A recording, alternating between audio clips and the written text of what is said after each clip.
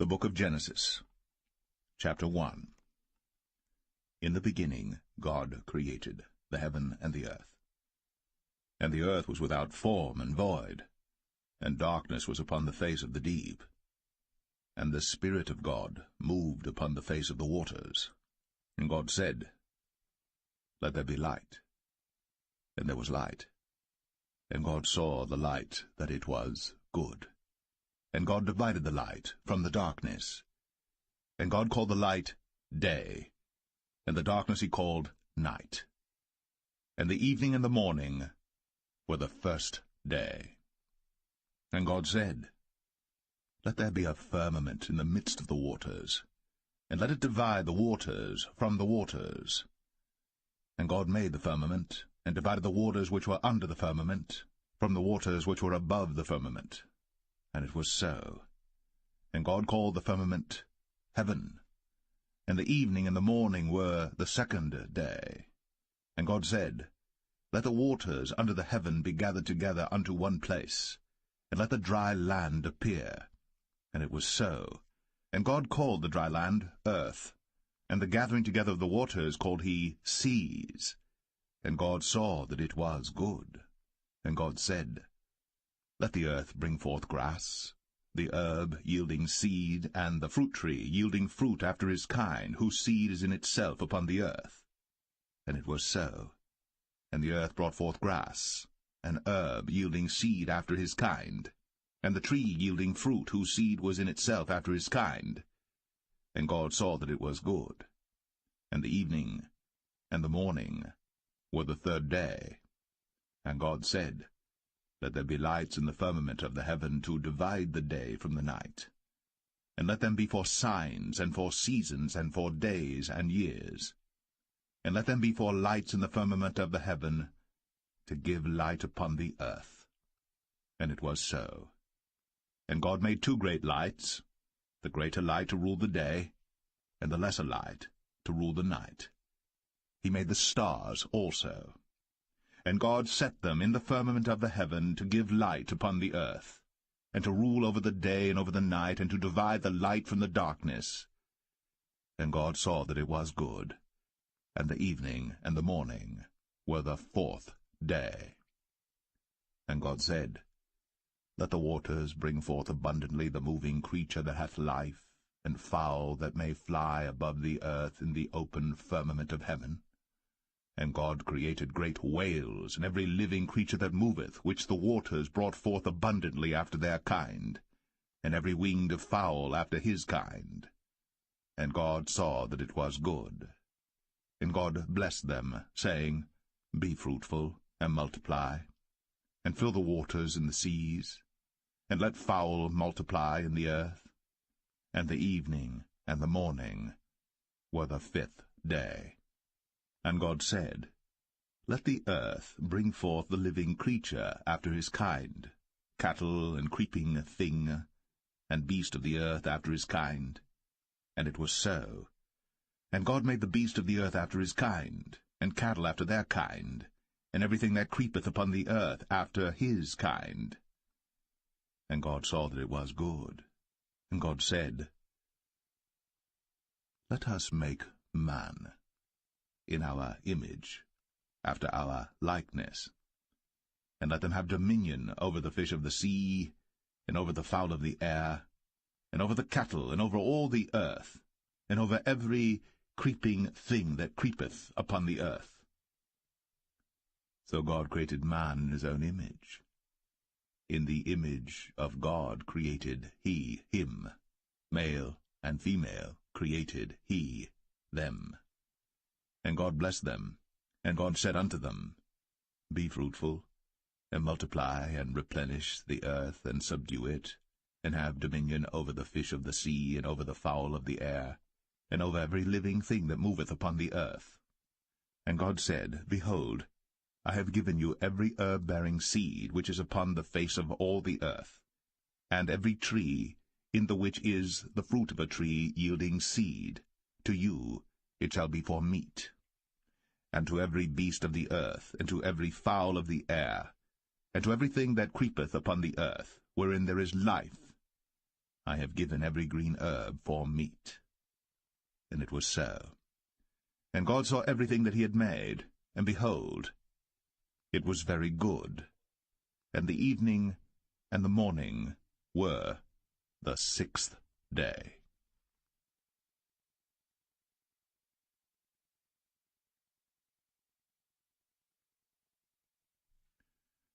Genesis 2. Thus the heavens and the earth were finished, and all the host of them. And on the 7th day God ended his work which he had made, and he rested on the 7th day from all his work which he had made. And God blessed the 7th day, and sanctified it, because that in it he had rested from all his work which God created and made. These are the generations of the heavens and of the earth when they were created, in the day that the Lord God made the earth and the heavens. And every plant of the field before it was in the earth, and every herb of the field before it grew. For the Lord God had not caused it to rain upon the earth, and there was not a man to till the ground. But there went up a mist from the earth, and watered the whole face of the ground. And the Lord God formed man of the dust of the ground, and breathed into his nostrils the breath of life. And man became a living soul. And the Lord God planted a garden eastward in Eden, and there he put the man whom he had formed. And out of the ground made the Lord God to grow every tree that is pleasant to the sight, and good for food, the tree of life also in the midst of the garden, and the tree of knowledge of good and evil. And a river went out of Eden to water the garden, and from thence it was parted, and became into 4 heads. The name of the first is Pison. That is it which compasseth the whole land of Havilah, where there is gold. And the gold of that land is good. There is bdellium, and the onyx stone. And the name of the second river is Gihon. The same is it that compasseth the whole land of Ethiopia. And the name of the third river is Hiddekel. That is it which goeth toward the east of Assyria. And the 4th river is Euphrates. And the Lord God took the man, and put him into the Garden of Eden to dress it, and to keep it. And the Lord God commanded the man, saying, Of every tree of the garden thou mayest freely eat, but of the tree of the knowledge of good and evil thou shalt not eat of it. For in the day that thou eatest thereof, thou shalt surely die. And the Lord God said, It is not good that the man should be alone. I will make him an helpmeet for him. And out of the ground the Lord God formed every beast of the field and every fowl of the air, and brought them unto Adam to see what he would call them. And whatsoever Adam called every living creature, that was the name thereof. And Adam gave names to all cattle, and to the fowl of the air, and to every beast of the field. But for Adam there was not found an helpmeet for him. And the Lord God caused a deep sleep to fall upon Adam, and he slept. And he took one of his ribs, and closed up the flesh instead thereof. And the rib which the Lord God had taken from man made he a woman, and brought her unto the man. And Adam said, This is now bone of my bones, and flesh of my flesh. She shall be called woman, because she was taken out of man. Therefore shall a man leave his father and his mother, and shall cleave unto his wife, and they shall be one flesh. And they were both naked, the man and his wife, and were not ashamed.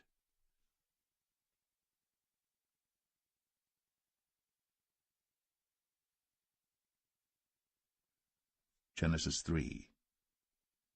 Now the serpent was more subtle than any beast of the field which the Lord God had made. And he said unto the woman, Yea, hath God said, Ye shall not eat of every tree of the garden? And the woman said unto the serpent, We may eat of the fruit of the trees of the garden. But of the fruit of the tree which is in the midst of the garden, God hath said, Ye shall not eat of it, neither shall ye touch it, lest ye die.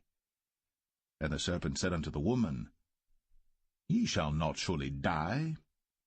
For God doth know that in the day ye eat thereof, then your eyes shall be opened, and ye shall be as gods, knowing good and evil. And when the woman saw that the tree was good for food, and that it was pleasant to the eyes, and a tree to be desired to make one wise, she took of the fruit thereof, and did eat, and gave also unto her husband with her, and he did eat. And the eyes of them both were opened, and they knew that they were naked. And they sewed fig leaves together, and made themselves aprons. And they heard the voice of the Lord God walking in the garden in the cool of the day. And Adam and his wife hid themselves from the presence of the Lord God amongst the trees of the garden. And the Lord God called unto Adam, and said unto him, Where art thou? And he said, I heard thy voice in the garden, and I was afraid, because I was naked, and I hid myself. And he said, Who told thee that thou wast naked? Hast thou eaten of the tree whereof I commanded thee that thou shouldest not eat? And the man said, The woman, whom thou gavest to be with me, she gave me of the tree, and I did eat. And the Lord God said unto the woman, What is this that thou hast done? And the woman said, The serpent beguiled me, and I did eat. And the Lord God said unto the serpent, Because thou hast done this, thou art cursed above all cattle, and above every beast of the field. Upon thy belly shalt thou go, and dust shalt thou eat all the days of thy life. And I will put enmity between thee and the woman, and between thy seed and her seed. It shall bruise thy head, and thou shalt bruise his heel. Unto the woman he said, I will greatly multiply thy sorrow, and thy conception. In sorrow thou shalt bring forth children, and thy desire shall be to thy husband, and he shall rule over thee. And unto Adam he said, Because thou hast hearkened unto the voice of thy wife, and hast eaten of the tree of which I commanded thee, saying, Thou shalt not eat of it, cursed is the ground for thy sake. In sorrow shalt thou eat of it all the days of thy life. Thorns also, and thistles shall it bring forth to thee, and thou shalt eat the herb of the field. In the sweat of thy face shalt thou eat bread, till thou return unto the ground. For out of it wast thou taken, for dust thou art, and unto dust shalt thou return. And Adam called his wife's name Eve, because she was the mother of all living. Unto Adam also and to his wife did the Lord God make coats of skins, and clothed them.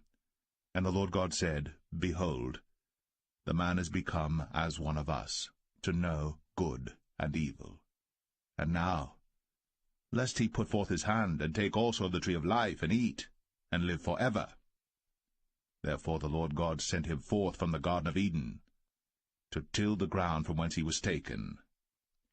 So he drove out the man, and he placed at the east of the Garden of Eden cherubims, and a flaming sword which turned every way, to keep the way of the tree of life.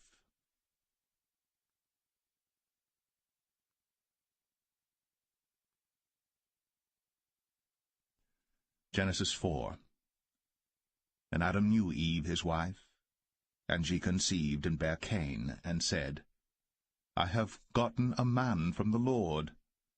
And she again bare his brother Abel. And Abel was a keeper of sheep, but Cain was a tiller of the ground. And in process of time it came to pass that Cain brought of the fruit of the ground an offering unto the Lord. And Abel he also brought of the firstlings of his flock, and of the fat thereof. And the Lord had respect unto Abel and to his offering. But unto Cain and to his offering he had not respect. And Cain was very wroth, and his countenance fell. And the Lord said unto Cain, Why art thou wroth? And why is thy countenance fallen? If thou doest well, shalt thou not be accepted? And if thou doest not well, sin lieth at the door, and unto thee shall be his desire, and thou shalt rule over him. And Cain talked with Abel his brother. And it came to pass, when they were in the field, that Cain rose up against Abel his brother, and slew him. And the Lord said unto Cain, Where is Abel thy brother? And he said, I know not. Am I my brother's keeper? And he said, What hast thou done? The voice of thy brother's blood crieth unto me from the ground. And now art thou cursed from the earth, which hath opened her mouth to receive thy brother's blood from thy hand. When thou tillest the ground, it shall not henceforth yield unto thee her strength. A fugitive and a vagabond shalt thou be in the earth. And Cain said unto the Lord, My punishment is greater than I can bear. Behold, thou hast driven me out this day from the face of the earth, and from thy face shall I be hid. And I shall be a fugitive and a vagabond in the earth. And it shall come to pass that every one that findeth me shall slay me. And the Lord said unto him, Therefore whosoever slayeth Cain, vengeance shall be taken on him sevenfold. And the Lord set a mark upon Cain, lest any finding him should kill him. And Cain went out from the presence of the Lord, and dwelt in the land of Nod, on the east of Eden. And Cain knew his wife, and she conceived, and bare Enoch. And he builded a city, and called the name of the city after the name of his son, Enoch. And unto Enoch was born Irad, and Irad begat Mahushael, and Mahushael begat Methusael, and Methusael begat Lamech. And Lamech took unto him 2 wives. The name of the one was Adah, and the name of the other Zillah. And Adah bare Jabal. He was the father of such as dwell in tents, and of such as have cattle. And his brother's name was Jubal. He was the father of all such as handle the harp and organ. And Zillah, she also bare Tubal-Cain, an instructor of every artificer in brass and iron. And the sister of Tubal-Cain was Naamah. And Lamech said unto his wives, Adah and Zillah, Hear my voice, ye wives of Lamech. Hearken unto my speech. For I have slain a man to my wounding, and a young man to my hurt. If Cain shall be avenged 7-fold, truly Lamech 77-fold. And Adam knew his wife again, and she bare a son, and called his name Seth. For God, said she, hath appointed me another seed instead of Abel, whom Cain slew. And to Seth, to him also there was born a son, and he called his name Enos. Then began men to call upon the name of the Lord.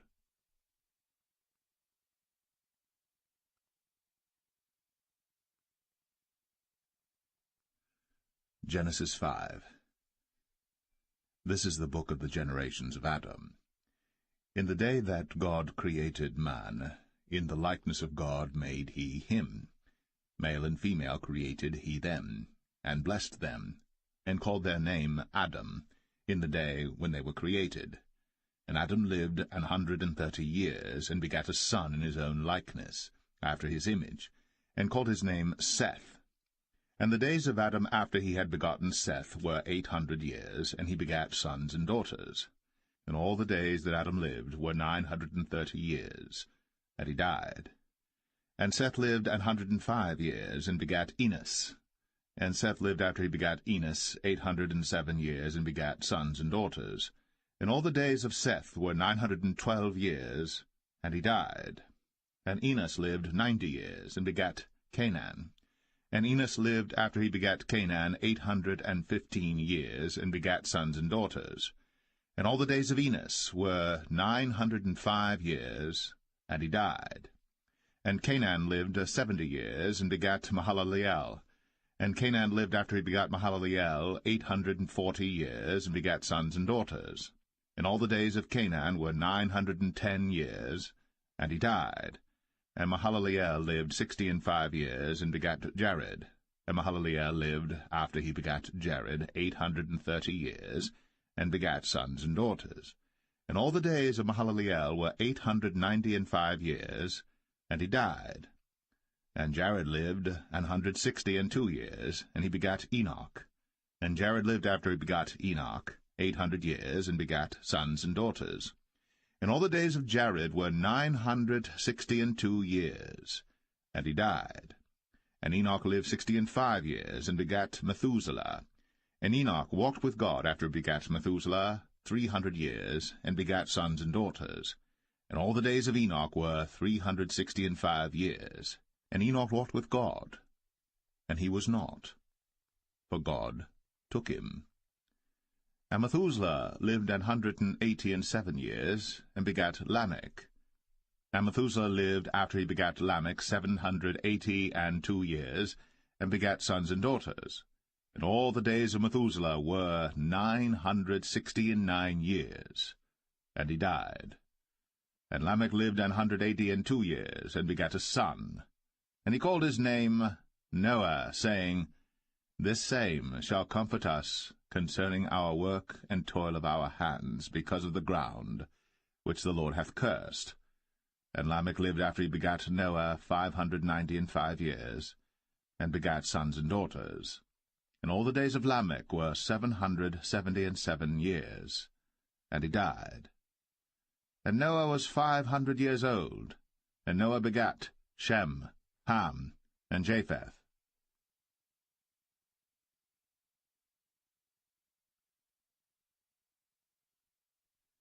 Genesis 6. And it came to pass, when men began to multiply on the face of the earth, and daughters were born unto them, that the sons of God saw the daughters of men that they were fair, and they took them wives of all which they chose.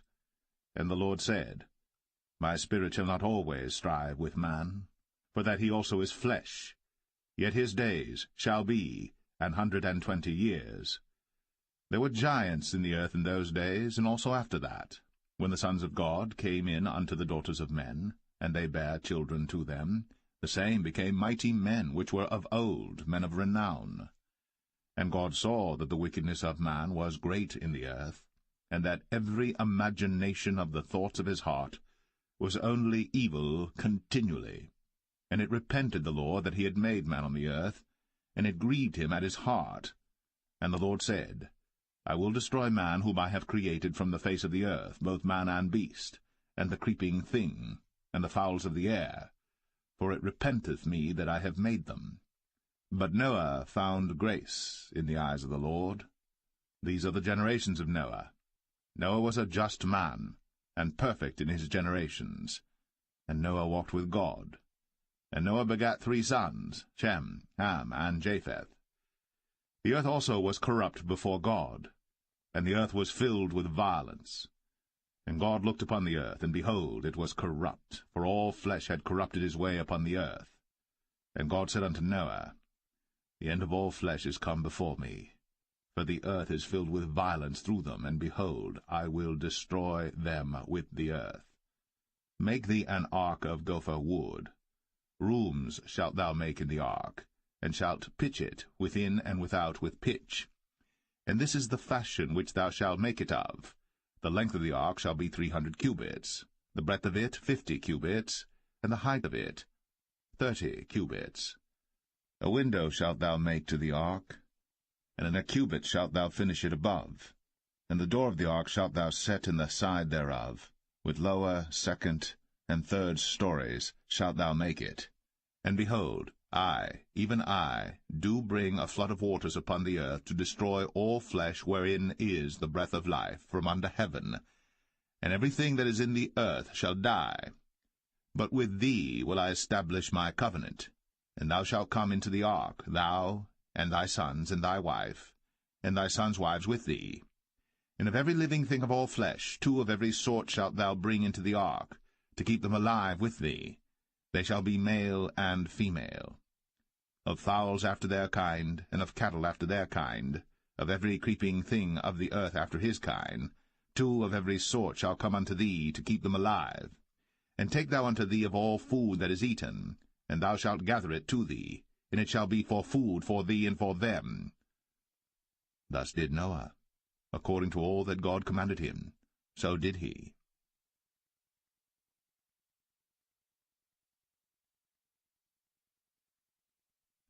Genesis 7. And the Lord said unto Noah, Come thou and all thy house into the ark, for thee have I seen righteous before me in this generation. Of every clean beast thou shalt take to thee by 7s, the male and his female, and of beasts that are not clean by 2, the male and his female. Of fowls also of the air by 7s, the male and the female, to keep seed alive upon the face of all the earth. For yet 7 days, and I will cause it to rain upon the earth 40 days and 40 nights. And every living substance that I have made will I destroy from off the face of the earth. And Noah did according unto all that the Lord commanded him. And Noah was 600 years old when the flood of waters was upon the earth. And Noah went in, and his sons and his wife, and his sons' wives with him, into the ark because of the waters of the flood, of clean beasts, and of beasts that are not clean, and of fowls, and of everything that creepeth upon the earth. There went in 2 and 2 unto Noah into the ark, the male and the female, as God had commanded Noah. And it came to pass after 7 days, that the waters of the flood were upon the earth. In the 600th year of Noah's life, in the 2nd month, the 17th day of the month, the same day, were all the fountains of the great deep broken up, and the windows of heaven were opened, and the rain was upon the earth 40 days and 40 nights. In the selfsame day entered Noah and Shem and Ham and Japheth, the sons of Noah, and Noah's wife, and the 3 wives of his sons with them, into the ark, they and every beast after his kind, and all the cattle after their kind, and every creeping thing that creepeth upon the earth after his kind, and every fowl after his kind, every bird of every sort. And they went in unto Noah into the ark, 2 and 2 of all flesh, wherein is the breath of life. And they that went in male and female of all flesh, as God had commanded him, and the Lord shut him in. And the flood was 40 days upon the earth, and the waters increased and bare up the ark, and it was lift up above the earth. And the waters prevailed, and were increased greatly upon the earth, and the ark went upon the face of the waters. And the waters prevailed exceedingly upon the earth, and all the high hills that were under the whole heaven were covered. 15 cubits upward did the waters prevail, and the mountains were covered. And all flesh died that moved upon the earth, both of fowl, and of cattle, and of beast, and of every creeping thing that creepeth upon the earth. And every man, all in whose nostrils was the breath of life, of all that was in the dry land, died. And every living substance was destroyed which was upon the face of the ground, both man, and cattle, and the creeping things, and the fowl of the heaven, and they were destroyed from the earth. And Noah only remained alive, and they that were with him in the ark. And the waters prevailed upon the earth 150 days.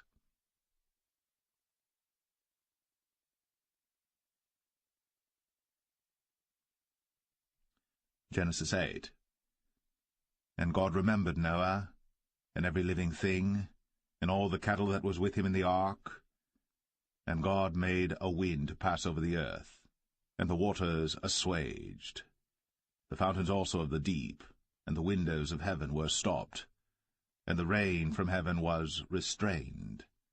And the waters returned from off the earth continually. And after the end of the 150 days the waters were abated. And the ark rested in the 7th month, on the 17th day of the month, upon the mountains of Ararat. And the waters decreased continually until the 10th month. In the 10th month, on the 1st day of the month, were the tops of the mountains seen. And it came to pass, at the end of 40 days, that Noah opened the window of the ark which he had made. And he sent forth a raven, which went forth to and fro until the waters were dried up from off the earth. Also he sent forth a dove from him, to see if the waters were abated from off the face of the ground. But the dove found no rest for the sole of her foot. And she returned unto him into the ark, for the waters were on the face of the whole earth. Then he put forth his hand, and took her, and pulled her in unto him into the ark. And he stayed yet other 7 days, and again he sent forth the dove out of the ark. And the dove came in to him in the evening, and lo, in her mouth was an olive leaf, plucked off. So Noah knew that the waters were abated from off the earth. And he stayed yet other 7 days, and sent forth the dove, which returned not again unto him any more. And it came to pass, in the 601st year, in the 1st month, the 1st day of the month, the waters were dried up from off the earth. And Noah removed the covering of the ark, and looked, and behold, the face of the ground was dry. And in the 2nd month, on the 27th day of the month, was the earth dried. And God spake unto Noah, saying, Go forth of the ark, thou, and thy wife, and thy sons wives with thee. Bring forth with thee every living thing that is with thee of all flesh, both of fowl, and of cattle, and of every creeping thing that creepeth upon the earth, that they may breed abundantly in the earth, and be fruitful and multiply upon the earth. And Noah went forth, and his sons and his wife, and his sons' wives with him, every beast, every creeping thing, and every fowl, and whatsoever creepeth upon the earth, after their kinds, went forth out of the ark. And Noah builded an altar unto the Lord, and took of every clean beast, and of every clean fowl, and offered burnt offerings on the altar. And the Lord smelled a sweet savour. And the Lord said in his heart, I will not again curse the ground any more for man's sake. For the imagination of man's heart is evil from his youth, neither will I again smite any more everything living, as I have done. While the earth remaineth, seed-time and harvest, and cold and heat, and summer and winter, and day and night, shall not cease.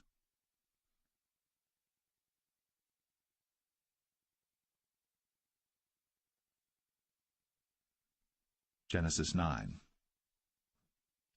And God blessed Noah and his sons, and said unto them, Be fruitful, and multiply, and replenish the earth. And the fear of you, and the dread of you shall be upon every beast of the earth, and upon every fowl of the air, upon all that moveth upon the earth, and upon all the fishes of the sea. Into your hand are they delivered. Every moving thing that liveth shall be meat for you, even as the green herb have I given you all things. But flesh, with the life thereof, which is the blood thereof, shall ye not eat. And surely your blood of your lives will I require. At the hand of every beast will I require it, and at the hand of man, at the hand of every man's brother will I require the life of man. Whoso sheddeth man's blood, by man shall his blood be shed. For in the image of God made he man. And you, be ye fruitful, and multiply, bring forth abundantly in the earth, and multiply therein. And God spake unto Noah, and to his sons with him, saying, And I, behold, I establish my covenant with you, and with your seed after you, and with every living creature that is with you, of the fowl, of the cattle, and of every beast of the earth with you, from all that go out of the ark to every beast of the earth. And I will establish my covenant with you. Neither shall all flesh be cut off any more by the waters of a flood, neither shall there any more be a flood to destroy the earth. And God said, This is the token of the covenant which I make between me and you, and every living creature that is with you, for perpetual generations. I do set my bow in the cloud, and it shall be for a token of a covenant between me and the earth. And it shall come to pass, when I bring a cloud over the earth, that the bow shall be seen in the cloud. And I will remember my covenant, which is between me and you and every living creature of all flesh. And the waters shall no more become a flood to destroy all flesh. And the bow shall be in the cloud, and I will look upon it, that I may remember the everlasting covenant between God and every living creature of all flesh that is upon the earth. And God said unto Noah, This is the token of the covenant, which I have established between me and all flesh that is upon the earth. And the sons of Noah that went forth of the ark were Shem, and Ham, and Japheth. And Ham is the father of Canaan. These are the three sons of Noah, and of them was the whole earth overspread. And Noah began to be an husbandman, and he planted a vineyard. And he drank of the wine, and was drunken, and he was uncovered within his tent. And Ham, the father of Canaan, saw the nakedness of his father, and told his two brethren without. And Shem and Japheth took a garment, and laid it upon both their shoulders, and went backward, and covered the nakedness of their father. And their faces were backward, and they saw not their father's nakedness.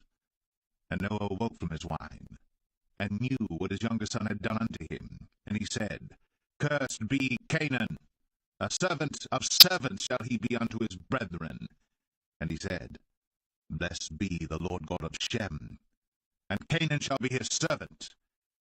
God shall enlarge Japheth, and he shall dwell in the tents of Shem, and Canaan shall be his servant.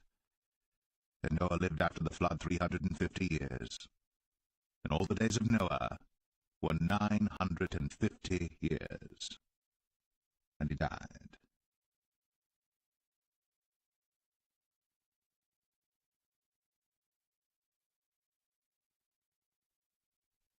Genesis 10.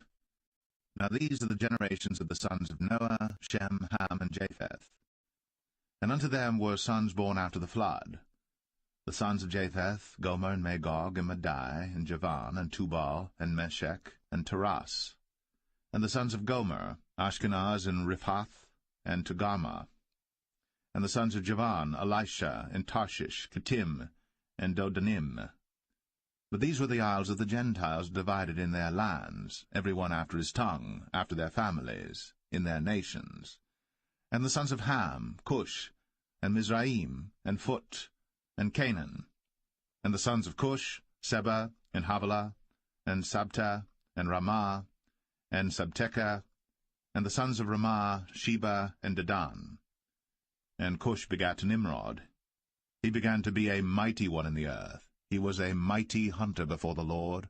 Wherefore it is said, Even as Nimrod the mighty hunter before the Lord. And the beginning of his kingdom was Babel, and Erech, and Akkad, and Calneh in the land of Shinar. Out of that land went forth Ashur, and builded Nineveh, and the city Rehoboth, and Calah. And Rezin between Nineveh and Calah, the same is a great city. And Mizraim begat Ludim, and Anamim, and Lehabim, and Naphtuhim, and Pathruzim, and Casluhim, out of whom came Philistim, and Caphtorim.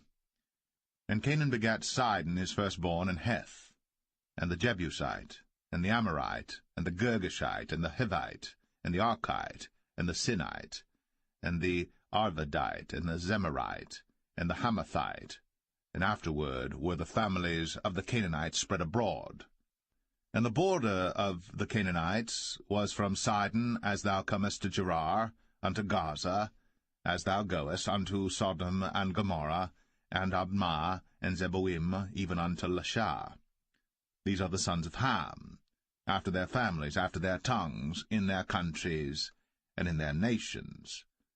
Unto Shem also, the father of all the children of Eber, the brother of Japheth, the elder, even to him were children born, the children of Shem, Elam, and Ashur, and Arphaxad, and Lud, and Aram. And the children of Aram, Uz, and Hul, and Gether, and Mash. And Arphaxad begat Salah, and Salah begat Eber. And unto Eber were born two sons. The name of one was Peleg, for in his days was the earth divided, and his brother's name was Joktan. And Joktan begat Almadad, and Sheleph, and Hazarmaveth, and Jerah, and Hadoram, and Uzal, and Diklah, and Obal, and Abimael, and Sheba, and Ophir, and Havilah, and Jobab. All these were the sons of Joktan. And their dwelling was from Mesha, as thou goest unto Sephar, a mount of the east. These are the sons of Shem, after their families, after their tongues, in their lands, after their nations. These are the families of the sons of Noah, after their generations, in their nations, and by these were the nations divided in the earth after the flood.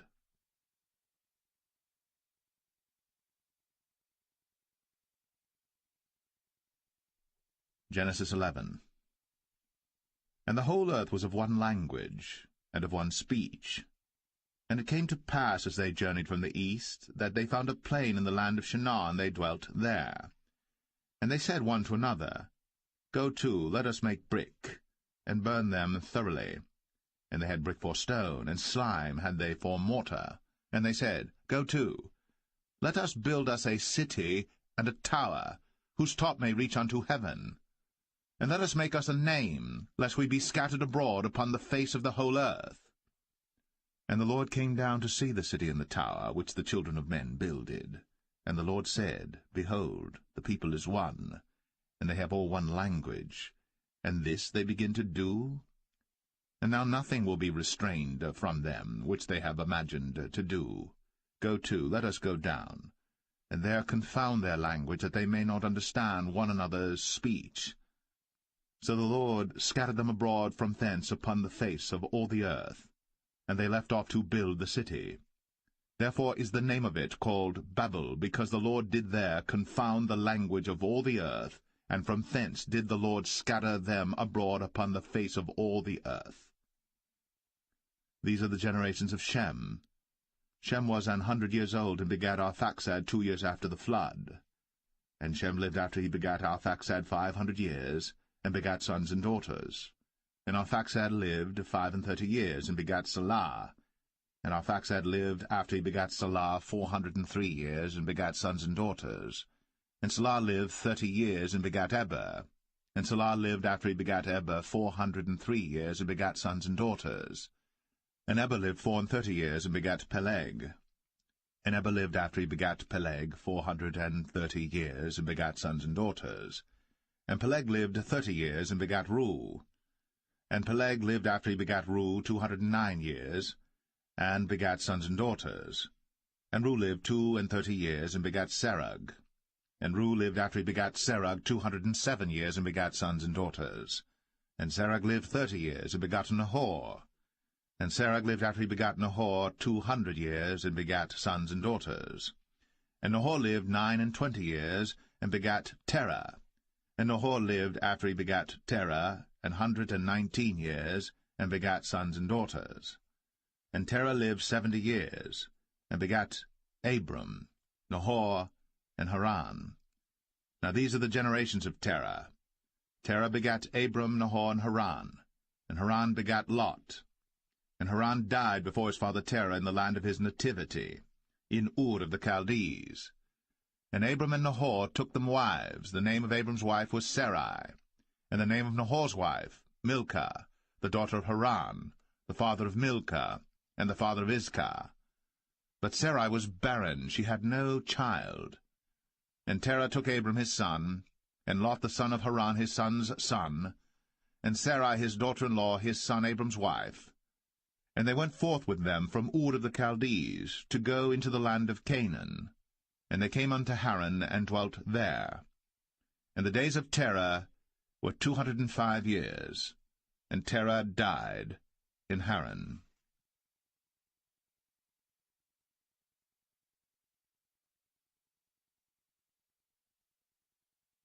Genesis 12. Now the Lord had said unto Abram, Get thee out of thy country, and from thy kindred, and from thy father's house, unto a land that I will show thee. And I will make of thee a great nation, and I will bless thee, and make thy name great, and thou shalt be a blessing. And I will bless them that bless thee, and curse him that curseth thee. And in thee shall all families of the earth be blessed. So Abram departed, as the Lord had spoken unto him. And Lot went with him. And Abram was 75 years old, when he departed out of Haran. And Abram took Sarai his wife, and Lot his brother's son, and all their substance that they had gathered, and the souls that they had gotten in Haran. And they went forth to go into the land of Canaan, and into the land of Canaan they came. And Abram passed through the land unto the place of Sichem, unto the plain of Moreh, and the Canaanite was then in the land. And the Lord appeared unto Abram, and said, Unto thy seed will I give this land. And there builded he an altar unto the Lord, who appeared unto him. And he removed from thence unto a mountain on the east of Bethel, and pitched his tent, having Bethel on the west, and Ai on the east. And there he builded an altar unto the Lord, and called upon the name of the Lord. And Abram journeyed, going on still toward the south. And there was a famine in the land, and Abram went down into Egypt to sojourn there, for the famine was grievous in the land. And it came to pass, when he was come near to enter into Egypt, that he said unto Sarai his wife, Behold now, I know that thou art a fair woman to look upon. Therefore it shall come to pass, when the Egyptians shall see thee, that they shall say, This is his wife, and they will kill me, but they will save thee alive. Say, I pray thee, Thou art my sister, that it may be well with me for thy sake, and my soul shall live because of thee. And it came to pass, that when Abram was come into Egypt, the Egyptians beheld the woman that she was very fair. The princes also of Pharaoh saw her, and commended her before Pharaoh. And the woman was taken into Pharaoh's house. And he entreated Abram well for her sake. And he had sheep, and oxen, and he-asses, and men-servants, and maidservants, and she-asses, and camels. And the Lord plagued Pharaoh and his house with great plagues because of Sarai, Abram's wife. And Pharaoh called Abram, and said, What is this that thou hast done unto me? Why didst thou not tell me that she was thy wife? Why saidst thou, She is my sister, so I might have taken her to be my wife? Now therefore behold thy wife, take her, and go thy way. And Pharaoh commanded his men concerning him, and they sent him away, and his wife, and all that he had.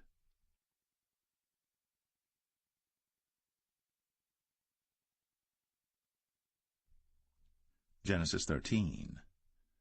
And Abram went up out of Egypt, he and his wife, and all that he had, and Lot with him, into the south. And Abram was very rich in cattle, in silver, and in gold. And he went on his journeys from the south even to Bethel, unto the place where his tent had been at the beginning, between Bethel and Ai, unto the place of the altar which he had made there at the first. And there Abram called on the name of the Lord. And Lot also, which went with Abram, had flocks and herds and tents. And the land was not able to bear them, that they might dwell together, for their substance was great, so that they could not dwell together. And there was a strife between the herdmen of Abram's cattle and the herdmen of Lot's cattle. And the Canaanite and the Perizzite dwelled then in the land. And Abram said unto Lot, Let there be no strife, I pray thee, between me and thee, and between my herdmen and thy herdmen, for we be brethren. Is not the whole land before thee? Separate thyself, I pray thee, from me. If thou wilt take the left hand, then I will go to the right. Or if thou depart to the right hand, then I will go to the left. And Lot lifted up his eyes, and beheld all the plain of Jordan, that it was well watered everywhere, before the Lord destroyed Sodom and Gomorrah, even as the garden of the Lord, like the land of Egypt, as thou comest unto Zoar. Then Lot chose him all the plain of Jordan, and Lot journeyed east. And they separated themselves the one from the other. Abram dwelled in the land of Canaan, and Lot dwelled in the cities of the plain, and pitched his tent toward Sodom. But the men of Sodom were wicked and sinners before the Lord exceedingly. And the Lord said unto Abram, after that Lot was separated from him, Lift up now thine eyes, and look from the place where thou art, northward and southward, and eastward and westward. For all the land which thou seest, to thee will I give it, and to thy seed for ever. And I will make thy seed as the dust of the earth, so that if a man can number the dust of the earth, then shall thy seed also be numbered. Arise, walk through the land in the length of it, and in the breadth of it, for I will give it unto thee. Then Abram removed his tent, and came and dwelt in the plain of Mamre, which is in Hebron, and built there an altar unto the Lord.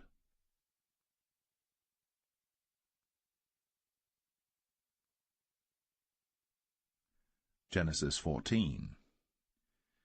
And it came to pass in the days of Amraphel, king of Shinar, Arioch, king of Elasar, Chedorlaomer, king of Elam, and Tidal, king of nations, that these made war with Bera, king of Sodom, and with Birsha, king of Gomorrah, Shinab, king of Admah, and Shemeber, king of Zeboim, and the king of Bela, which is Zoar.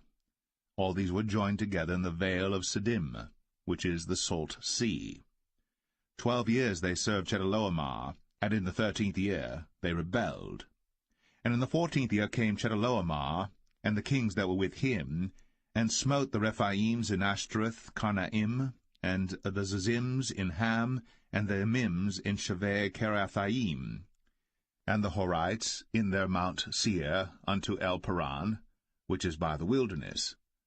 And they returned and came to En Mishpat, which is Kadesh, and smote all the country of the Amalekites, and also the Amorites, that dwelt in Hazazon Tamar. And there went out the king of Sodom, and the king of Gomorrah, and the king of Admah, and the king of Zeboim, and the king of Bela, the same as Zoar, and they joined battle with them in the vale of Siddim, with Chedorlaomer the king of Elam, and with Tidal king of nations, and Amraphel king of Shinar, and Arioch king of Elasar, 4 kings with 5. And the vale of Siddim was full of slime pits, and the kings of Sodom and Gomorrah fled, and fell there. And they that remained fled to the mountain. And they took all the goods of Sodom and Gomorrah, and all their victuals, and went their way.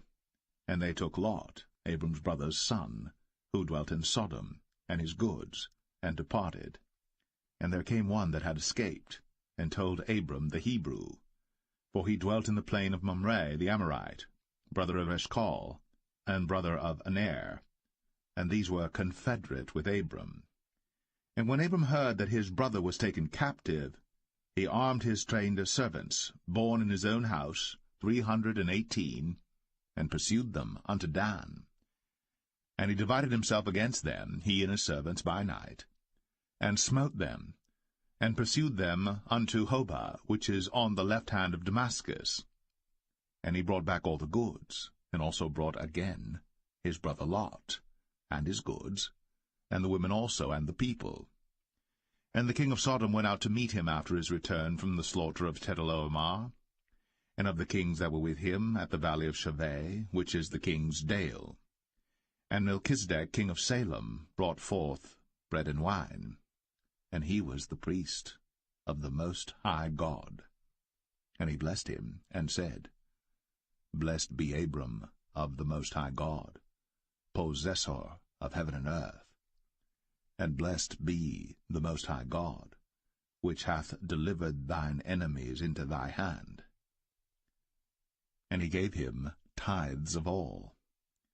And the king of Sodom said unto Abram, Give me the persons, and take the goods to thyself. And Abram said to the king of Sodom, I have lifted up mine hand unto the Lord, the Most High God, the possessor of heaven and earth, that I will not take from a thread, even to a shoe latchet, and that I will not take anything that is thine, lest thou shouldst say, I have made Abram rich. Save only that which the young men have eaten, and the portion of the men which went with me, Aner, Eshcol, and Mamre, let them take their portion.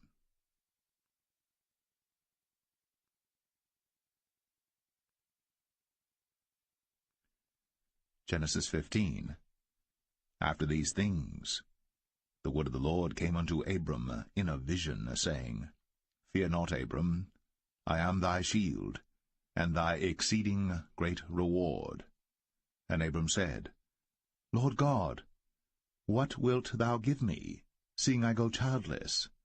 and the steward of my house is this Eliezer of Damascus. And Abram said, Behold, to me thou hast given no seed, and lo, one born in my house is mine heir. And behold, the word of the Lord came unto him, saying, This shall not be thine heir, but he that shall come forth out of thine own bowels shall be thine heir. And he brought him forth abroad, and said, Look now toward heaven, and tell the stars, if thou be able to number them. And he said unto him, So shall thy seed be. And he believed in the Lord, and he counted it to him for righteousness. And he said unto him, I am the Lord that brought thee out of Ur of the Chaldees, to give thee this land to inherit it. And he said, Lord God, whereby shall I know that I shall inherit it? And he said unto him, Take me an heifer of 3 years old, and a she-goat of 3 years old, and a ram of 3 years old, and a turtle dove, and a young pigeon. And he took unto him all these, and divided them in the midst, and laid each piece one against another. But the birds divided he not. And when the fowls came down upon the carcasses, Abram drove them away. And when the sun was going down, a deep sleep fell upon Abram, and lo, an horror of great darkness fell upon him. And he said unto Abram, Know of a surety that thy seed shall be a stranger in a land that is not theirs, and shall serve them, and they shall afflict them 400 years. And also that nation whom they shall serve will I judge, and afterward shall they come out with great substance. And thou shalt go to thy fathers in peace. Thou shalt be buried in a good old age. But in the 4th generation they shall come hither again, for the iniquity of the Amorites is not yet full. And it came to pass, that when the sun went down, and it was dark, behold, a smoking furnace, and a burning lamp that passed between those pieces. In the same day the Lord made a covenant with Abram, saying, Unto thy seed have I given this land, from the river of Egypt unto the great river, the river Euphrates, the Kenites, and the Kenizzites, and the Cadmonites, and the Hittites, and the Perizzites, and the Rephaims, and the Amorites, and the Canaanites, and the Girgashites, and the Jebusites.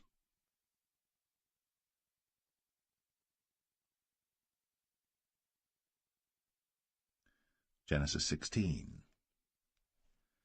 Now Sarai, Abram's wife, bare him no children. And she had an handmaid, an Egyptian, whose name was Hagar. And Sarai said unto Abram, Behold now, the Lord hath restrained me from bearing. I pray thee, go in unto my maid. It may be that I may obtain children by her. And Abram hearkened to the voice of Sarai. And Sarai, Abram's wife, took Hagar her maid, the Egyptian, after Abram had dwelt 10 years in the land of Canaan, and gave her to her husband Abram to be his wife. And he went in unto Hagar, and she conceived. And when she saw that she had conceived, her mistress was despised in her eyes. And Sarai said unto Abram, My wrong be upon thee. I have given my maid into thy bosom, and when she saw that she had conceived, I was despised in her eyes. The Lord judge between me and thee. But Abram said unto Sarai, Behold, thy maid is in thy hand. Do to her as it pleaseth thee. And when Sarai dealt hardly with her, she fled from her face. And the angel of the Lord found her by a fountain of water in the wilderness, by the fountain in the way to Shur. And he said, Hagar, Sarai's maid, whence camest thou? And whither wilt thou go? And she said, I flee from the face of my mistress Sarai. And the angel of the Lord said unto her, Return to thy mistress, and submit thyself unto her hands. And the angel of the Lord said unto her, I will multiply thy seed exceedingly, that it shall not be numbered for multitude. And the angel of the Lord said unto her, Behold, thou art with child, and shalt bear a son, and shalt call his name Ishmael, because the Lord hath heard thy affliction. And he will be a wild man, his hand will be against every man, and every man's hand against him. And he shall dwell in the presence of all his brethren. And she called the name of the Lord that spake unto her, Thou God seest me. For she said, Have I also here looked after him that seeth me? Wherefore the well was called Beer Lohai Roi. Behold, it is between Kadesh and Bered. And Hagar bare Abram a son, and Abram called his son's name, which Hagar bare, Ishmael. And Abram was 86 years old, when Hagar bare Ishmael to Abram.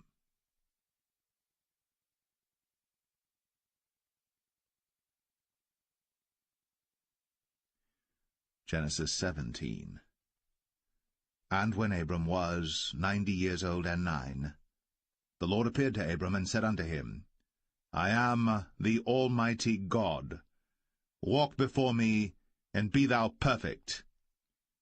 And I will make my covenant between me and thee, and will multiply thee exceedingly. And Abram fell on his face. And God talked with him, saying, As for me, behold, my covenant is with thee, and thou shalt be a father of many nations. Neither shall thy name any more be called Abram, but thy name shall be Abraham. For a father of many nations have I made thee. And I will make thee exceeding fruitful, and I will make nations of thee, and kings shall come out of thee.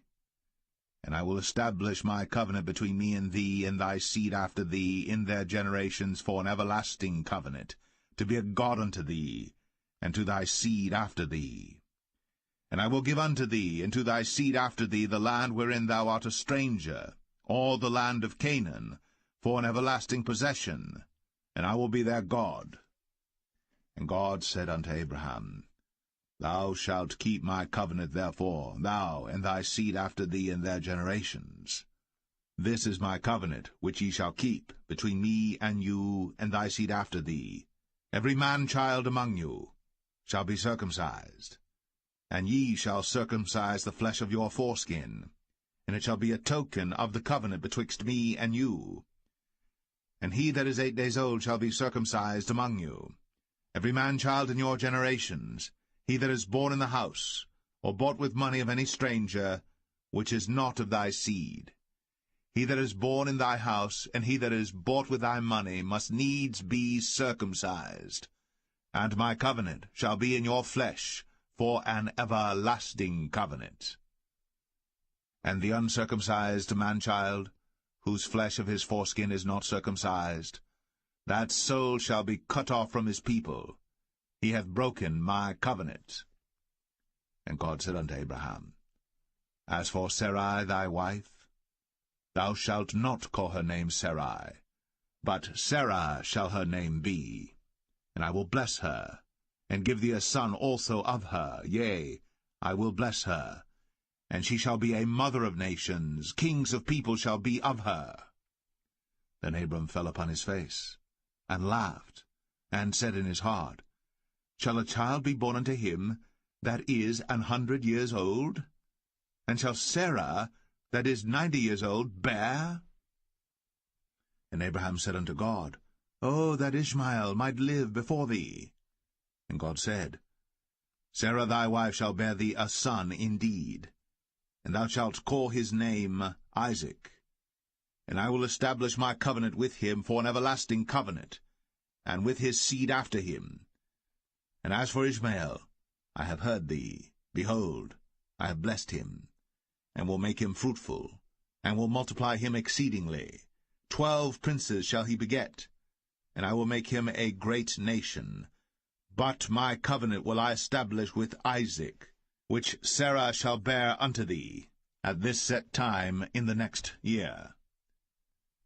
And he left off talking with him, and God went up from Abraham. And Abraham took Ishmael his son, and all that were born in his house, and all that were bought with his money, every male among the men of Abraham's house, and circumcised the flesh of their foreskin in the selfsame day, as God had said unto him. And Abraham was 90 years old and 9, when he was circumcised in the flesh of his foreskin. And Ishmael his son was 13 years old, when he was circumcised in the flesh of his foreskin. In the selfsame day was Abraham circumcised, and Ishmael his son. And all the men of his house, born in the house, and bought with money of the stranger, were circumcised with him.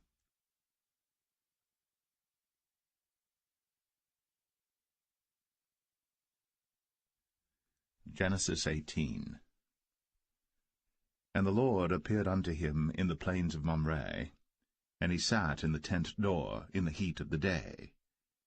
And he lifted up his eyes, and looked, and lo, 3 men stood by him. And when he saw them, he ran to meet them from the tent door, and bowed himself toward the ground, and said, My Lord, if now I have found favor in thy sight, pass not away, I pray thee, from thy servant. Let a little water, I pray you, be fetched, and wash your feet, and rest yourselves under the tree. And I will fetch a morsel of bread, and comfort ye your hearts. After that ye shall pass on, for therefore are ye come to your servant. And they said, So do, as thou hast said. And Abraham hastened into the tent unto Sarah, and said, Make ready quickly 3 measures of fine meal, knead it, and make cakes upon the hearth. And Abraham ran unto the herd, and fetched a calf, tender and good, and gave it unto a young man, and he hasted to dress it. And he took butter and milk, and the calf which he had dressed, and set it before them. And he stood by them under the tree, and they did eat. And they said unto him, Where is Sarah thy wife? And he said, Behold, in the tent. And he said, I will certainly return unto thee according to the time of life, and lo, Sarah thy wife shall have a son. And Sarah heard it in the tent door, which was behind him. Now Abraham and Sarah were old, and well stricken in age, and it ceased to be with Sarah, after the manner of women. Therefore Sarah laughed within herself, saying, After I am waxed old shall I have pleasure, my Lord being old also? And the Lord said unto Abraham, Wherefore did Sarah laugh, saying, Shall I of a surety bear a child, which am old? Is anything too hard for the Lord? At the time appointed I will return unto thee according to the time of life, and Sarah shall have a son. Then Sarah denied, saying, I laughed not, for she was afraid. And he said, Nay, but thou didst laugh.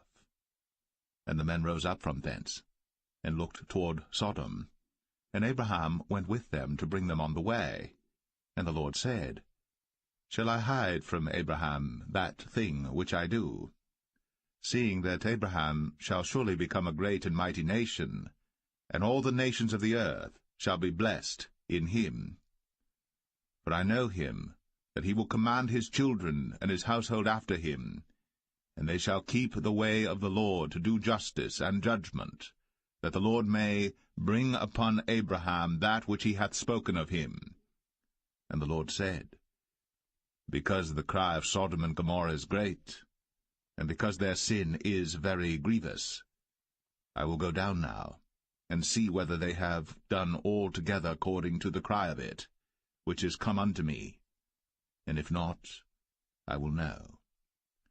And the men turned their faces from thence, and went toward Sodom. But Abraham stood yet before the Lord. And Abraham drew near, and said, Wilt thou also destroy the righteous with the wicked? Peradventure there be 50 righteous within the city. Wilt thou also destroy, and not spare the place, for the 50 righteous that are therein? That be far from thee to do after this manner, to slay the righteous with the wicked, and that the righteous should be as the wicked, that be far from thee. Shall not the judge of all the earth do right? And the Lord said, If I find in Sodom 50 righteous within the city, then I will spare all the place for their sakes. And Abraham answered and said, Behold now, I have taken upon me to speak unto the Lord, which am but dust and ashes. Peradventure, there shall lack 5 of the 50 righteous. Wilt thou destroy all the city for lack of 5? And he said, If I find there 40 and 5, I will not destroy it. And he spake unto him yet again, and said, Peradventure, there shall be 40 found there. And he said, I will not do it for 40's sake. And he said unto him, O, let not the Lord be angry, and I will speak. Peradventure, there shall 30 be found there. And he said, I will not do it, if I find 30 there. And he said, Behold now, I have taken upon me to speak unto the Lord. Peradventure there shall be 20 found there. And he said, I will not destroy it for 20's sake. And he said, O, let not the Lord be angry, and I will speak yet but this once. Peradventure 10 shall be found there. And he said, I will not destroy it for 10's sake. And the Lord went his way, as soon as he had left communing with Abraham. And Abraham returned unto his place.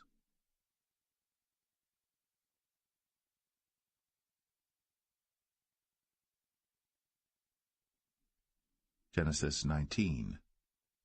And there came 2 angels to Sodom at even, and Lot sat in the gate of Sodom. And Lot, seeing them, rose up to meet them, and he bowed himself with his face toward the ground. And he said, Behold now, my lords, turn in, I pray you, into your servant's house, and tarry all night, and wash your feet, and ye shall rise up early and go on your ways. And they said, Nay, but we will abide in the street all night. And he pressed upon them greatly. And they turned in unto him, and entered into his house.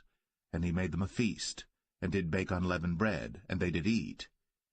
But before they lay down, the men of the city, even the men of Sodom, compassed the house round, both old and young, all the people from every quarter.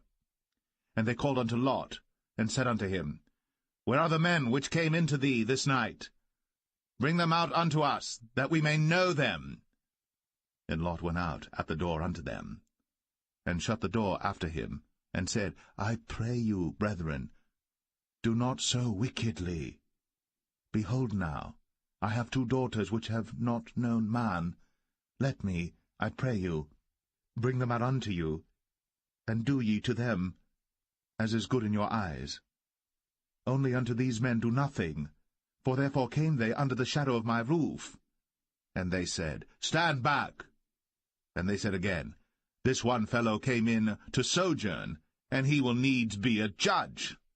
Now will we deal worse with thee than with them. And they pressed sore upon the man, even Lot, and came near to break the door. But the men put forth their hand, and pulled Lot into the house to them, and shut to the door. And they smote the men that were at the door of the house with blindness, both small and great, so that they wearied themselves to find the door. And the men said unto Lot, Hast thou here any besides, son-in-law, and thy sons, and thy daughters, and whatsoever thou hast in the city, bring them out of this place? For we will destroy this place, because the cry of them is waxen great before the face of the Lord, and the Lord hath sent us to destroy it. And Lot went out, and spake unto his sons-in-law, which married his daughters, and said, Up, get you out of this place, for the Lord will destroy this city. But he seemed as one that mocked unto his sons-in-law. And when the morning arose, then the angels hastened Lot, saying, Arise, take thy wife and thy 2 daughters, which are here, lest thou be consumed in the iniquity of the city. And while he lingered, the man laid hold upon his hand, and upon the hand of his wife, and upon the hand of his 2 daughters, the Lord being merciful unto him. And they brought him forth, and set him without the city. And it came to pass, when they had brought them forth abroad, that he said, Escape for thy life, look not behind thee, neither stay thou in all the plain, escape to the mountain, lest thou be consumed. And Lot said unto them, "O not so, my lord. Behold now, thy servant hath found grace in thy sight, and thou hast magnified thy mercy which thou hast shown unto me in saving my life. And I cannot escape to the mountain, lest some evil take me and I die. Behold now, this city is near to flee unto, and it is a little one. O let me escape thither. Is it not a little one, and my soul shall live?"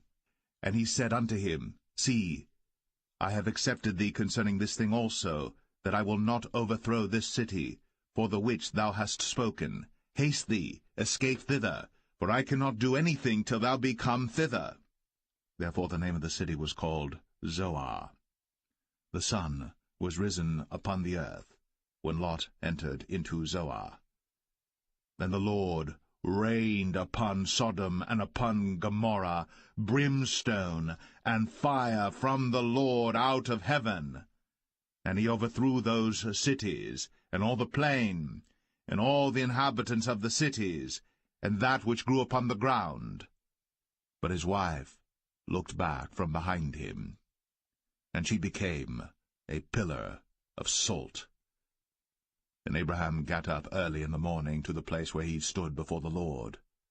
And he looked toward Sodom and Gomorrah, and toward all the land of the plain, and beheld, and lo, the smoke of the country went up as the smoke of a furnace.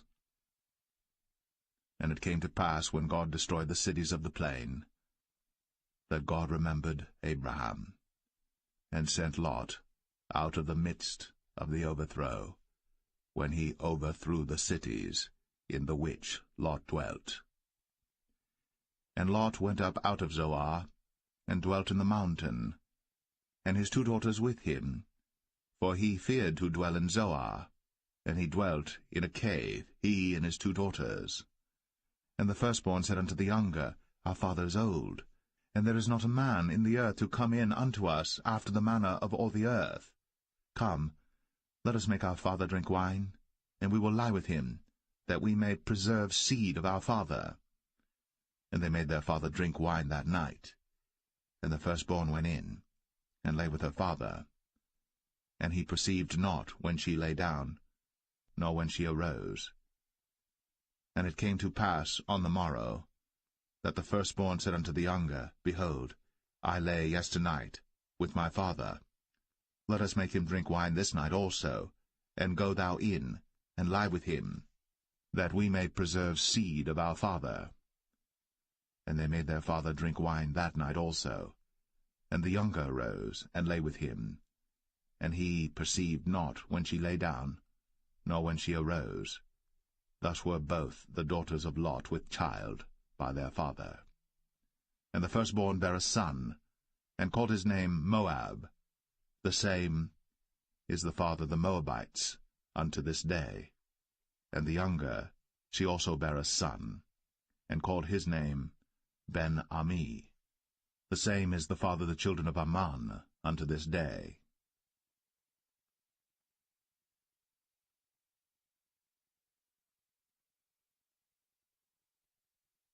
Genesis 20.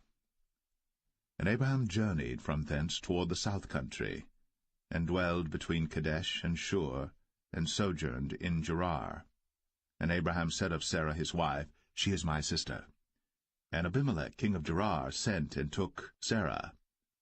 But God came to Abimelech in a dream by night, and said to him, Behold, thou art but a dead man, for the woman which thou hast taken, for she is a man's wife.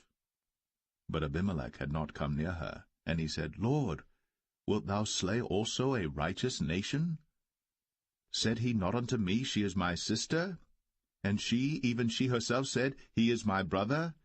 In the integrity of my heart, and innocency of my hands, have I done this.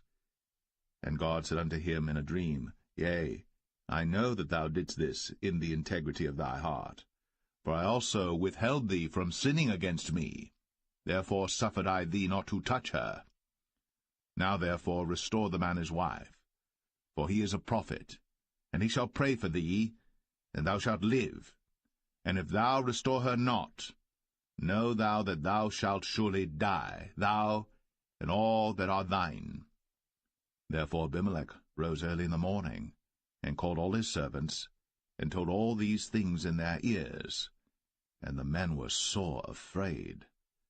Then Abimelech called Abraham, and said unto him, What hast thou done unto us? And what have I offended thee, that thou hast brought on me and on my kingdom a great sin? Thou hast done deeds unto me that ought not to be done. And Abimelech said unto Abraham, What sawest thou, that thou hast done this thing? And Abraham said, Because I thought, surely the fear of God is not in this place, and they will slay me for my wife's sake. And yet indeed she is my sister. She is the daughter of my father, but not the daughter of my mother, and she became my wife. And it came to pass, when God caused me to wander from my father's house, that I said unto her, This is thy kindness which thou shalt show unto me. At every place whither we shall come, say of me, He is my brother. And Abimelech took sheep and oxen, and men servants, and women servants, and gave them unto Abraham, and restored him Sarah his wife. And Abimelech said, Behold, my land is before thee. Dwell where it pleaseth thee. And unto Sarah he said, Behold, I have given thy brother 1,000 pieces of silver. Behold, he is to thee a covering of the eyes, unto all that are with thee, and with all other. Thus she was reproved. So Abraham prayed unto God, and God healed Abimelech and his wife and his maidservants, and they bare children. For the Lord had fast closed up all the wombs of the house of Abimelech, because of Sarah, Abraham's wife.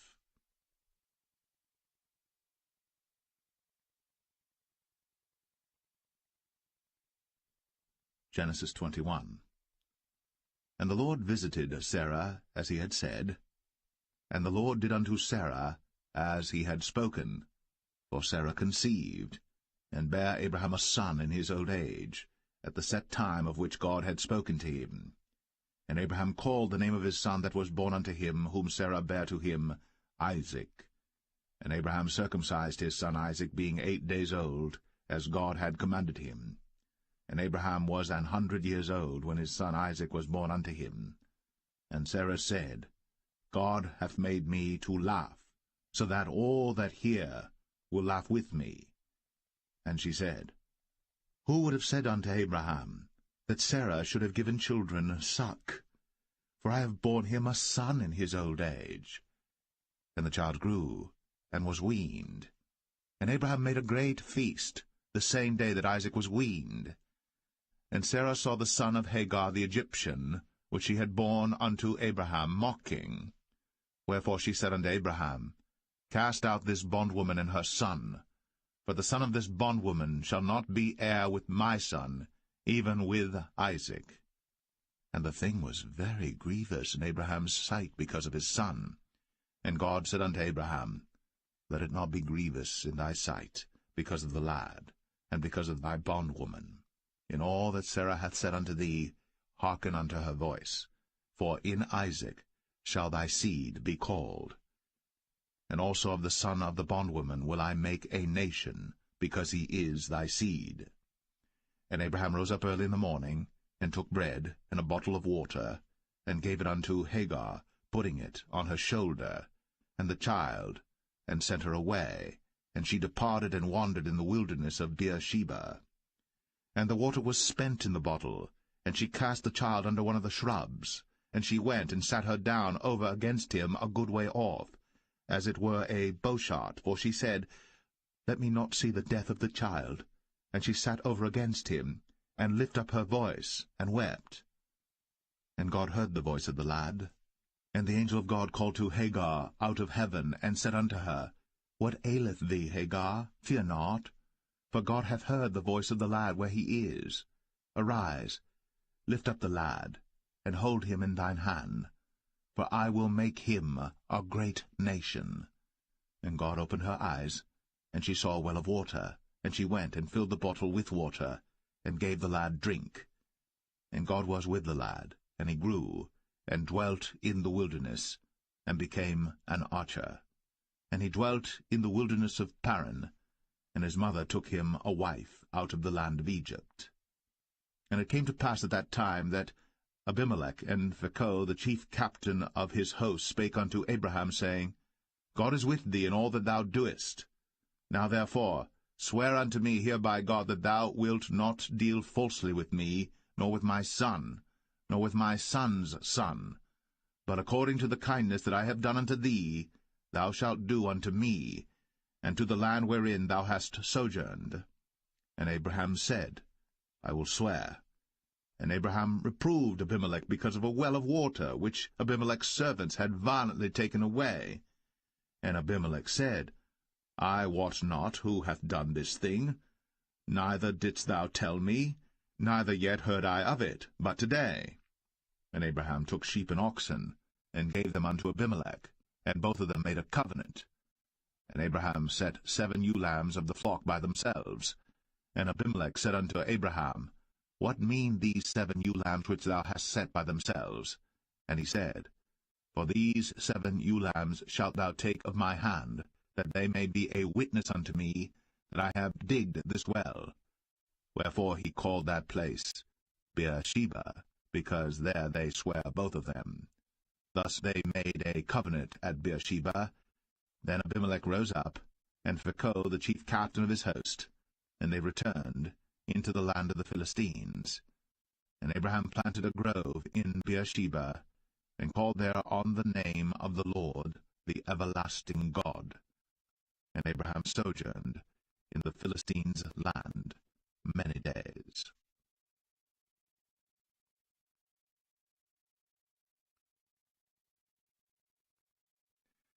Genesis 22. And it came to pass, after these things, that God did tempt Abraham, and said unto him, Abraham. And he said, Behold, here I am.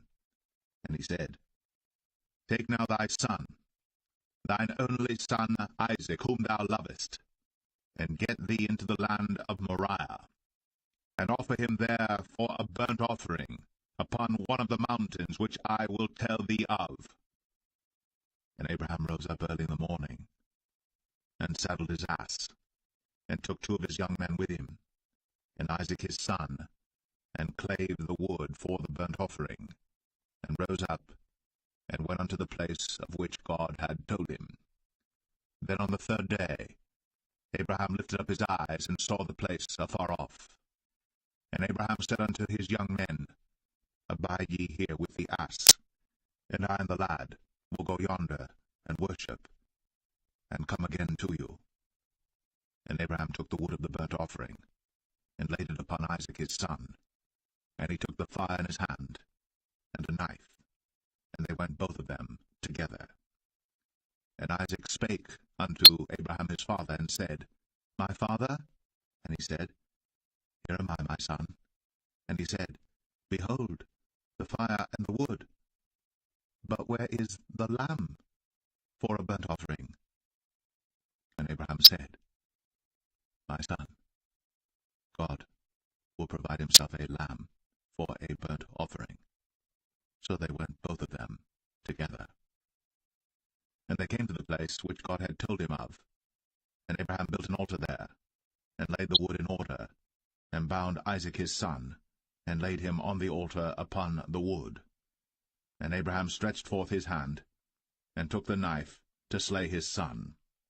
And the angel of the Lord called unto him out of heaven, and said, Abraham, Abraham! And he said, Here am I. And he said, Lay not thine hand upon the lad, neither do thou anything unto him. For now I know that thou fearest God, seeing thou hast not withheld thy son, thine only son, from me. And Abraham lifted up his eyes, and looked, and behold, behind him a ram caught in a thicket by his horns. And Abraham went, and took the ram, and offered him up for a burnt offering in the stead of his son. And Abraham called the name of that place Jehovah-Jireh, as it is said to this day, In the mount of the Lord it shall be seen. And the angel of the Lord called unto Abraham out of heaven the 2nd time, and said, By myself have I sworn, saith the Lord, for because thou hast done this thing, and hast not withheld thy son, thine only son, that in blessing I will bless thee, and in multiplying I will multiply thy seed as the stars of the heaven, and as the sand which is upon the seashore, and thy seed shall possess the gate of his enemies. And in thy seed shall all the nations of the earth be blessed, because thou hast obeyed my voice. So Abraham returned unto his young men, and they rose up, and went together to Beersheba. And Abraham dwelt at Beersheba. And it came to pass after these things, that it was told Abraham, saying, Behold, Milcah, she hath also borne children unto thy brother Nahor, Huz his firstborn, and Buz his brother, and Kemuel the father of Aram, and Chesed, and Hazo, and Pildash, and Jidlaph, and Bethuel. And Bethuel begat Rebekah. These 8 Milcah did bear to Nahor, Abraham's brother. And his concubine, whose name was Rumah, she bare also Tebah, and Gaham, and Thahash, and Maacah.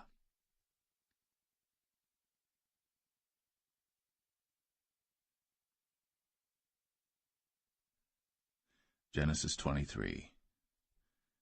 And Sarah was 127 years old. These were the years of the life of Sarah. And Sarah died in Kirjath-Arba, the same as Hebron in the land of Canaan. And Abraham came to mourn for Sarah, and to weep for her. And Abraham stood up from before his dead, and spake unto the sons of Heth, saying, I am a stranger, and a sojourner with you. Give me a possession of a burying place with you, that I may bury my dead out of my sight. And the children of Heth answered Abraham, saying unto him, Hear us, my lord. Thou art a mighty prince among us. In the choice of our sepulchres bury thy dead. None of us shall withhold from thee his sepulchre, but that thou mayest bury thy dead. And Abraham stood up, and bowed himself to the people of the land, even to the children of Heth. And he communed with them, saying, If it be your mind that I should bury my dead out of my sight, hear me, and entreat for me to Ephron the son of Zoar, that he may give me the cave of Machpelah, which he hath, which is in the end of his field. For as much money as it is worth, he shall give it me, for a possession of a burying place amongst you. And Ephron dwelt among the children of Heth. And Ephron the Hittite answered Abraham in the audience of the children of Heth, even of all that went in at the gate of his city, saying, Nay, my lord, hear me. The field give I thee, and the cave that is therein I give it thee. In the presence of the sons of my people give I it thee. Bury thy dead. And Abraham bowed down himself before the people of the land. And he spake unto Ephron in the audience of the people of the land, saying, But if thou wilt give it, I pray thee, hear me. I will give thee money for the field. Take it of me, and I will bury my dead there. And Ephron answered Abraham, saying unto him, My lord, hearken unto me. The land is worth 400 shekels of silver. What is that betwixt me and thee? Bury therefore thy dead. And Abraham hearkened unto Ephron, and Abraham weighed to Ephron the silver, which he had named in the audience of the sons of Heth, 400 shekels of silver, current money, with the merchant. And the field of Ephron, which was in Machpelah, which was before Mamre, the field and the cave which was therein, and all the trees that were in the field, that were in all the borders round about, were made sure unto Abraham for a possession in the presence of the children of Heth, before all that went in at the gate of his city. And after this Abraham buried Sarah his wife, in the cave of the field of Machpelah before Mamre, the same is Hebron in the land of Canaan, and the field, and the cave that is therein, were made sure unto Abraham for a possession of a burying place by the sons of Heth.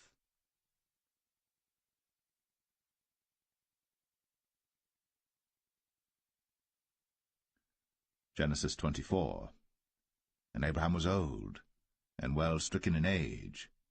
And the Lord had blessed Abraham in all things. And Abraham said unto his eldest servant of his house, that ruled over all that he had, Put, I pray thee, thy hand under my thigh, and I will make thee swear by the Lord, the God of heaven, and the God of the earth, that thou shalt not take a wife unto my son of the daughters of the Canaanites, among whom I dwell, but thou shalt go unto my country, and to my kindred, and take a wife unto my son Isaac. And the servant said unto him, Peradventure the woman will not be willing to follow me unto this land. Must I needs bring thy son again unto the land from whence thou camest? And Abraham said unto him, Beware thou that thou bring not my son thither again.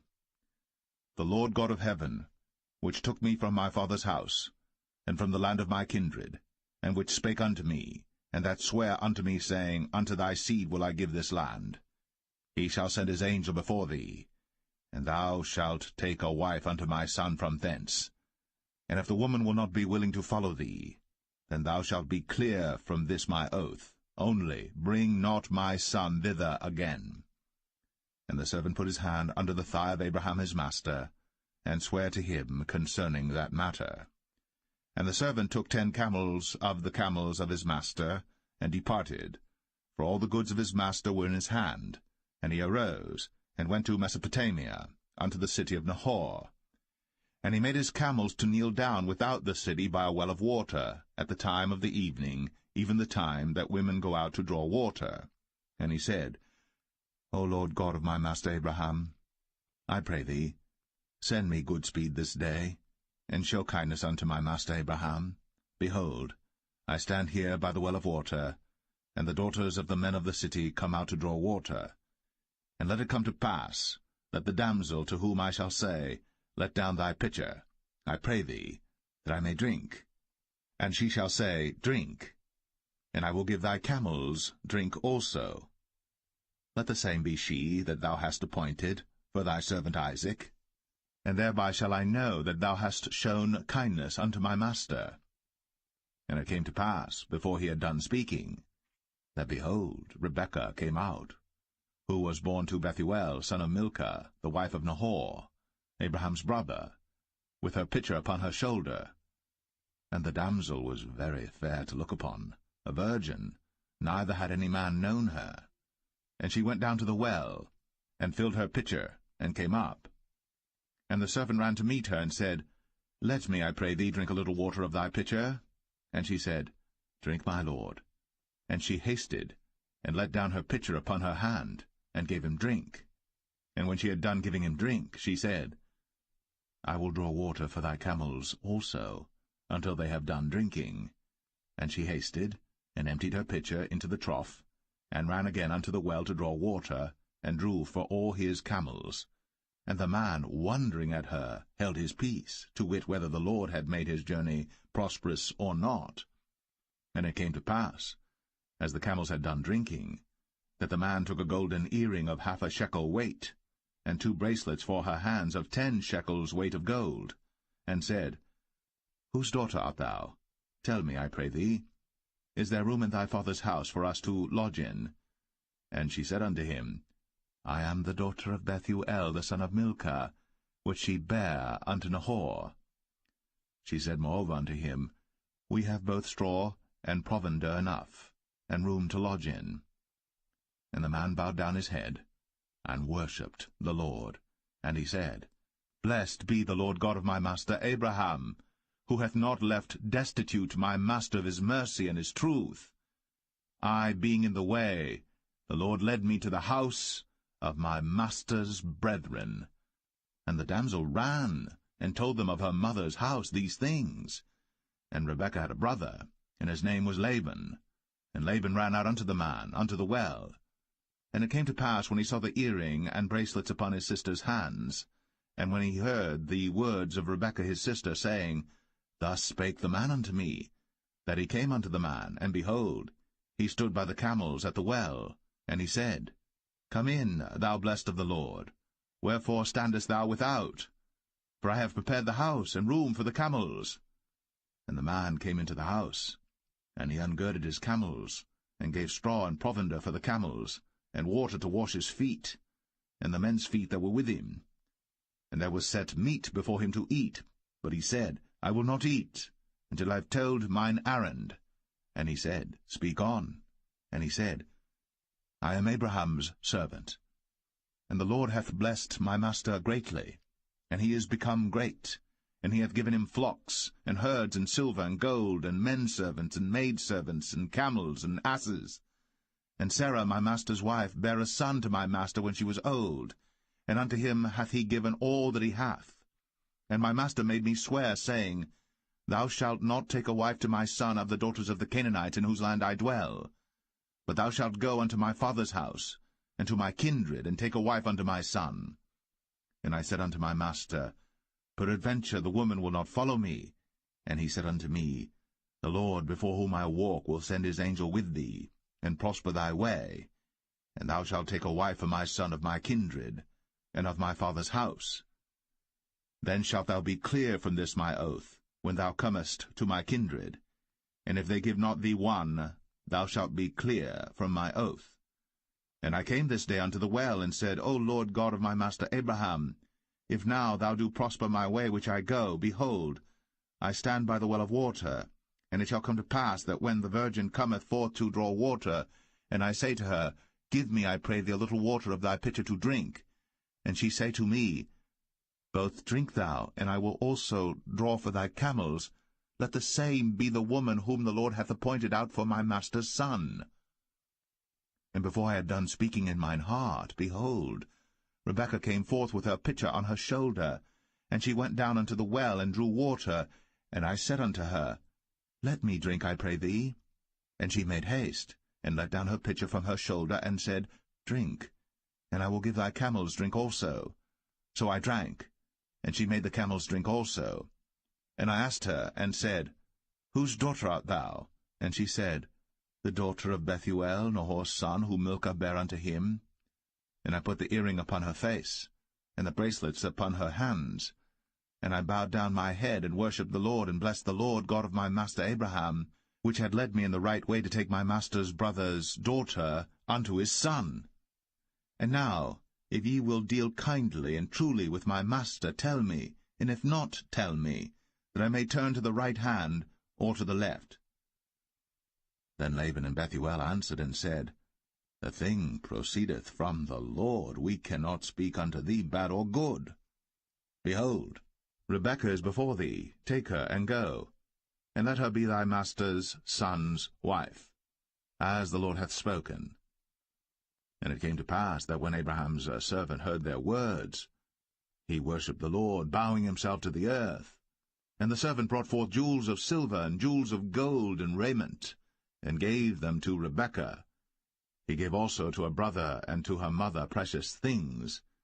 And they did eat and drink, he and the men that were with him, and tarried all night.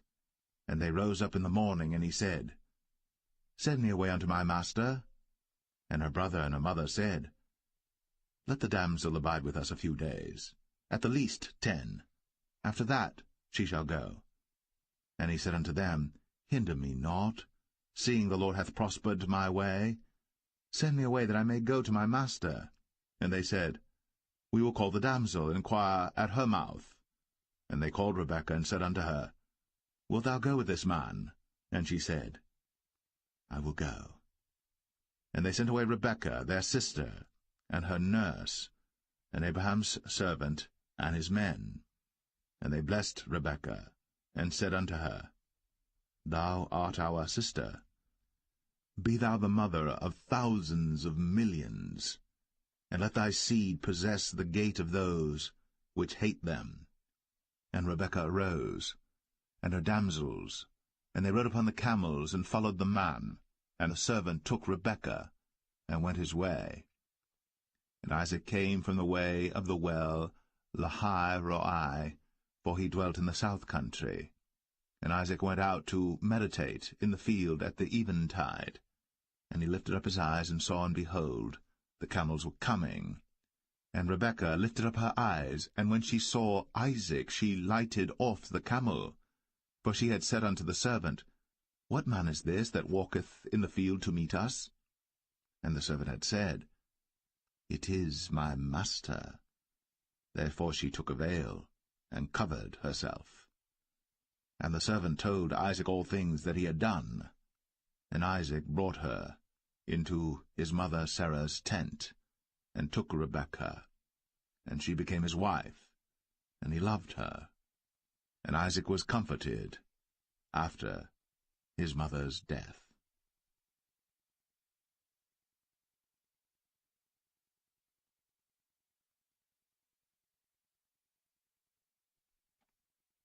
Genesis 25. Then again Abraham took a wife, and her name was Keturah. And she bare him Zimran, and Jokshan, and Medan, and Midian, and Ishbak, and Shua. And Jokshan begat Sheba and Dedan. And the sons of Dedan were Ashrim, and Letashim, and Leumim. And the sons of Midian, Ephah, and Epher, and Hanok, and Abidah, and Eldaah. All these were the children of Keturah. And Abraham gave all that he had unto Isaac.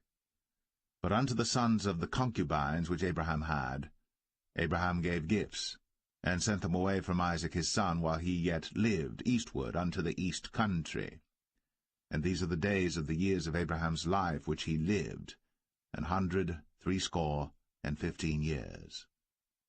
Then Abraham gave up the ghost, and died in a good old age, an old man, and full of years, and was gathered to his people. And his sons Isaac and Ishmael buried him in the cave of Machpelah in the field of Ephron the son of Zohar the Hittite, which is before Mamre, the field which Abraham purchased of the sons of Heth. There was Abraham buried, and Sarah his wife. And it came to pass after the death of Abraham that God blessed his son Isaac, and Isaac dwelt by the well, Lahai Roi. Now these are the generations of Ishmael, Abraham's son, whom Hagar the Egyptian, Sarah's handmaid, bare unto Abraham.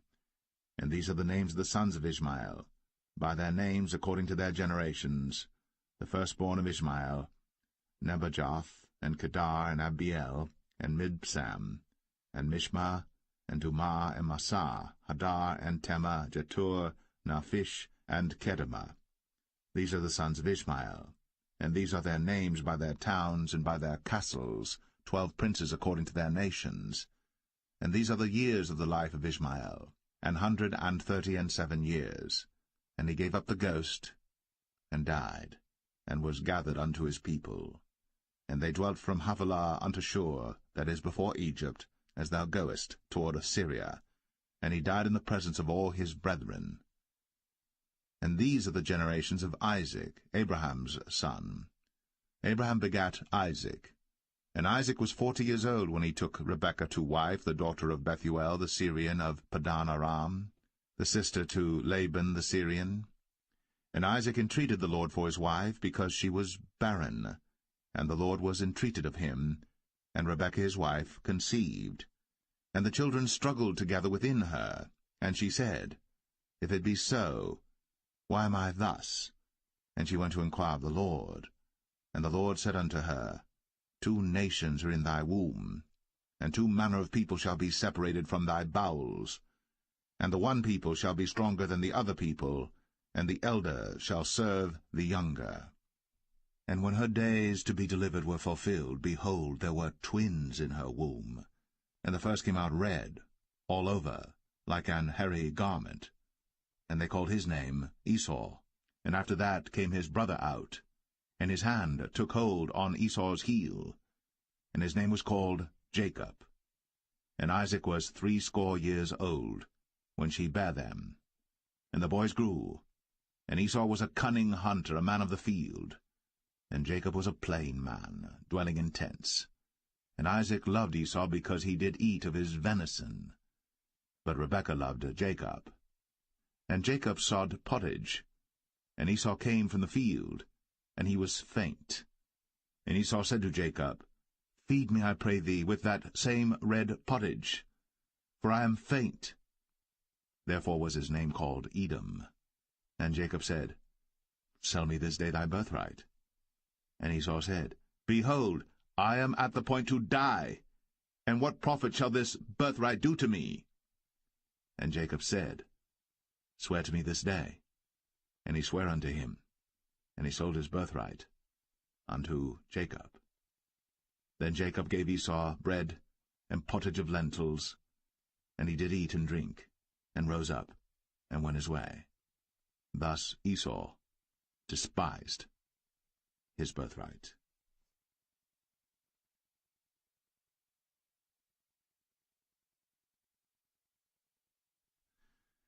Genesis 26. And there was a famine in the land beside the first famine that was in the days of Abraham. And Isaac went unto Abimelech king of the Philistines unto Gerar. And the Lord appeared unto him, and said, Go not down into Egypt. Dwell in the land which I shall tell thee of. Sojourn in this land, and I will be with thee, and will bless thee. For unto thee and unto thy seed I will give all these countries, and I will perform the oath which I sware unto Abraham thy father. And I will make thy seed to multiply as the stars of heaven, and will give unto thy seed all these countries, and in thy seed shall all the nations of the earth be blessed, because that Abraham obeyed my voice, and kept my charge, my commandments, my statutes, and my laws.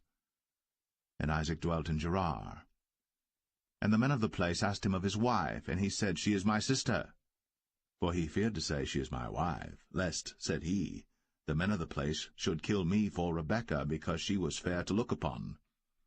And it came to pass, when he had been there a long time, that Abimelech king of the Philistines looked out at a window, and saw, and behold, Isaac was sporting with Rebekah his wife.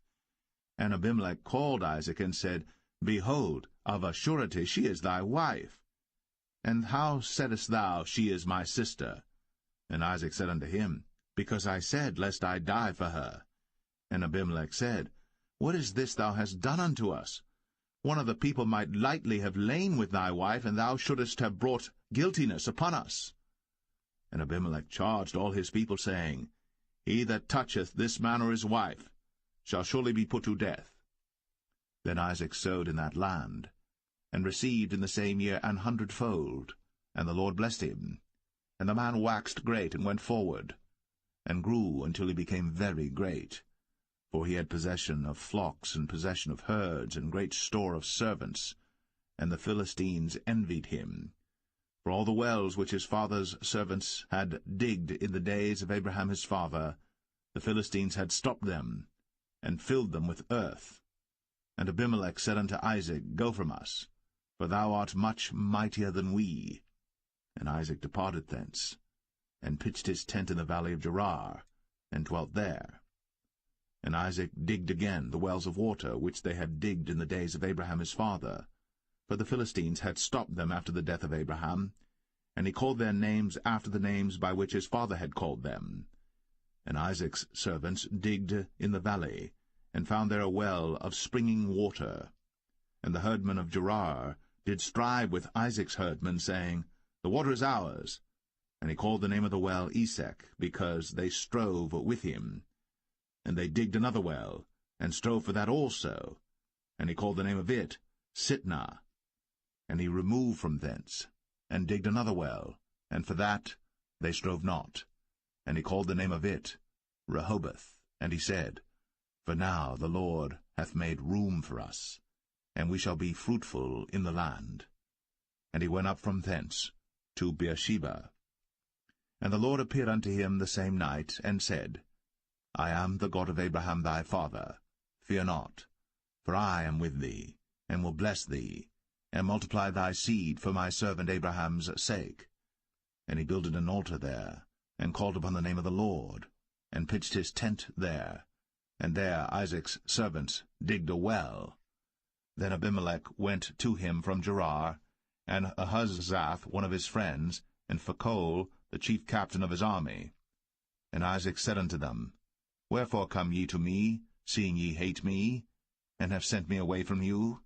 And they said, We saw certainly that the Lord was with thee. And we said, Let there be now an oath betwixt us, even betwixt us and thee, and let us make a covenant with thee, that thou wilt do us no hurt, as we have not touched thee, and as we have done unto thee nothing but good, and have sent thee away in peace. Thou art now the blessed of the Lord. And he made them a feast, and they did eat and drink. And they rose up betimes in the morning, and sware one to another. And Isaac sent them away, and they departed from him in peace. And it came to pass the same day that Isaac's servants came, and told him concerning the well which they had digged, and said unto him, We have found water. And he called it Sheba. Therefore the name of the city is Beersheba unto this day. And Esau was 40 years old when he took to wife Judith the daughter of Beri the Hittite, and Bashemath the daughter of Elon the Hittite, which were a grief of mind unto Isaac and to Rebekah.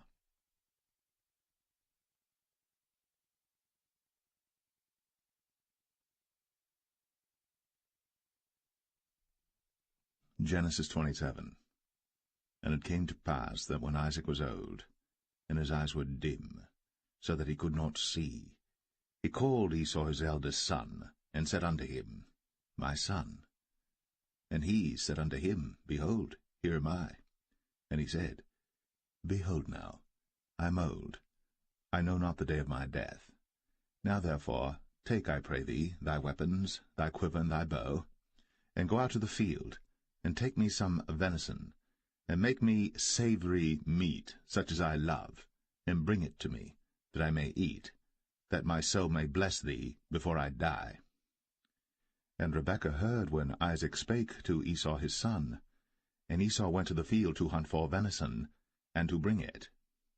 And Rebekah spake unto Jacob her son, saying, Behold, I heard thy father speak unto Esau thy brother, saying, Bring me venison, and make me savory meat, that I may eat, and bless thee before the Lord, before my death. Now therefore, my son, obey my voice according to that which I command thee. Go now to the flock, and fetch me from thence 2 good kids of the goats, and I will make them savory meat for thy father, such as he loveth. And thou shalt bring it to thy father, that he may eat, and that he may bless thee before his death. And Jacob said to Rebekah his mother, Behold, Esau my brother is a hairy man, and I am a smooth man. My father peradventure will feel me, and I shall seem to him as a deceiver, and I shall bring a curse upon me, and not a blessing.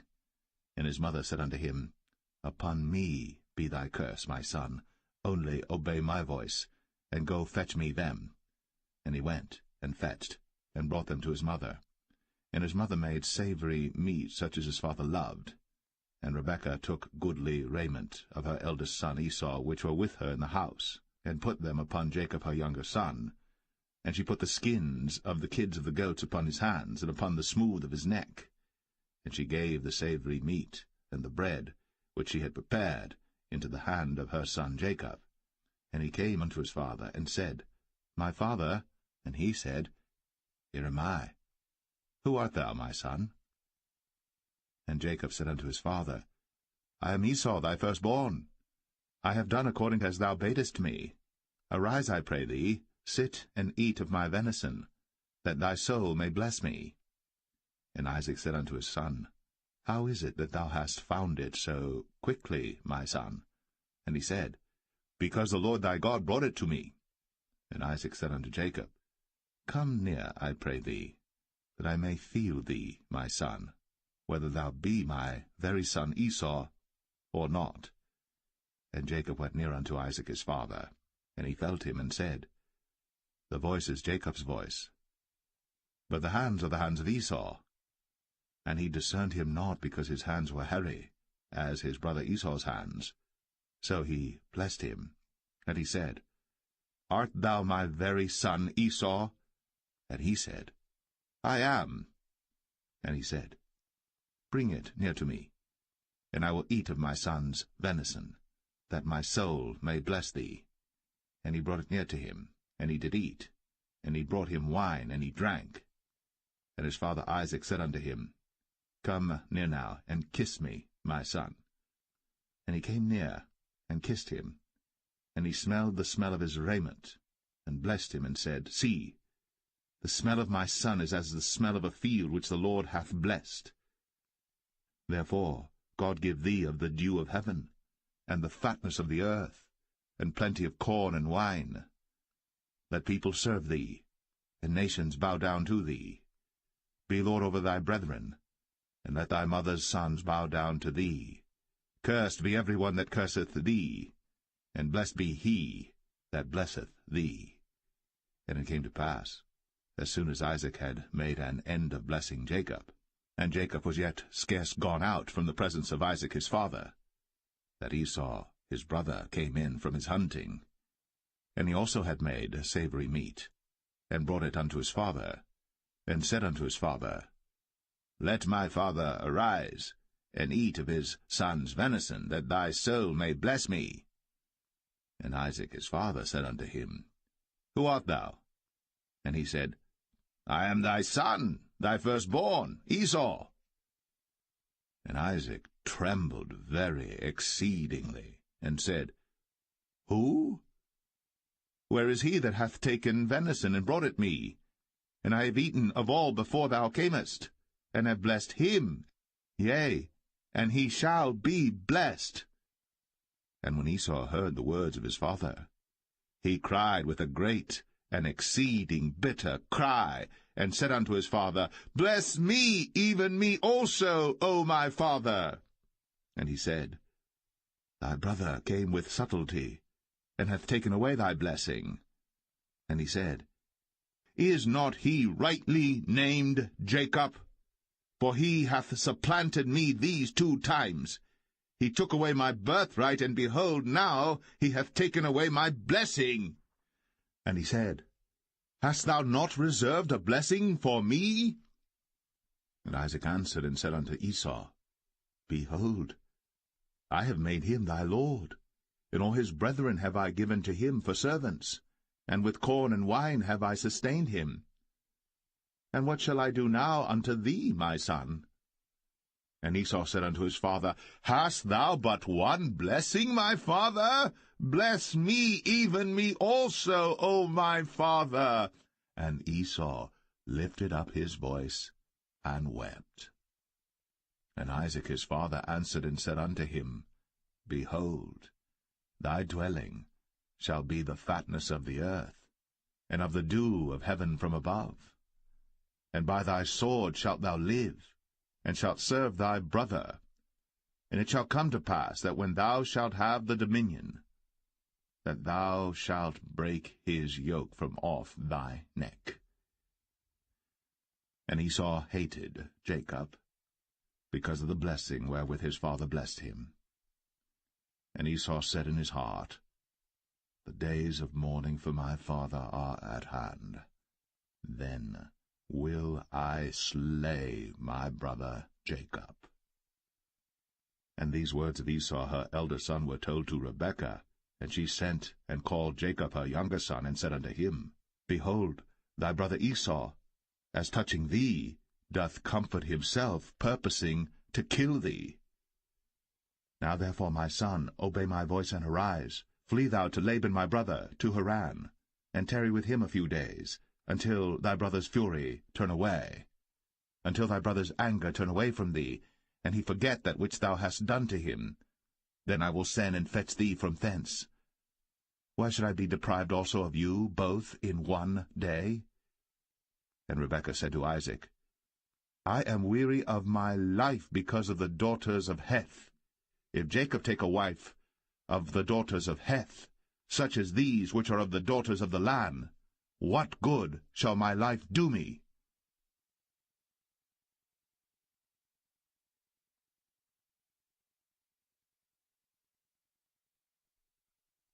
Genesis 28.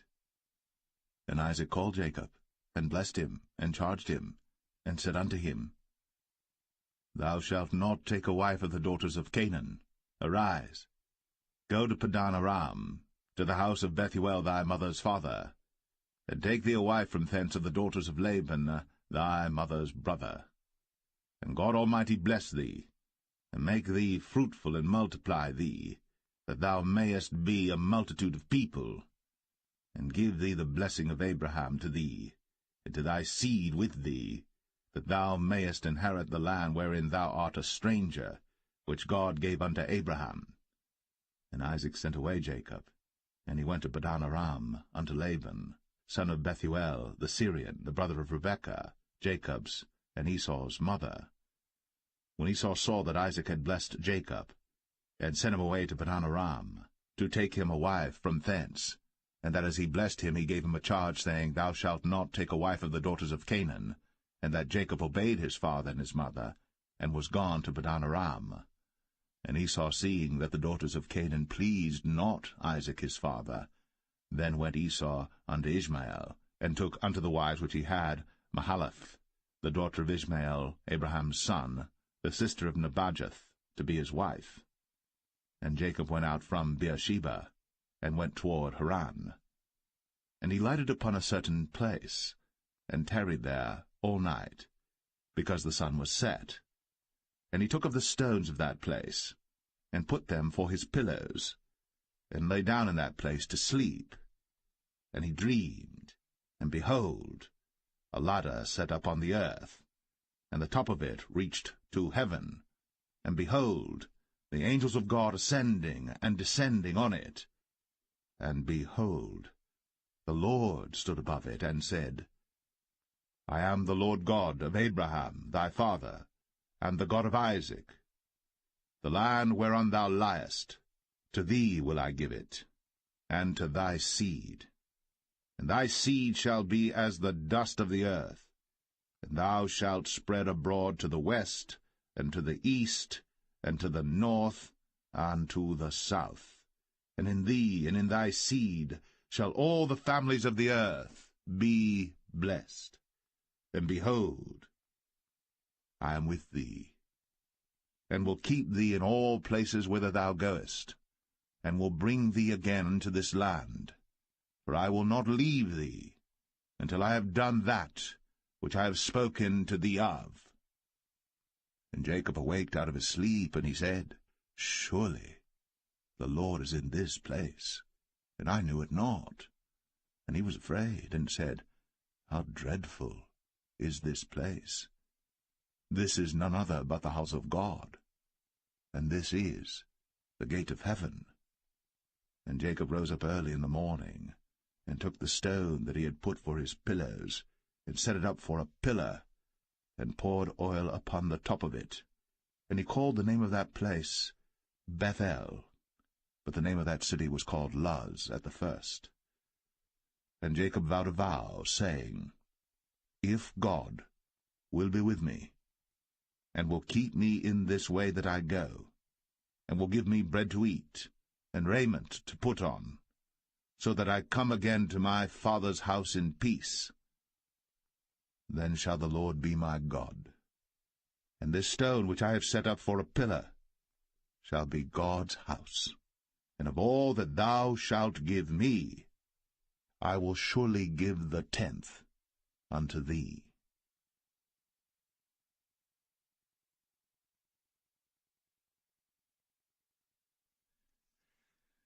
Genesis 29.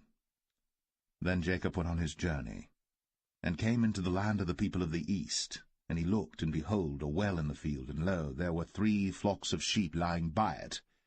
For out of that well they watered the flocks, and a great stone was upon the well's mouth. And thither were all the flocks gathered. And they rolled the stone from the well's mouth, and watered the sheep, and put the stone again upon the well's mouth in his place. And Jacob said unto them, My brethren, whence be ye? And they said, Of Haran are we. And he said unto them, Know ye Laban the son of Nahor? And they said, We know him. And he said unto them, Is he well? And they said, He is well.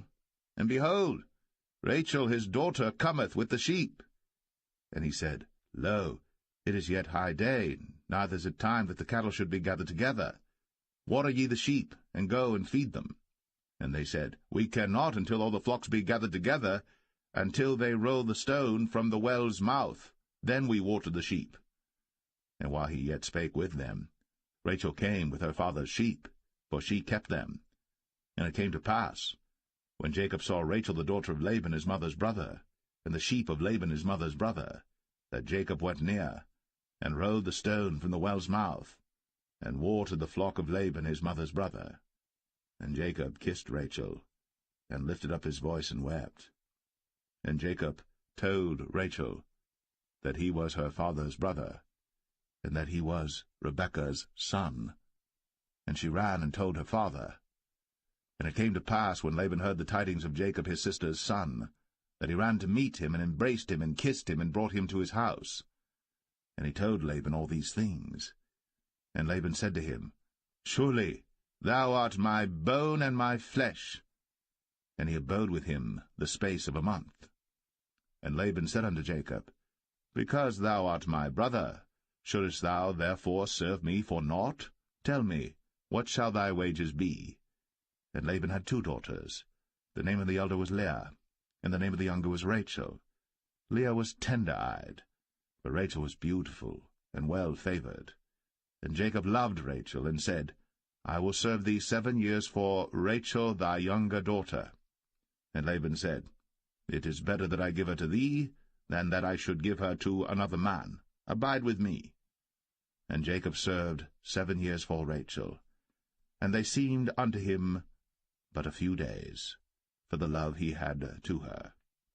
And Jacob said unto Laban, Give me my wife, for my days are fulfilled, that I may go in unto her. And Laban gathered together all the men of the place, and made a feast.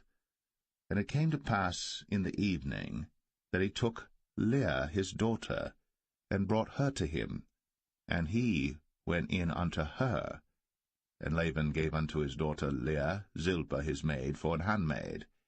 And it came to pass that in the morning, behold, it was Leah.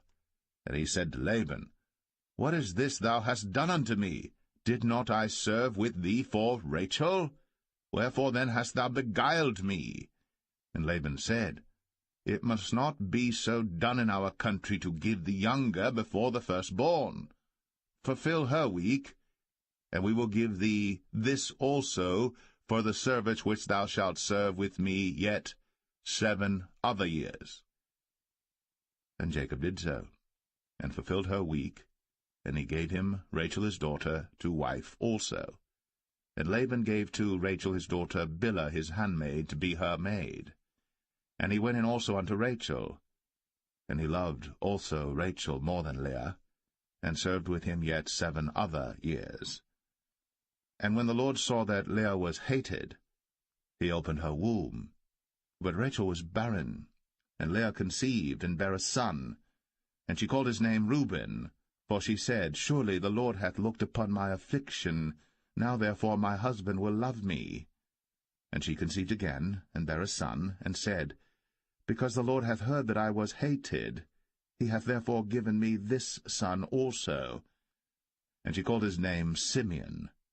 And she conceived again, and bare a son, and said, Now this time will my husband be joined unto me, because I have borne him 3 sons.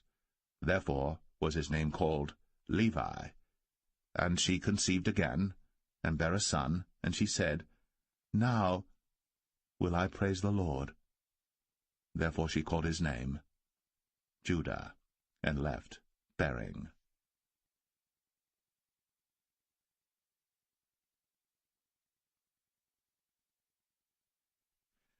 Genesis 30. And when Rachel saw that she bare Jacob no children, Rachel envied her sister, and said unto Jacob, Give me children, or else I die.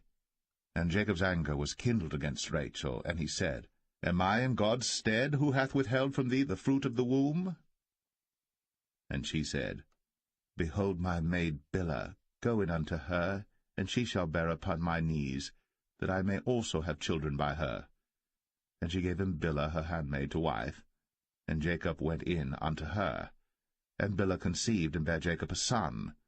And Rachel said, God hath judged me, and hath also heard my voice, and hath given me a son. Therefore called she his name Dan. And Bilhah Rachel's maid conceived again, and bare Jacob a second son. And Rachel said, With great wrestlings have I wrestled with my sister, and I have prevailed. And she called his name Naphtali. When Leah saw that she had left bearing, she took Zilpah her maid, and gave her Jacob to wife. And Zilpah, Leah's maid, bare Jacob a son. And Leah said, A troop cometh. And she called his name Gad. And Zilpah, Leah's maid, bare Jacob a second son. And Leah said, Happy am I, for the daughters will call me blessed. And she called his name Asher. And Reuben went in the days of wheat harvest, and found mandrakes in the field, and brought them unto his mother Leah. Then Rachel said to Leah, Give me, I pray thee, of thy son's mandrakes. And she said unto her, Is it a small matter that thou hast taken my husband? And wouldst thou take away my son's mandrakes also? And Rachel said, Therefore he shall lie with thee tonight, for thy son's mandrakes. And Jacob came out of the field in the evening, and Leah went out to meet him, and said, Thou must come in unto me, for surely I have hired thee with my son's mandrakes. And he lay with her that night. And God hearkened unto Leah, and she conceived, and bare Jacob the fifth son. And Leah said, God hath given me my hire, because I have given my maiden to my husband. And she called his name Issachar. And Leah conceived again, and bare Jacob the sixth son. And Leah said, God hath endued me with a good dowry. Now will my husband dwell with me, because I have borne him 6 sons. And she called his name Zebulun. And afterwards she bare a daughter, and called her name Dinah. And God remembered Rachel, and God hearkened to her, and opened her womb. And she conceived, and bare a son, and said, God hath taken away my reproach. And she called his name Joseph, and said, The Lord shall add to me another son. And it came to pass, when Rachel had borne Joseph, that Jacob said unto Laban, Send me away, that I may go unto mine own place, and to my country. Give me my wives and my children, for whom I have served thee, and let me go, for thou knowest my service which I have done thee. And Laban said unto him, I pray thee, if I have found favour in thine eyes, tarry, for I have learned by experience that the Lord hath blessed me for thy sake. And he said, Appoint me thy wages, and I will give it. And he said unto him, Thou knowest how I have served thee, and how thy cattle was with me. For it was little which thou hadst before I came, and it is now increased unto a multitude. And the Lord hath blessed thee since my coming. And now, when shall I provide for mine own house also? And he said, What shall I give thee? And Jacob said, Thou shalt not give me anything. If thou wilt do this thing for me, I will again feed and keep thy flock. I will pass through all thy flock today, removing from thence all the speckled and spotted cattle, and all the brown cattle among the sheep, and the spotted and speckled among the goats, and of such shall be my hire. So shall my righteousness answer for me in time to come, when it shall come for my hire before thy face, every one that is not speckled and spotted among the goats, and brown among the sheep, that shall be counted stolen with me. And Laban said, Behold, I would it might be according to thy word. And he removed that day the he-goats that were ring-straked and spotted, and all the she-goats that were speckled and spotted, and every one that had some white in it, and all the brown among the sheep, and gave them into the hand of his sons. And he set 3 days' journey betwixt himself and Jacob, and Jacob fed the rest of Laban's flocks. And Jacob took him rods of green poplar, and of the hazel and chestnut tree, and pilled white strakes in them, and made the white appear which was in the rods. And he set the rods which he had pilled before the flocks in the gutters, in the watering troughs, when the flocks came to drink, that they should conceive when they came to drink. And the flocks conceived before the rods, and brought forth cattle ring-straked, speckled, and spotted. And Jacob did separate the lambs, and set the faces of the flocks toward the ring-straked, and all the brown in the flock of Laban. And he put his own flocks by themselves, and put them not unto Laban's cattle. And it came to pass, whensoever the stronger cattle did conceive, that Jacob laid the rods before the eyes of the cattle in the gutters, that they might conceive among the rods. But when the cattle were feeble, he put them not in. So the feebler were Laban's, and the stronger Jacob's. And the man increased exceedingly, and had much cattle, and maidservants, and menservants, and camels, and asses.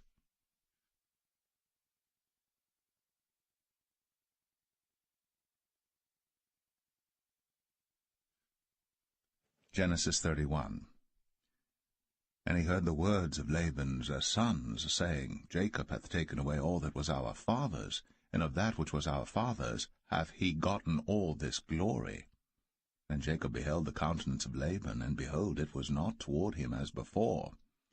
And the Lord said unto Jacob, Return unto the land of thy fathers, and to thy kindred, and I will be with thee.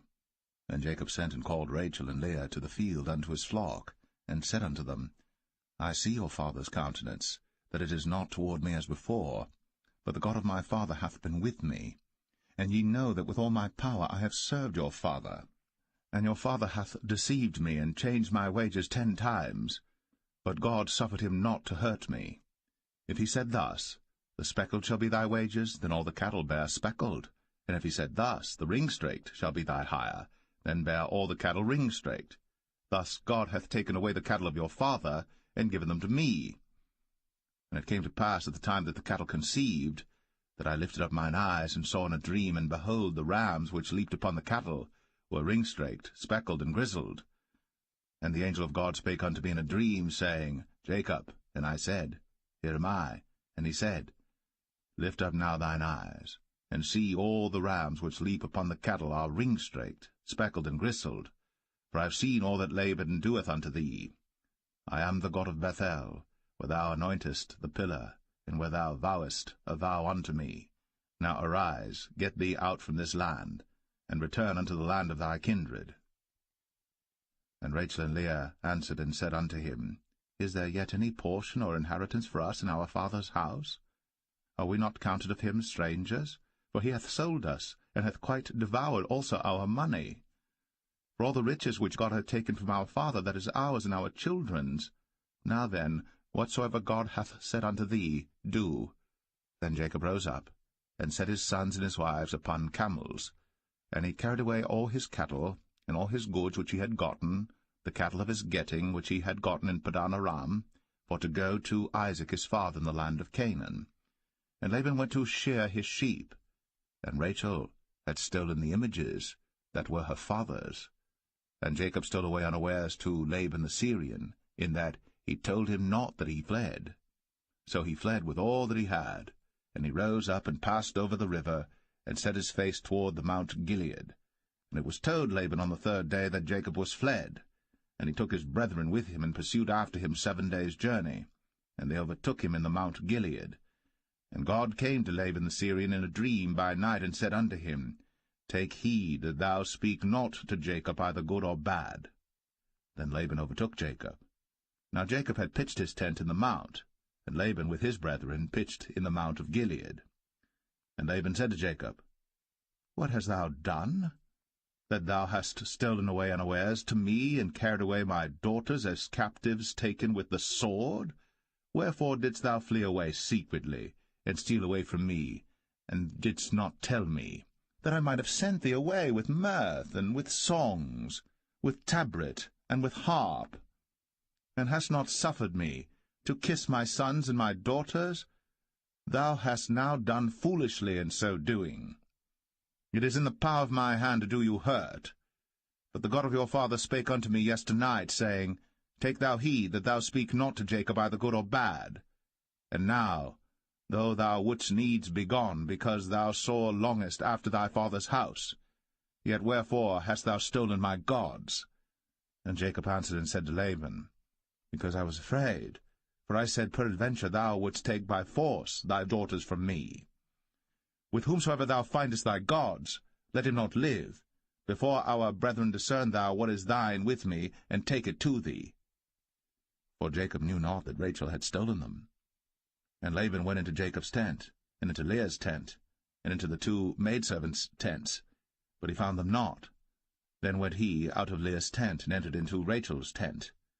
Now Rachel had taken the images, and put them in the camel's furniture, and sat upon them. And Laban searched all the tent, but found them not. And she said to her father, Let it not displease my lord that I cannot rise up before thee, for the custom of women is upon me. And he searched, but found not the images. And Jacob was wroth and chode with Laban. And Jacob answered and said to Laban, What is my trespass? What is my sin, that thou hast so hotly pursued after me? Whereas thou hast searched all my stuff, what hast thou found of all thy household stuff? Set it here before my brethren and thy brethren, that they may judge betwixt us both. This 20 years have I been with thee. Thy ewes and thy she-goats have not cast their young, and the rams of thy flock have I not eaten. That which was torn of beasts I brought not unto thee. I bear the loss of it. Of my hand didst thou require it, whether stolen by day or stolen by night. Thus I was. In the day the drought consumed me, and the frost by night, and my sleep departed from mine eyes. Thus have I been 20 years in thy house. I served thee 14 years for thy 2 daughters, and 6 years for thy cattle, and thou hast changed my wages 10 times. Except the God of my father, the God of Abraham, and the fear of Isaac had been with me, surely thou hadst sent me away now empty. God hath seen my affliction, and the labor of my hands, and rebuked thee yesternight. And Laban answered and said unto Jacob, These daughters are my daughters, and these children are my children, and these cattle are my cattle, and all that thou seest is mine. And what can I do this day unto these my daughters, or unto their children which they have borne? Now therefore come thou, let us make a covenant, I and thou, and let it be for a witness between me and thee. And Jacob took a stone, and set it up for a pillar. And Jacob said unto his brethren, Gather stones. And they took stones, and made an heap, and they did eat thereupon the heap. And Laban called it Jegar-sahadathah, but Jacob called it Galeed. And Laban said, This heap is a witness between me and thee this day. Therefore was the name of it called Galeed. And Mizpah, for he said, The Lord watch between me and thee, when we are absent one from another. If thou shalt afflict my daughters, or if thou shalt take other wives beside my daughters, no man is with us. See, God is witness betwixt me and thee. And Laban said to Jacob, Behold this heap, and behold this pillar, which I have cast betwixt me and thee. This heap be witness, and this pillar be witness, that I will not pass over this heap to thee, and that thou shalt not pass over this heap and this pillar unto me for harm. The God of Abraham and the God of Nahor, the God of their father, judge betwixt us. And Jacob sware by the fear of his father Isaac. Then Jacob offered sacrifice upon the mount, and called his brethren to eat bread. And they did eat bread, and tarried all night in the mount. And early in the morning Laban rose up, and kissed his sons and his daughters, and blessed them. And Laban departed, and returned unto his place.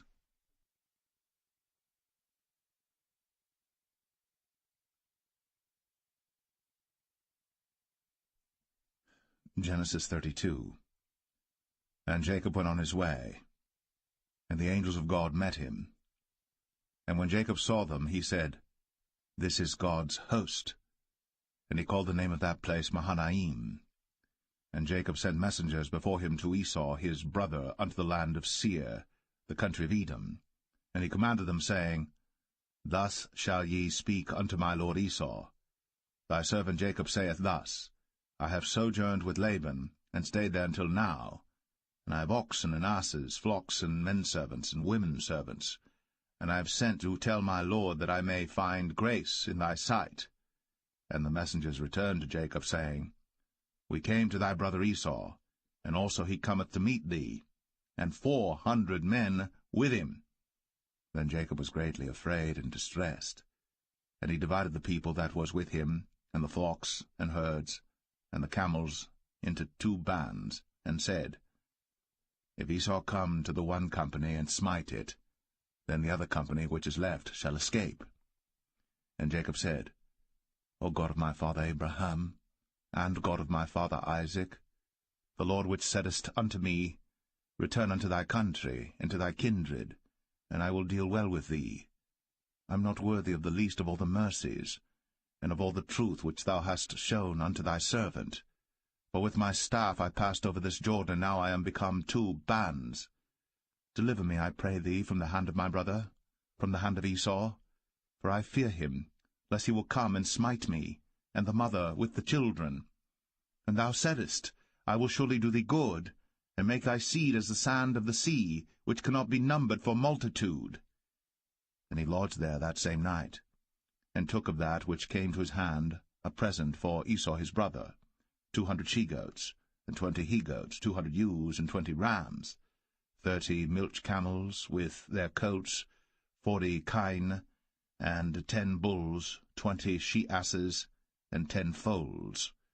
And he delivered them into the hand of his servants, every drove by themselves, and said unto his servants, Pass over before me, and put a space betwixt drove and drove.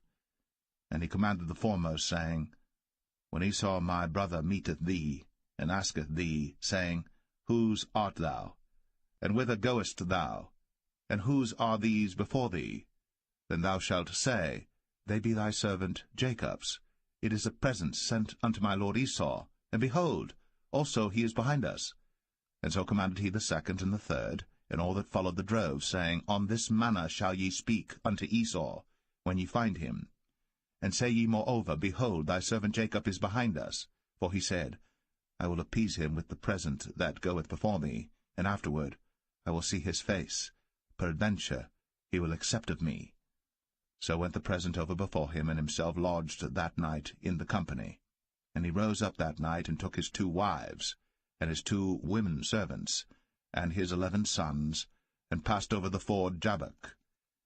And he took them, and sent them over the brook, and sent over that he had. And Jacob was left alone. And there wrestled a man with him until the breaking of the day. And when he saw that he prevailed not against him, he touched the hollow of his thigh, and the hollow of Jacob's thigh was out of joint as he wrestled with him. And he said, Let me go, for the day breaketh. And he said, I will not let thee go, except thou bless me. And he said unto him, What is thy name? And he said, Jacob. And he said, Thy name shall be called no more Jacob, but Israel. For as a prince hast thou power with God and with men, and hast prevailed. And Jacob asked him, and said, Tell me, I pray thee, thy name. And he said, Wherefore is it that thou dost ask after my name? And he blessed him there. And Jacob called the name of the place Peniel, for I have seen God face to face, and my life is preserved. And as he passed over Penuel, the sun rose upon him, and he halted upon his thigh. Therefore the children of Israel eat not of the sinew which shrank, which is upon the hollow of the thigh, unto this day, because he touched the hollow of Jacob's thigh in the sinew that shrank.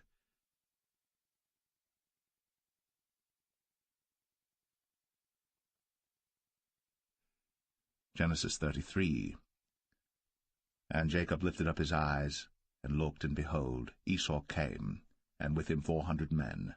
And he divided the children unto Leah, and unto Rachel, and unto the 2 handmaids. And he put the handmaids and their children foremost, and Leah and her children after, and Rachel and Joseph hindermost. And he passed over before them, and bowed himself to the ground 7 times, until he came near to his brother. And Esau ran to meet him, and embraced him, and fell on his neck, and kissed him, and they wept. And he lifted up his eyes, and saw the women and the children, and said, Who are those with thee? And he said, The children which God hath graciously given thy servant. Then the handmaidens came near, they and their children, and they bowed themselves. And Leah also with her children came near, and bowed themselves. And after came Joseph near, and Rachel, and they bowed themselves. And he said, What meanest thou by all this drove which I met? And he said, These are to find grace in the sight of my Lord. And Esau said, I have enough, my brother, keep that thou hast unto thyself. And Jacob said, Nay, I pray thee, if now I have found grace in thy sight, Then receive my present at my hand, for therefore I have seen thy face as though I had seen the face of God, and thou wast pleased with me. Take, I pray thee, my blessing that is brought to thee, because God hath dealt graciously with me, and because I have enough. And he urged him, and he took it. And he said, Let us take our journey, and let us go, and I will go before thee. And he said unto him, My Lord knoweth that the children are tender, and the flocks and herds with young are with me. And if men should overdrive them one day, all the flock will die. Let my Lord, I pray thee, pass over before his servant, and I will lead on softly, according as the cattle that goeth before me, and the children be able to endure, until I come unto my Lord, unto Seir. And Esau said, Let me now leave with thee some of the folk that are with me. And he said, What needeth it? Let me find grace in the sight of my Lord. So Esau returned that day on his way unto Seir. And Jacob journeyed to Succoth, and built him an house, and made booths for his cattle. Therefore the name of the place is called Succoth. And Jacob came to Shalem, a city of Shechem, which is in the land of Canaan, when he came from Padan Aram, and pitched his tent before the city. And he bought a parcel of a field, where he had spread his tent, at the hand of the children of Hamor, Shechem's father, for 100 pieces of money. And he erected there an altar, and called it El Elohe Israel.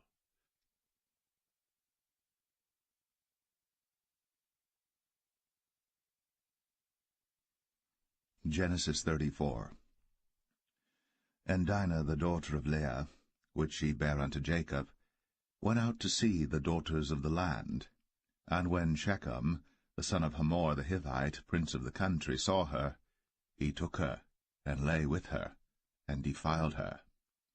And his soul clave unto Dinah the daughter of Jacob, and he loved the damsel, and spake kindly unto the damsel. And Shechem spake unto his father Hamor, saying, Get me this damsel to wife.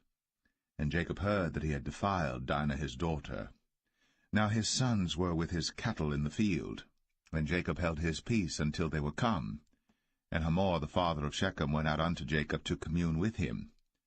And the sons of Jacob came out of the field when they heard it, and the men were grieved, and they were very wroth, because he had wrought folly in Israel, in lying with Jacob's daughter, which thing ought not to be done. And Hamor communed with them, saying, The soul of my son Shechem longeth for your daughter. I pray you, give her him to wife. And make ye marriages with us, and give your daughters unto us, and take our daughters unto you. And ye shall dwell with us, and the land shall be before you. Dwell and trade ye therein, and get you possessions therein. And Shechem said unto her father and unto her brethren, Let me find grace in your eyes, and what ye shall say unto me I will give.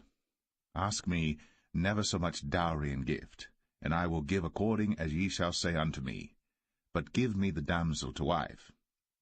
And the sons of Jacob answered Shechem and Hamor his father deceitfully, and said, because he had defiled Dinah their sister, and they said unto them, We cannot do this thing to give our sister to one that is uncircumcised, for that were a reproach unto us. But in this will we consent unto you.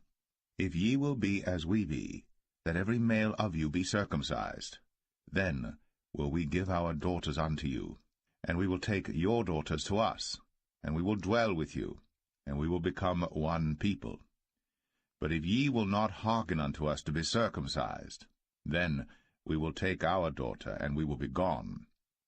And their words pleased Hamor and Shechem, Hamor's son. And the young man deferred not to do the thing, because he had delight in Jacob's daughter, and he was more honorable than all the house of his father. And Hamor and Shechem his son came unto the gate of their city, and communed with the men of their city, saying, These men are peaceable with us.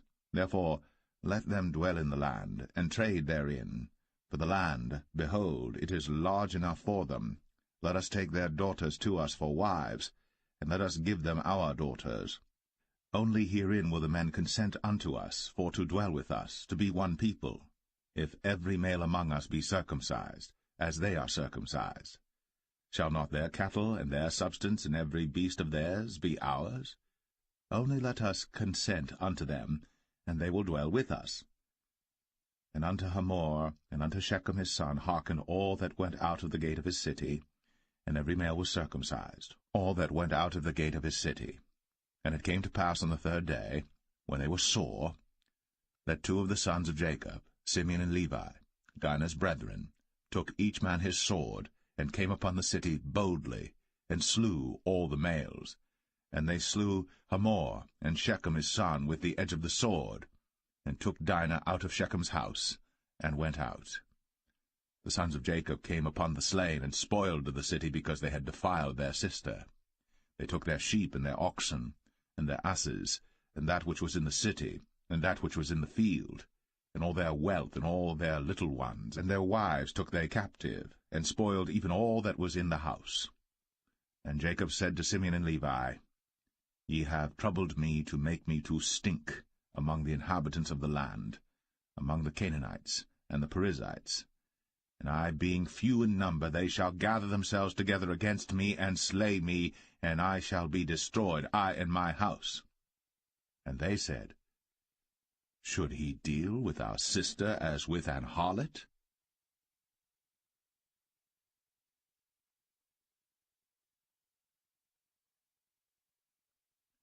Genesis 35. And God said unto Jacob, Arise, go up to Bethel, and dwell there, and make there an altar unto God, that appeared unto thee when thou fleddest from the face of Esau thy brother. Then Jacob said unto his household, and to all that were with him, Put away the strange gods that are among you, and be clean, and change your garments, and let us arise, and go up to Bethel. And I will make there an altar unto God, who answered me in the day of my distress, and was with me in the way which I went. And they gave unto Jacob all the strange gods which were in their hand, and all their earrings which were in their ears. And Jacob hid them under the oak which was by Shechem.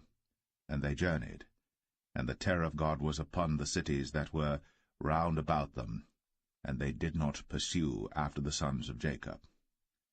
So Jacob came to Luz, which is in the land of Canaan, that is Bethel, he and all the people that were with him. And he built there an altar, and called the place El-Bethel, because there God appeared unto him, when he fled from the face of his brother. But Deborah, Rebekah's nurse, died, and she was buried beneath Bethel, under an oak. And the name of it was called Allon-Bachuth. And God appeared unto Jacob again when he came out of Padan Aram, and blessed him. And God said unto him, Thy name is Jacob. Thy name shall not be called any more Jacob, but Israel shall be thy name. And he called his name Israel. And God said unto him, I am God Almighty. Be fruitful and multiply. A nation and a company of nations shall be of thee, and kings shall come out of thy loins. And the land which I gave Abraham and Isaac, to thee I will give it, and to thy seed after thee will I give the land. And God went up from him in the place where he talked with him. And Jacob set up a pillar in the place where he talked with him, even a pillar of stone. And he poured a drink offering thereon, and he poured oil thereon. And Jacob called the name of the place where God spake with him, Bethel. And they journeyed from Bethel. And there was but a little way to come to Ephrath. And Rachel travailed, and she had hard labor. And it came to pass, when she was in hard labor, that the midwife said unto her, Fear not, thou shalt have this son also. And it came to pass, as her soul was in departing, for she died, that she called his name Ben-Oni, but his father called him Benjamin. And Rachel died, and was buried, in the way to Ephrath, which is Bethlehem. And Jacob set a pillar upon her grave, that is, the pillar of Rachel's grave, unto this day. And Israel journeyed, and spread his tent beyond the tower of Adar. And it came to pass, when Israel dwelt in that land, that Reuben went and lay with Bilhah his father's concubine, and Israel heard it. Now the sons of Jacob were 12, the sons of Leah, Reuben, Jacob's firstborn, and Simeon, and Levi, and Judah, and Issachar, and Zebulun. The sons of Rachel, Joseph and Benjamin. And the sons of Bilhah, Rachel's handmaid, Dan and Naphtali. And the sons of Zilpah, Leah's handmaid, Gad and Asher. These are the sons of Jacob, which were born to him in Padan Aram. And Jacob came unto Isaac his father unto Mamre, unto the city of Arba, which is Hebron, where Abraham and Isaac sojourned. And the days of Isaac were 180 years. And Isaac gave up the ghost, and died, and was gathered unto his people, being old and full of days. And his sons Esau and Jacob buried him.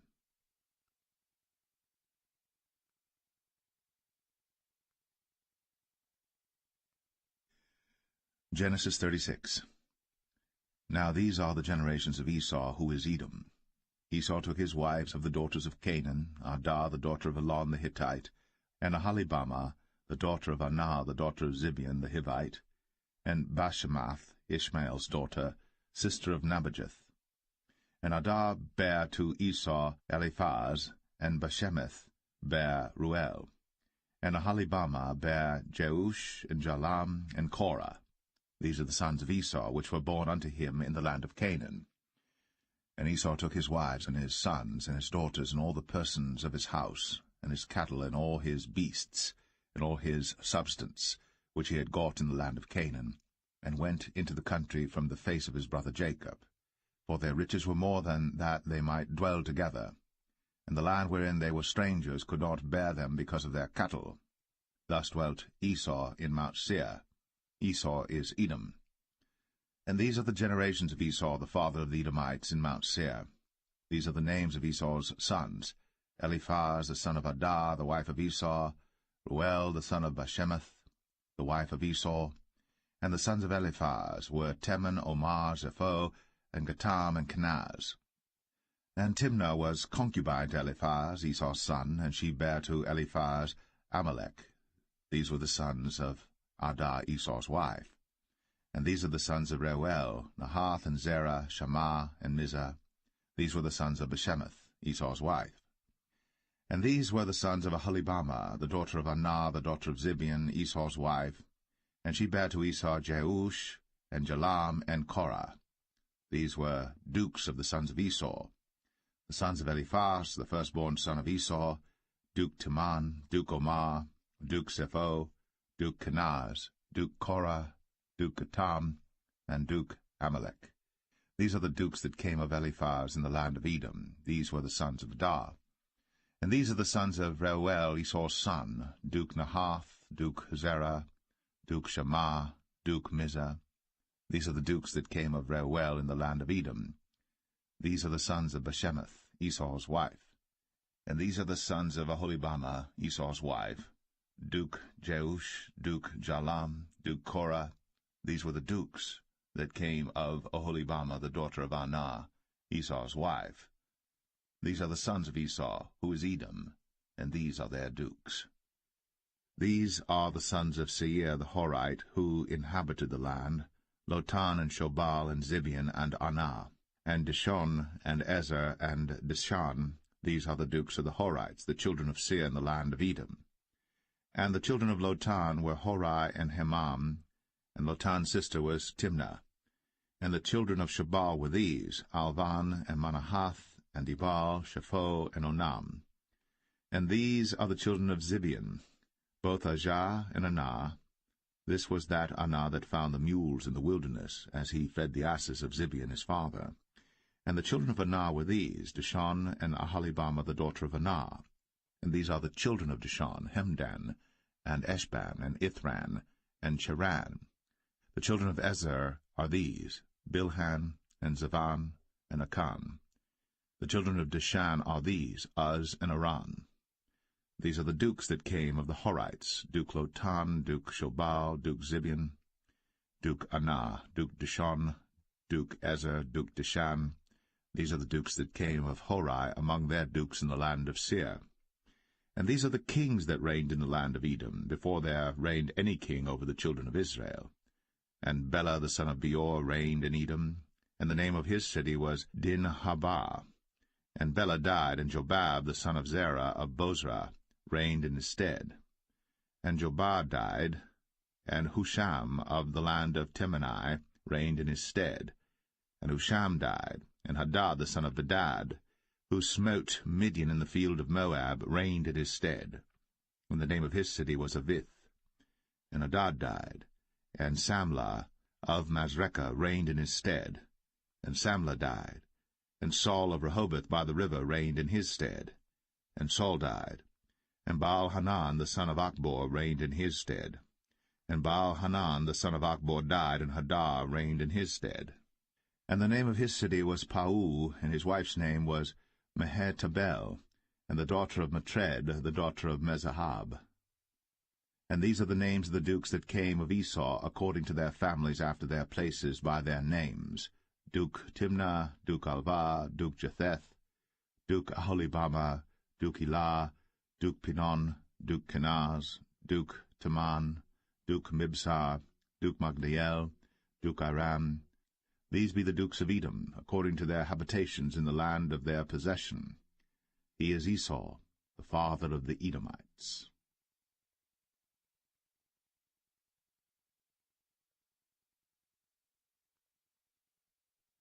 Genesis 37. And Jacob dwelt in the land wherein his father was a stranger, in the land of Canaan. These are the generations of Jacob. Joseph, being 17 years old, was feeding the flock with his brethren, and the lad was with the sons of Bilhah, and with the sons of Zilpah, his father's wives. And Joseph brought unto his father their evil report. Now Israel loved Joseph more than all his children, because he was the son of his old age. And he made him a coat of many colors. And when his brethren saw that their father loved him more than all his brethren, they hated him, and could not speak peaceably unto him. And Joseph dreamed a dream, and he told it his brethren, and they hated him yet the more. And he said unto them, Hear, I pray you, this dream which I have dreamed.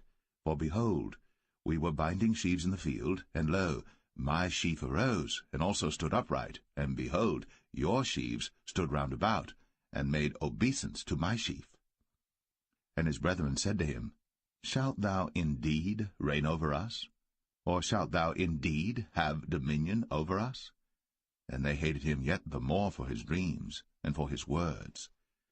And he dreamed yet another dream, and told it his brethren, and said, Behold, I have dreamed a dream more, and behold, the sun, and the moon, and the 11 stars made obeisance to me. And he told it to his father, and to his brethren, and his father rebuked him, and said unto him, What is this dream that thou hast dreamed? Shall I and thy mother, and thy brethren indeed come to bow down ourselves to thee to the earth? And his brethren envied him. But his father observed the saying. And his brethren went to feed their father's flock in Shechem. And Israel said unto Joseph, Do not thy brethren feed the flock in Shechem? Come, and I will send thee unto them. And he said to him, Here am I. And he said to him, Go, I pray thee, see whether it be well with thy brethren, and well with the flocks, and bring me word again.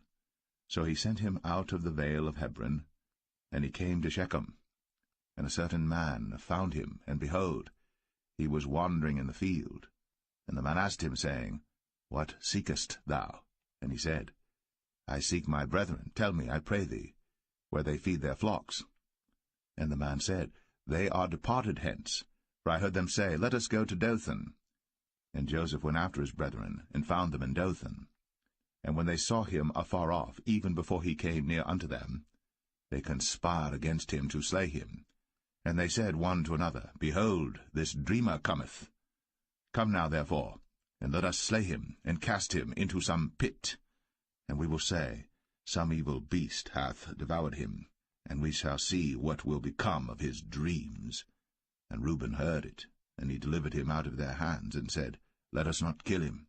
And Reuben said unto them, Shed no blood, but cast him into this pit that is in the wilderness, and lay no hand upon him, that he might rid him out of their hands, to deliver him to his father again. And it came to pass, when Joseph was come unto his brethren, that they stripped Joseph out of his coat of many colors that was on him, And they took him, and cast him into a pit, and the pit was empty, there was no water in it.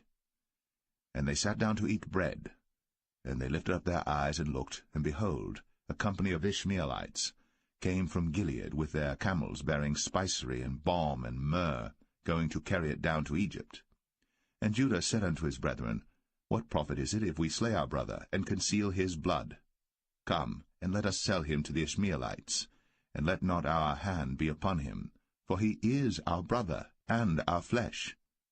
And his brethren were content. Then there passed by Midianites, merchantmen, and they drew and lifted up Joseph out of the pit, and sold Joseph to the Ishmaelites for 20 pieces of silver, and they brought Joseph into Egypt. And Reuben returned unto the pit, and behold, Joseph was not in the pit. And he rent his clothes. And he returned unto his brethren, and said, The child is not, and I, whither shall I go?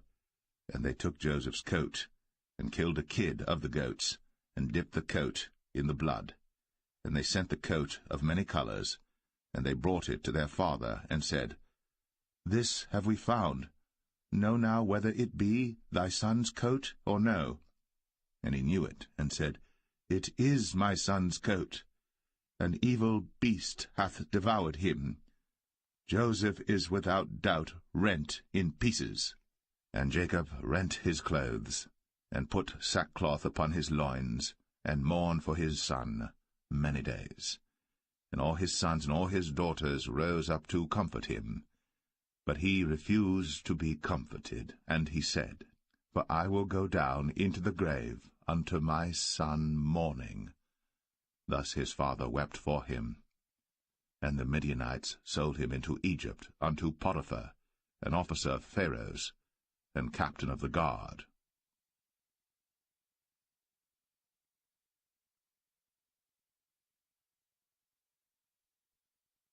Genesis 38. And it came to pass at that time that Judah went down from his brethren, and turned in to a certain Adulamite, whose name was Hira. And Judah saw there a daughter of a certain Canaanite, whose name was Shua. And he took her, and went in unto her. And she conceived, and bare a son. And he called his name Er. And she conceived again, and bare a son. And she called his name Onan. And she yet again conceived, and bare a son. And called his name Shelah. And he was at Chezib, when she bare him. And Judah took a wife for Er his firstborn, whose name was Tamar. And Er, Judah's firstborn, was wicked in the sight of the Lord, and the Lord slew him. And Judah said unto Onan, Go in unto thy brother's wife, and marry her, and raise up seed to thy brother. And Onan knew that the seed should not be his. And it came to pass, when he went in unto his brother's wife, that he spilled it on the ground, lest that he should give seed to his brother. And the thing which he did displeased the Lord, wherefore he slew him also. Then said Judah to Tamar his daughter-in-law, Remain a widow at thy father's house, till Shelah my son be grown. For he said, Lest peradventure he die also, as his brethren did. And Tamar went and dwelt in her father's house. And in process of time the daughter of Shua, Judah's wife, died. And Judah was comforted, and went up unto his sheep-shearers to Timnath, he and his friend Hira, the Adulamite. And it was told Tamar, saying, Behold, thy father-in-law goeth up to Timnath to shear his sheep. And she put her widow's garments off from her, and covered her with a veil, and wrapped herself, and sat in an open place, which is by the way to Timnath.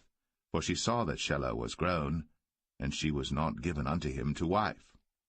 When Judah saw her, he thought her to be an harlot, because she had covered her face. And he turned unto her by the way, and said, Go to, I pray thee, let me come in unto thee. For he knew not that she was his daughter-in-law. And she said, What wilt thou give me, that thou mayest come in unto me? And he said, I will send thee a kid from the flock. And she said, Wilt thou give me a pledge, till thou send it? And he said, What pledge shall I give thee? And she said, Thy signet, and thy bracelets, and thy staff that is in thine hand. And he gave it her, and came in unto her. And she conceived by him. And she arose and went away, and laid by her veil from her, and put on the garments of her widowhood. And Judah sent the kid by the hand of his friend the Adullamite, to receive his pledge from the woman's hand, but he found her not. Then he asked the men of that place, saying, Where is the harlot that was openly by the wayside? And they said, There was no harlot in this place. And he returned to Judah, and said, I cannot find her. And also the men of the place said that there was no harlot in this place. And Judah said, Let her take it to her, lest we be shamed. Behold, I sent this kid, and thou hast not found her. And it came to pass about 3 months after that it was told Judah, saying, Tamar, thy daughter-in-law, hath played the harlot, and also, behold, she is with child by whoredom. And Judah said, Bring her forth, and let her be burnt. When she was brought forth, she sent to her father-in-law, saying, By the man whose these are am I with child. And she said, Discern, I pray thee. Whose are these? The signet, and bracelets, and staff. And Judah acknowledged them, and said, She hath been more righteous than I, because that I gave her not to Shelah my son. And he knew her again no more. And it came to pass in the time of her travail, that, behold, twins were in her womb. And it came to pass, when she travailed, that the one put out his hand, and the midwife took and bound upon his hand a scarlet thread, saying, This came out first. And it came to pass, as he drew back his hand, that, behold, his brother came out. And she said, How hast thou broken forth? This breach be upon thee. Therefore his name was called Pharez. And afterward came out his brother, that had the scarlet thread upon his hand, and his name was called Zerah.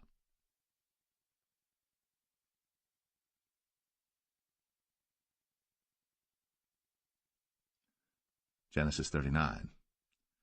And Joseph was brought down to Egypt, and Potiphar, an officer of Pharaoh, captain of the guard, an Egyptian, bought him of the hands of the Ishmaelites, which had brought him down thither. And the Lord was with Joseph, and he was a prosperous man, and he was in the house of his master the Egyptian. And his master saw that the Lord was with him, and that the Lord made all that he did to prosper in his hand. And Joseph found grace in his sight, and he served him, and he made him overseer over his house. And all that he had he put into his hand. And it came to pass from the time that he had made him overseer in his house, and over all that he had, that the Lord blessed the Egyptian's house for Joseph's sake. And the blessing of the Lord was upon all that he had in the house and in the field. And he left all that he had in Joseph's hand. And he knew not aught he had, save the bread which he did eat. And Joseph was a goodly person, and well-favored. And it came to pass after these things, that his master's wife cast her eyes upon Joseph, and she said, Lie with me. But he refused, and said unto his master's wife, Behold, my master wotteth not what is with me in the house, and he hath committed all that he hath to my hand. There is none greater in this house than I, neither hath he kept back anything from me but thee, because thou art his wife. How then can I do this great wickedness and sin against God? And it came to pass, as she spake to Joseph day by day, that he hearkened not unto her, to lie by her, or to be with her. And it came to pass about this time, that Joseph went into the house to do his business, and there was none of the men of the house there within. And she caught him by his garment, saying, Lie with me. And he left his garment in her hand, and fled, and got him out. And it came to pass, when she saw that he had left his garment in her hand, and was fled forth, that she called unto the men of her house, and spake unto them, saying, See, he hath brought in an Hebrew unto us to mock us. He came in unto me to lie with me, and I cried with a loud voice. And it came to pass, when he heard that I lifted up my voice and cried, that he left his garment with me, and fled, and got him out. And she laid up his garment by her, until his lord came home. And she spake unto him according to these words, saying, The Hebrew servant which thou hast brought unto us came in unto me to mock me. And it came to pass, as I lifted up my voice and cried, that he left his garment with me, and fled out. And it came to pass, when his master heard the words of his wife, which she spake unto him, saying, After this manner did thy servant to me, that his wrath was kindled. And Joseph's master took him, and put him into the prison, a place where the king's prisoners were bound. And he was there in the prison. But the Lord was with Joseph, and showed him mercy, and gave him favor in the sight of the keeper of the prison. And the keeper of the prison committed to Joseph's hand all the prisoners that were in the prison. And whatsoever they did there, he was the doer of it. The keeper of the prison looked not to anything that was under his hand, because the Lord was with him. And that which he did, the Lord made it to prosper.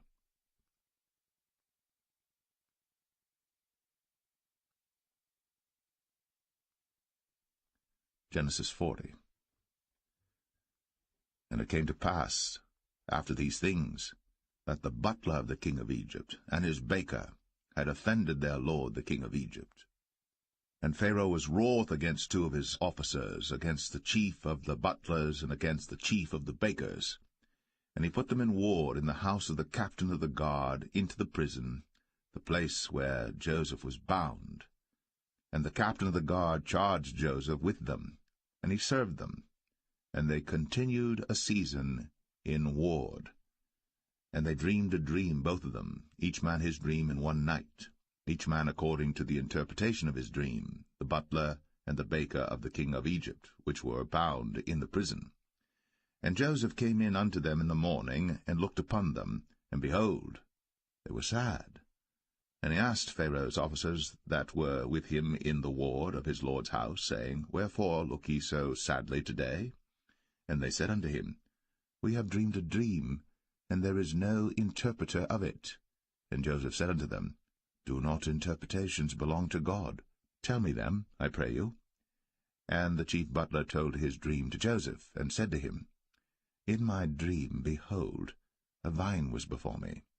And in the vine were 3 branches, and it was as though it budded, and her blossoms shot forth, and the clusters thereof brought forth ripe grapes. And Pharaoh's cup was in my hand, and I took the grapes, and pressed them into Pharaoh's cup, and I gave the cup into Pharaoh's hand. And Joseph said unto him, This is the interpretation of it. The 3 branches are 3 days. Yet within 3 days shall Pharaoh lift up thine head, and restore thee unto thy place, and thou shalt deliver Pharaoh's cup into his hand, after the former manner, when thou wast his butler. But think on me when it shall be well with thee, and show kindness, I pray thee, unto me, and make mention of me unto Pharaoh, and bring me out of this house. For indeed I was stolen away out of the land of the Hebrews, and here also have I done nothing that they should put me into the dungeon.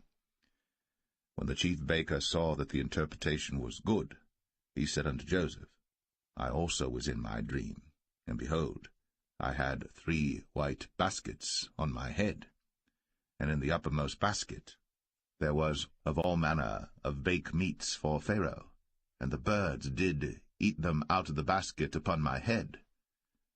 And Joseph answered and said, This is the interpretation thereof. The 3 baskets are 3 days. Yet within 3 days shall Pharaoh lift up thy head from off thee, and shall hang thee on a tree, and the birds shall eat thy flesh from off thee. And it came to pass, the 3rd day, which was Pharaoh's birthday, that he made a feast unto all his servants. And he lifted up the head of the chief butler and of the chief baker among his servants. And he restored the chief butler unto his butlership again, and he gave the cup into Pharaoh's hand. But he hanged the chief baker, as Joseph had interpreted to them. Yet did not the chief butler remember Joseph, but forgat him.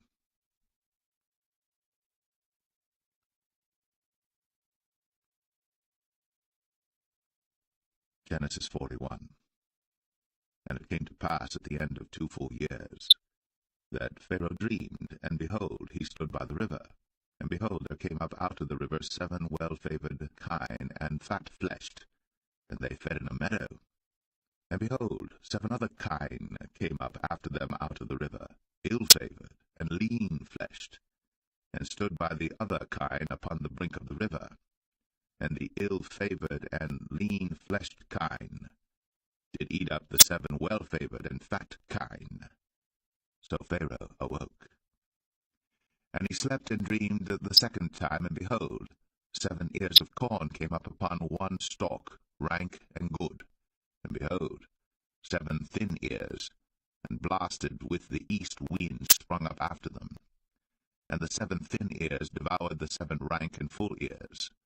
And Pharaoh awoke, and behold, it was a dream. And it came to pass in the morning that his spirit was troubled, and he sent and called for all the magicians of Egypt, and all the wise men thereof.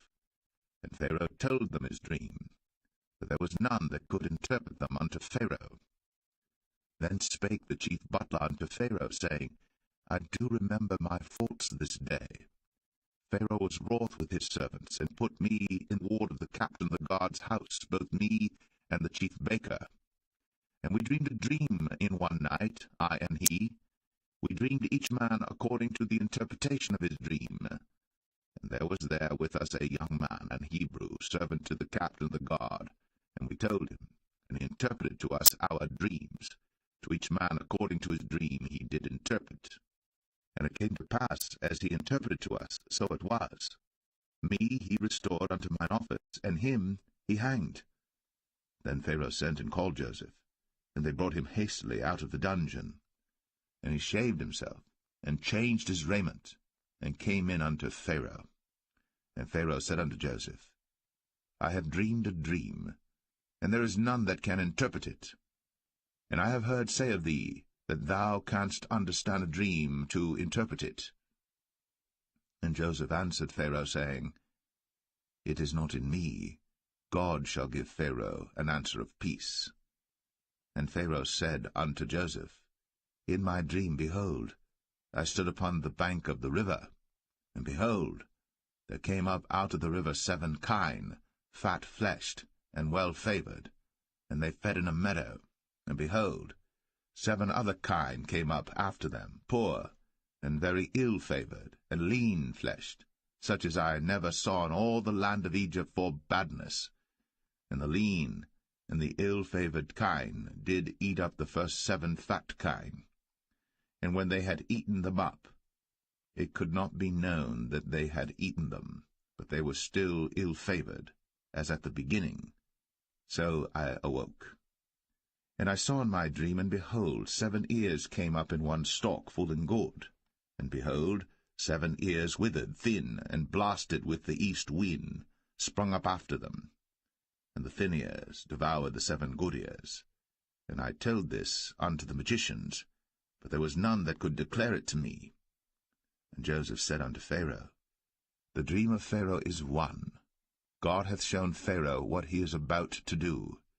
The 7 good kine are 7 years, and the 7 good ears are 7 years.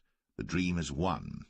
And the 7 thin and ill-favoured kine that came up after them are 7 years. And the 7 empty ears, blasted with the east wind, shall be 7 years of famine. This is the thing which I have spoken unto Pharaoh. What God is about to do, he showeth unto Pharaoh. Behold, there come 7 years of great plenty throughout all the land of Egypt. And there shall arise after them 7 years of famine, and all the plenty shall be forgotten in the land of Egypt, and the famine shall consume the land, and the plenty shall not be known in the land by reason of that famine following, for it shall be very grievous.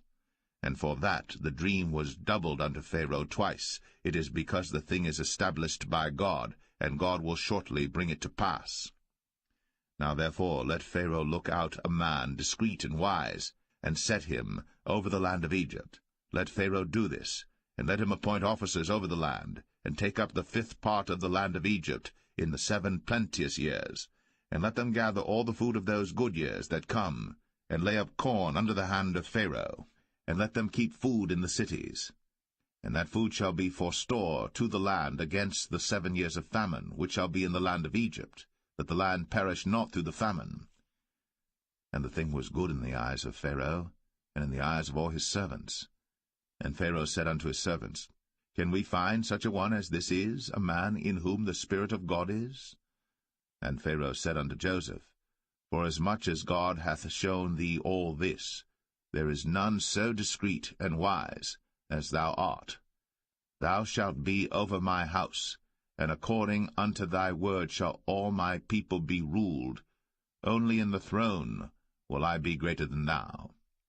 And Pharaoh said unto Joseph, See, I have set thee over all the land of Egypt. And Pharaoh took off his ring from his hand, and put it upon Joseph's hand, and arrayed him in vestures of fine linen, and put a gold chain about his neck. And he made him to ride in the second chariot which he had. And they cried before him, Bow the knee. And he made him ruler over all the land of Egypt. And Pharaoh said unto Joseph, I am Pharaoh, and without thee shall no man lift up his hand or foot in all the land of Egypt. And Pharaoh called Joseph's name Zaphnath-Paneah, and he gave him to wife Asenath, the daughter of Potipherah, priest of On. And Joseph went out over all the land of Egypt. And Joseph was 30 years old when he stood before Pharaoh king of Egypt. And Joseph went out from the presence of Pharaoh, and went throughout all the land of Egypt. And in the 7 plenteous years the earth brought forth by handfuls. And he gathered up all the food of the 7 years which were in the land of Egypt, and laid up the food in the cities, the food of the field, which was round about every city, laid he up in the same. And Joseph gathered corn, as the sand of the sea, very much, until he left numbering, for it was without number. And unto Joseph were born 2 sons before the years of famine came, which Asenath, the daughter of Potipherah, priest of On, bare unto him. And Joseph called the name of the firstborn Manasseh, for God, said he, hath made me forget all my toil, and all my father's house. And the name of the second called he Ephraim, for God hath caused me to be fruitful in the land of my affliction. And the 7 years of plenteousness that was in the land of Egypt were ended, and the 7 years of dearth began to come, according as Joseph had said. And the dearth was in all lands, but in all the land of Egypt there was bread. And when all the land of Egypt was famished, the people cried to Pharaoh for bread. And Pharaoh said unto all the Egyptians, Go unto Joseph, what he saith to you, do. And the famine was over all the face of the earth. And Joseph opened all the storehouses, and sold unto the Egyptians, and the famine waxed sore in the land of Egypt. And all countries came into Egypt to Joseph for to buy corn, because that the famine was so sore in all lands.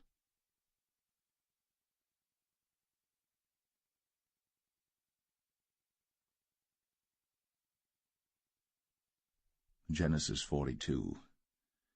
Now when Jacob saw that there was corn in Egypt, Jacob said unto his sons, Why do you look one upon another? And he said, Behold, I have heard that there is corn in Egypt. Get you down thither, and buy for us from thence, that we may live and not die. And Joseph's 10 brethren went down to buy corn in Egypt. But Benjamin, Joseph's brother, Jacob sent not with his brethren, for he said, Lest peradventure mischief befall him. And the sons of Israel came to buy corn among those that came, for the famine was in the land of Canaan. And Joseph was the governor over the land, and he it was that sold to all the people of the land. And Joseph's brethren came, and bowed down themselves before him with their faces to the earth. And Joseph saw his brethren, and he knew them, but made himself strange unto them, and spake roughly unto them. And he said unto them, Whence come ye? And they said, From the land of Canaan, to buy food. And Joseph knew his brethren, but they knew not him. And Joseph remembered the dreams which he dreamed of them, and said unto them, Ye are spies, to see the nakedness of the land ye are come. And they said unto him, Nay, my lord, but to buy food are thy servants come. We are all one man's sons, we are true men, thy servants are no spies. And he said unto them, Nay, but to see the nakedness of the land ye are come. And they said, Thy servants are 12 brethren, the sons of one man in the land of Canaan. And behold, The youngest is this day with our father, and one is not. And Joseph said unto them, That is it that I spake unto you, saying, Ye are spies. Hereby ye shall be proved. By the life of Pharaoh ye shall not go forth hence, except your youngest brother come hither. Send one of you, and let him fetch your brother, and ye shall be kept in prison, that your words may be proved, whether there be any truth in you, or else by the life of Pharaoh surely ye are spies. And he put them all together into ward 3 days. And Joseph said unto them the 3rd day, This do and live, for I fear God. If ye be true men, let one of your brethren be bound in the house of your prison. Go ye, carry corn for the famine of your houses. But bring your youngest brother unto me. So shall your words be verified, and ye shall not die. And they did so. And they said one to another, We are verily guilty concerning our brother, in that we saw the anguish of his soul when he besought us, and we would not hear. Therefore is this distress come upon us. And Reuben answered them, saying, Spake I not unto you, saying, Do not sin against the child? And ye would not hear. Therefore, behold, also his blood is required. And they knew not that Joseph understood them, for he spake unto them by an interpreter. And he turned himself about from them, and wept, and returned to them again, and communed with them, and took from them Simeon, and bound him before their eyes. Then Joseph commanded to fill their sacks with corn, and to restore every man's money into his sack, and to give them provision for the way. And thus did he unto them. And they laded their asses with the corn, and departed thence. And as one of them opened his sack, to give his ass provender in the inn, he espied his money, for behold, it was in his sack's mouth. And he said unto his brethren, My money is restored, and lo, it is even in my sack. And their heart failed them, and they were afraid, saying one to another, What is this that God hath done unto us? And they came unto Jacob their father unto the land of Canaan, and told him all that befell unto them, saying, The man who is the Lord of the land spake roughly to us, and took us for spies of the country. And we said unto him, We are true men, we are no spies. We be 12 brethren, sons of our father, one is not, and the youngest is this day with our father in the land of Canaan. And the man, the Lord of the country, said unto us, Hereby shall I know that ye are true men. Leave one of your brethren here with me, and take food for the famine of your households, and be gone. And bring your youngest brother unto me. Then shall I know that ye are no spies, but that ye are true men. So will I deliver you your brother, and ye shall traffic in the land. And it came to pass, as they emptied their sacks, that, behold, every man's bundle of money was in his sack. And when both they and their father saw the bundles of money, they were afraid. And Jacob their father said unto them, Me have ye bereaved my children. Joseph is not, and Simeon is not, and ye will take Benjamin away? All these things are against me. And Reuben spake unto his father, saying, Slay my 2 sons, if I bring him not to thee. Deliver him into my hand, and I will bring him to thee again. And he said, My son shall not go down with you, for his brother is dead, and he is left alone. If mischief befall him by the way, in the which ye go, then shall ye bring down my gray hairs with sorrow to the grave.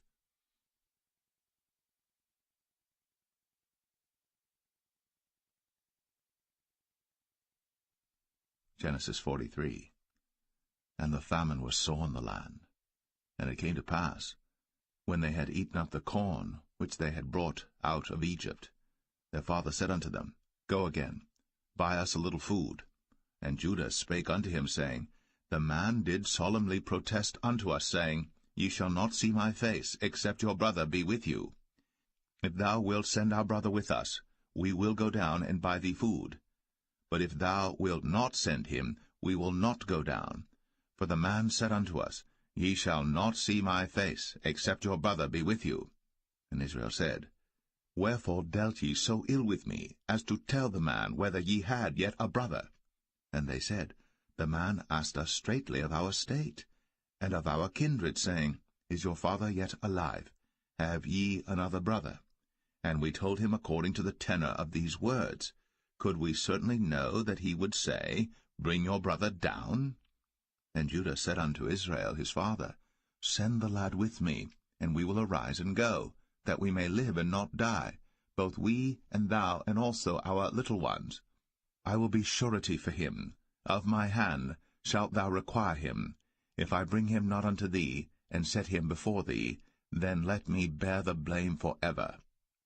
For except we had lingered, surely now we had returned this second time. And their father Israel said unto them, If it must be so now, do this. Take of the best fruits in the land in your vessels, and carry down the man a present, a little balm, and a little honey, spices, and myrrh, nuts, and almonds. And take double money in your hand, and the money that was brought again in the mouth of your sacks, carry it again in your hand.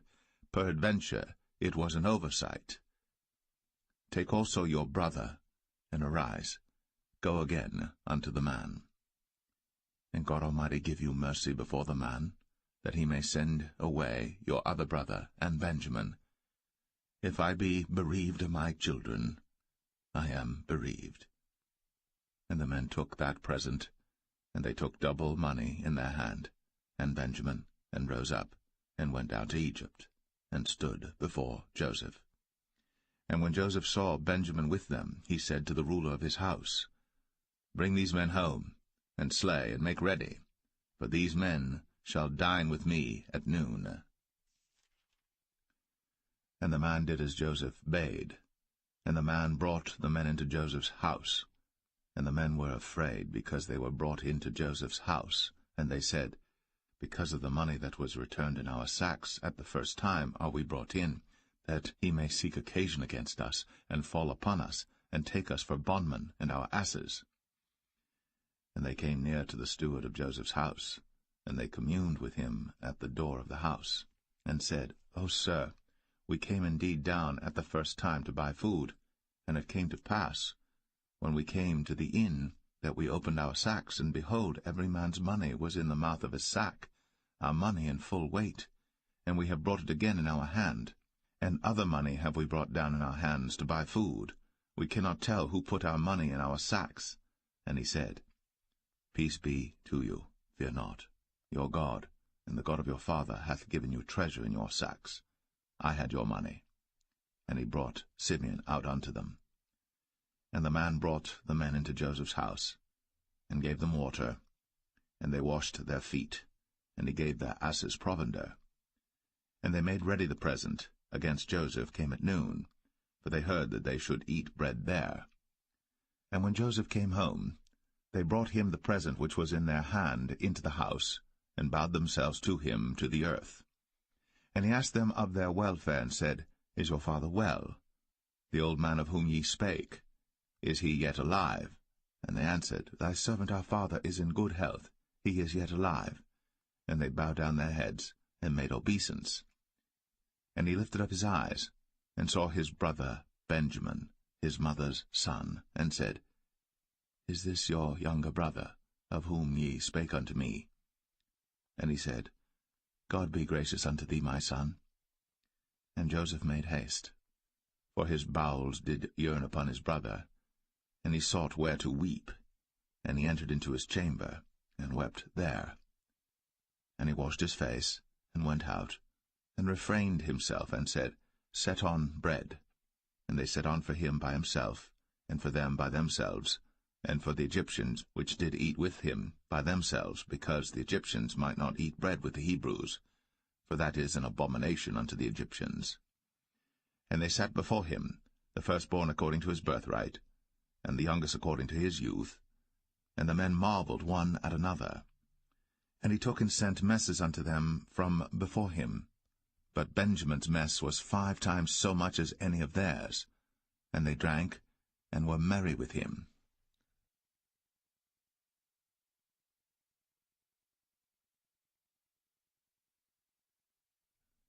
Genesis 44. And he commanded the steward of his house, saying, Fill the men's sacks with food, as much as they can carry, and put every man's money in his sack's mouth.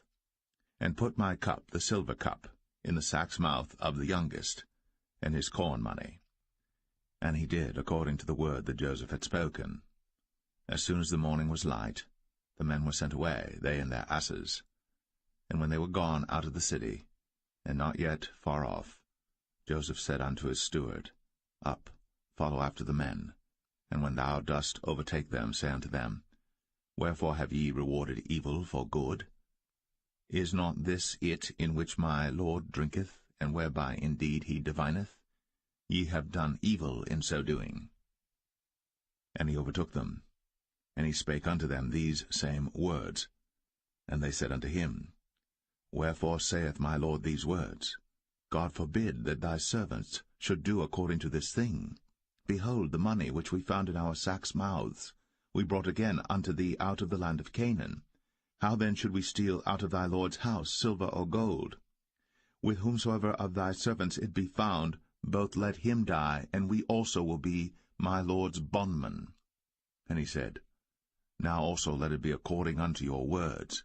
He with whom it is found shall be my servant, and ye shall be blameless. Then they speedily took down every man his sack to the ground, and opened every man his sack. And he searched, and began at the eldest, and left at the youngest, and the cup was found in Benjamin's sack. Then they rent their clothes, and laded every man his ass, and returned to the city. And Judah and his brethren came to Joseph's house, for he was yet there, and they fell before him on the ground. And Joseph said unto them, What deed is this that ye have done? Wot ye not that such a man as I can certainly divine? And Judah said, What shall we say unto my lord? What shall we speak? Or how shall we clear ourselves? God hath found out the iniquity of thy servants. Behold, we are my Lord's servants, both we, and he also with whom the cup is found. And he said, God forbid that I should do so. But the man in whose hand the cup is found, he shall be my servant. And as for you, get you up in peace unto your father. Then Judah came near unto him, and said, O my lord, let thy servant, I pray thee, speak a word in my lord's ears, and let not thine anger burn against thy servant, for thou art even as Pharaoh. My lord asked his servants, saying, Have ye a father or a brother? And we said unto my lord, We have a father, an old man, and a child of his old age, a little one. And his brother is dead, and he alone is left of his mother, and his father loveth him. And thou saidst unto thy servants, Bring him down unto me, that I may set mine eyes upon him. And we said unto my lord, The lad cannot leave his father, for if he should leave his father would die. And thou saidst unto thy servants, Except your youngest brother come down with you, ye shall see my face no more. And it came to pass, when we came up unto thy servant my father, we told him the words of my lord. And our father said, Go again, and buy us a little food. And we said, We cannot go down. If our youngest brother be with us, then we will go down. For we may not see the man's face, except our youngest brother be with us. And thy servant my father said unto us, Ye know that my wife bare me 2 sons, and the one went out from me, and I said, Surely he is torn in pieces, and I saw him not since. And if ye take this also from me, and mischief before him, ye shall bring down my gray hairs with sorrow to the grave. Now therefore, when I come to thy servant my father, and the lad be not with us, seeing that his life is bound up in the lad's life, it shall come to pass, when he seeth that the lad is not with us, that he will die. And thy servants shall bring down the gray hairs of thy servant our father with sorrow to the grave. For thy servant became surety for the lad unto my father, saying, If I bring him not unto thee, then I shall bear the blame to my father for ever. Now therefore, I pray thee, let thy servant abide instead of the lad, a bondman to my lord, and let the lad go up with his brethren. For how shall I go up to my father, and the lad be not with me, lest peradventure I see the evil that shall come on my father?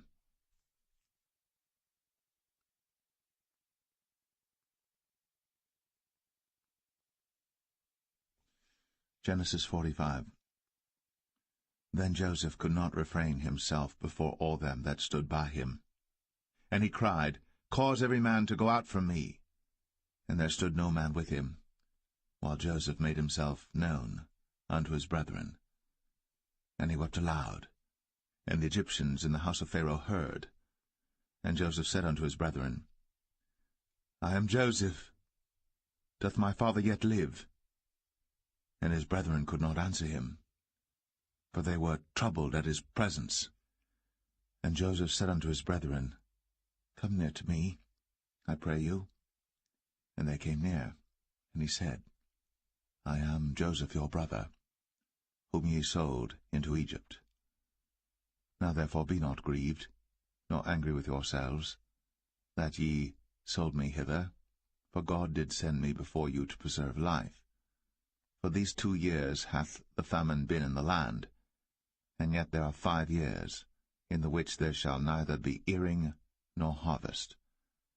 And God sent me before you to preserve you a posterity in the earth, and to save your lives by a great deliverance. So now it was not you that sent me hither, but God.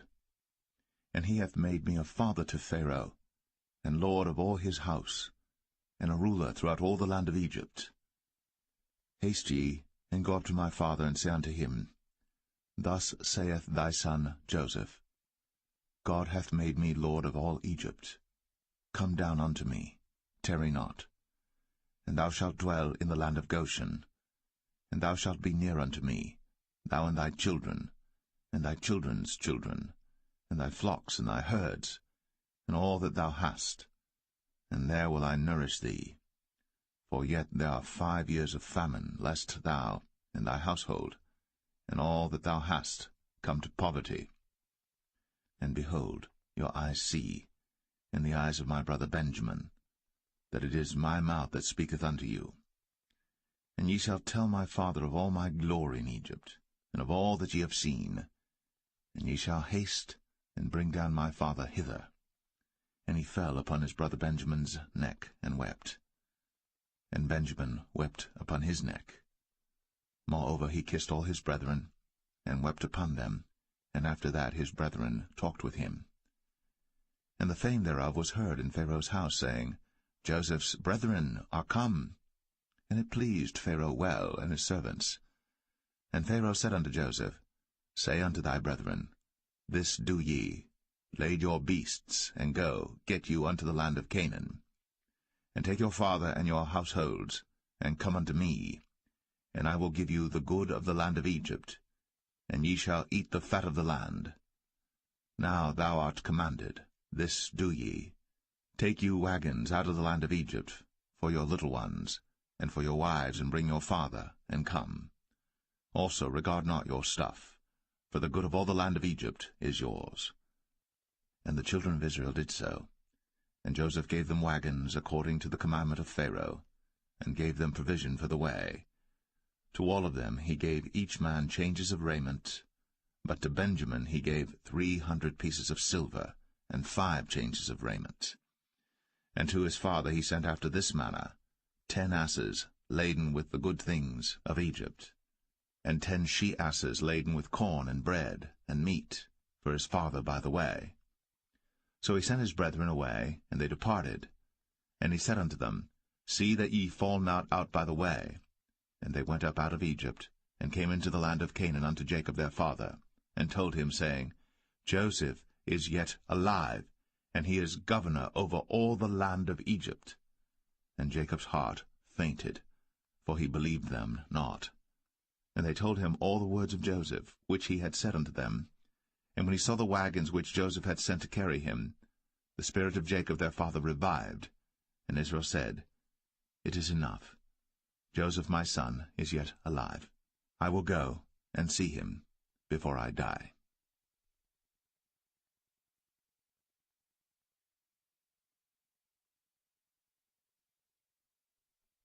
Genesis 46. And Israel took his journey with all that he had, and came to Beersheba, and offered sacrifices unto the God of his father Isaac. And God spake unto Israel in the visions of the night, and said, Jacob, Jacob. And he said, Here am I. And he said, I am God, the God of thy father. Fear not to go down into Egypt, for I will there make of thee a great nation. I will go down with thee into Egypt, and I will also surely bring thee up again, and Joseph shall put his hand upon thine eyes. And Jacob rose up from Beersheba, and the sons of Israel carried Jacob their father, and their little ones, and their wives, in the wagons which Pharaoh had sent to carry him. And they took their cattle and their goods which they had gotten in the land of Canaan, and came into Egypt, Jacob and all his seed with him, his sons, and his sons' sons with him, his daughters, and his sons' daughters, and all his seed brought he with him into Egypt. And these are the names of the children of Israel, which came into Egypt, Jacob and his sons, Reuben, Jacob's firstborn, and the sons of Reuben, Hanok and Phalu, and Hezron and Carmi, and the sons of Simeon, Jemuel, and Jamin, and Ohad, and Jachin, and Zohar, and Shaul the son of a Canaanitish woman, and the sons of Levi, Gershon, Kohath, and Merari, and the sons of Judah, Er, and Onan, and Shelah, and Pharez, and Zerah. But Er and Onan died in the land of Canaan. And the sons of Pharez were Hezron and Hamul. And the sons of Issachar, Tola, and Phuvah, and Job, and Shimron. And the sons of Zebulun, Sered, and Elon, and Jaleel. These be the sons of Leah, which she bare unto Jacob in Padan Aram, with his daughter Dinah. All the souls of his sons and his daughters were 33. And the sons of Gad, Ziphion, and Haggai, Shunai, and Esbon, Eri, and Aradai, and Arali. And the sons of Asher, Jimnah, and Ishua, and Isui, and Beriah, and Sarah their sister. And the sons of Beriah, Heber, and Malchiel. These are the sons of Zilpah, whom Laban gave to Leah his daughter, and these she bare unto Jacob, even 16 souls. The sons of Rachel, Jacob's wife, Joseph and Benjamin. And unto Joseph in the land of Egypt were born Manasseh and Ephraim, which Asenath, the daughter of Potipharah, priest of On, bare unto him. And the sons of Benjamin were Bela, and Becher, and Ashbel, Gera, and Naaman, Ehi, and Rosh, Muppim, and Huppim, and Ard. These are the sons of Rachel, which were born to Jacob. All the souls were 14. And the sons of Dan, Hushim. And the sons of Naphtali, Jaziel, and Gunai, and Jezer, and Shillem. These are the sons of Bilhah, which Laban gave unto Rachel his daughter, and she bare these unto Jacob. All the souls were 7. All the souls that came with Jacob into Egypt, which came out of his loins, besides Jacob's sons' wives, all the souls were 66. And the sons of Joseph, which were born him in Egypt, were 2 souls. All the souls of the house of Jacob, which came into Egypt, were 10. And he sent Judah before him unto Joseph, to direct his face unto Goshen. And they came into the land of Goshen. And Joseph made ready his chariot, and went up to meet Israel his father to Goshen, and presented himself unto him. And he fell on his neck, and wept on his neck a good while. And Israel said unto Joseph, Now let me die, since I have seen thy face, because thou art yet alive. And Joseph said unto his brethren, and unto his father's house, I will go up and show Pharaoh, and say unto him, My brethren, and my father's house, which were in the land of Canaan, are come unto me. And the men are shepherds, for their trade hath been to feed cattle, and they have brought their flocks, and their herds, and all that they have. And it shall come to pass, when Pharaoh shall call you, and shall say, What is your occupation? That ye shall say, Thy servant's trade hath been about cattle from our youth, even until now, both we and also our fathers, that ye may dwell in the land of Goshen. For every shepherd is an abomination unto the Egyptians.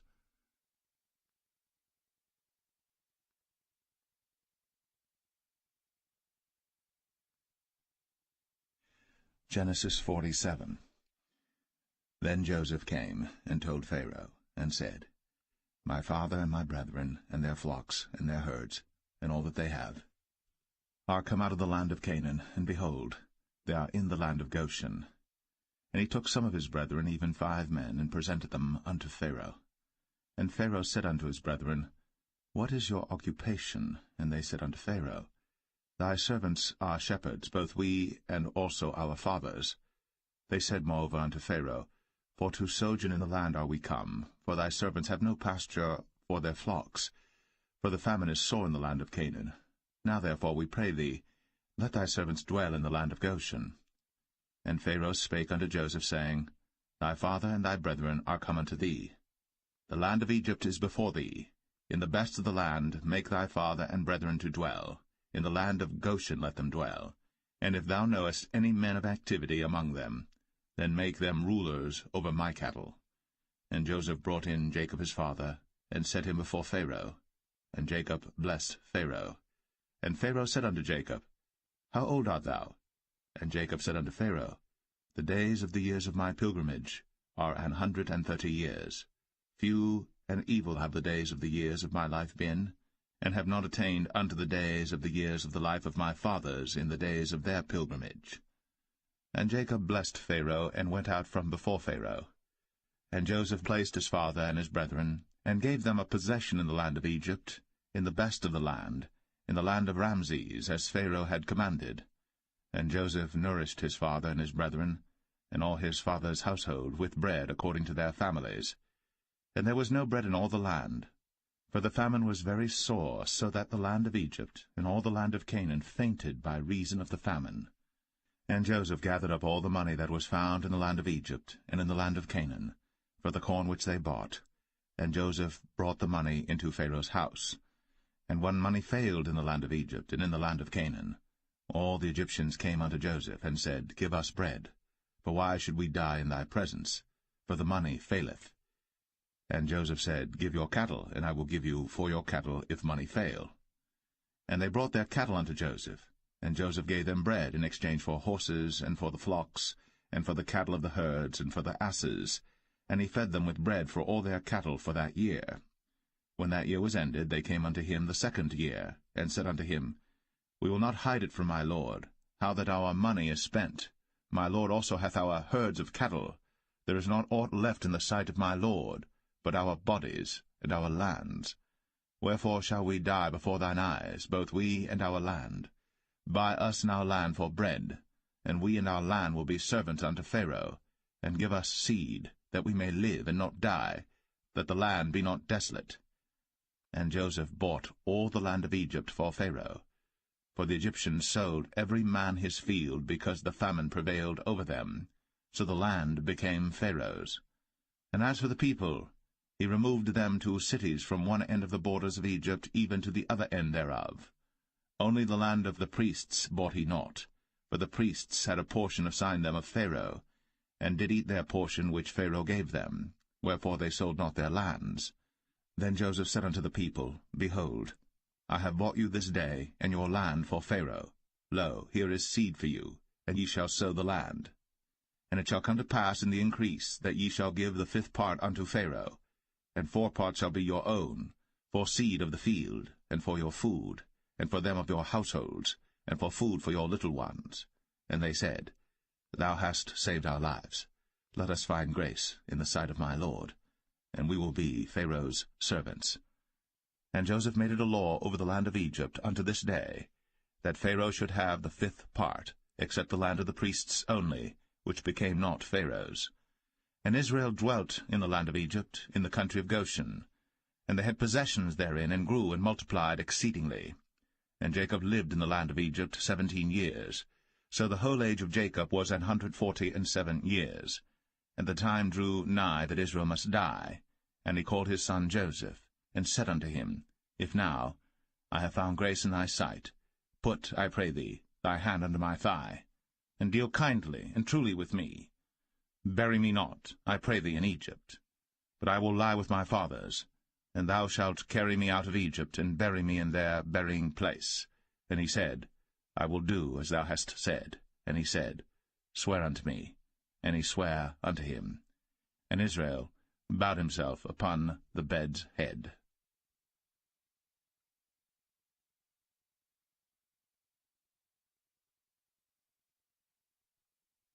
Genesis 48. And it came to pass after these things, that one told Joseph, Behold, thy father is sick. And he took with him his 2 sons, Manasseh and Ephraim. And one told Jacob, and said, Behold, thy son Joseph cometh unto thee. And Israel strengthened himself, and sat upon the bed. And Jacob said unto Joseph, God Almighty appeared unto me at Luz in the land of Canaan, and blessed me, and said unto me, Behold, I will make thee fruitful, and multiply thee, and I will make of thee a multitude of people, and will give this land to thy seed after thee for an everlasting possession. And now thy 2 sons, Ephraim and Manasseh, which were born unto thee in the land of Egypt, before I came unto thee into Egypt, are mine. As Reuben and Simeon they shall be mine. And thy issue which thou begettest after them shall be thine, and shall be called after the name of their brethren in their inheritance. And as for me, when I came from Padan, Rachel died by me in the land of Canaan in the way, when yet there was but a little way to come unto Ephrath. And I buried her there in the way of Ephrath, the same as Bethlehem.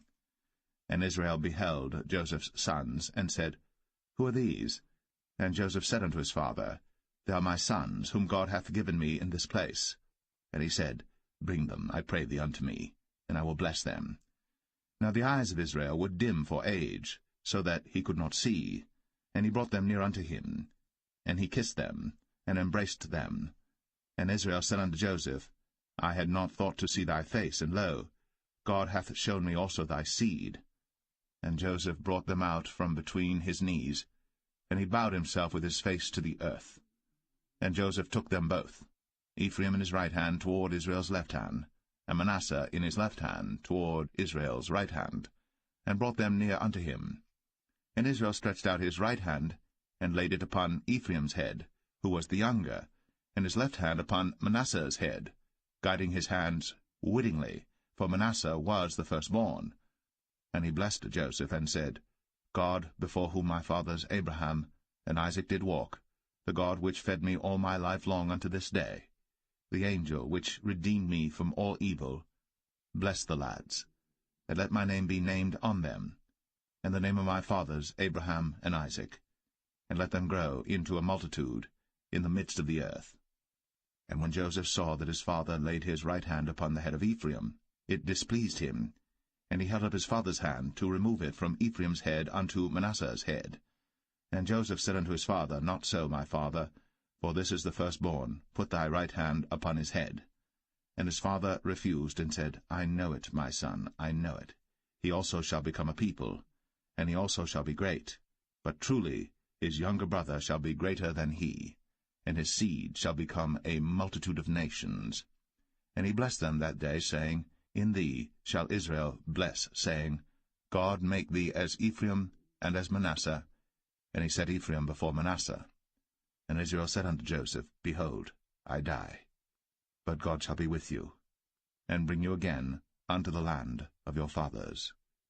Moreover, I have given to thee one portion above thy brethren, which I took out of the hand of the Amorite with my sword and with my bow.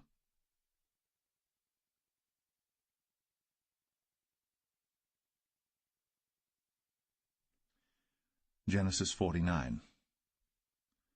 And Jacob called unto his sons, and said, Gather yourselves together, that I may tell you that which shall befall you in the last days. Gather yourselves together, and hear, ye sons of Jacob, and hearken unto Israel your father. Reuben, thou art my firstborn, my might, and the beginning of my strength, the excellency of dignity, and the excellency of power. Unstable as water, thou shalt not excel, because thou wentest up to thy father's bed. Then devilest thou it. He went up to my couch. Simeon and Levi are brethren. Instruments of cruelty are in their habitations. O my soul, come not thou into their secret, unto their assembly.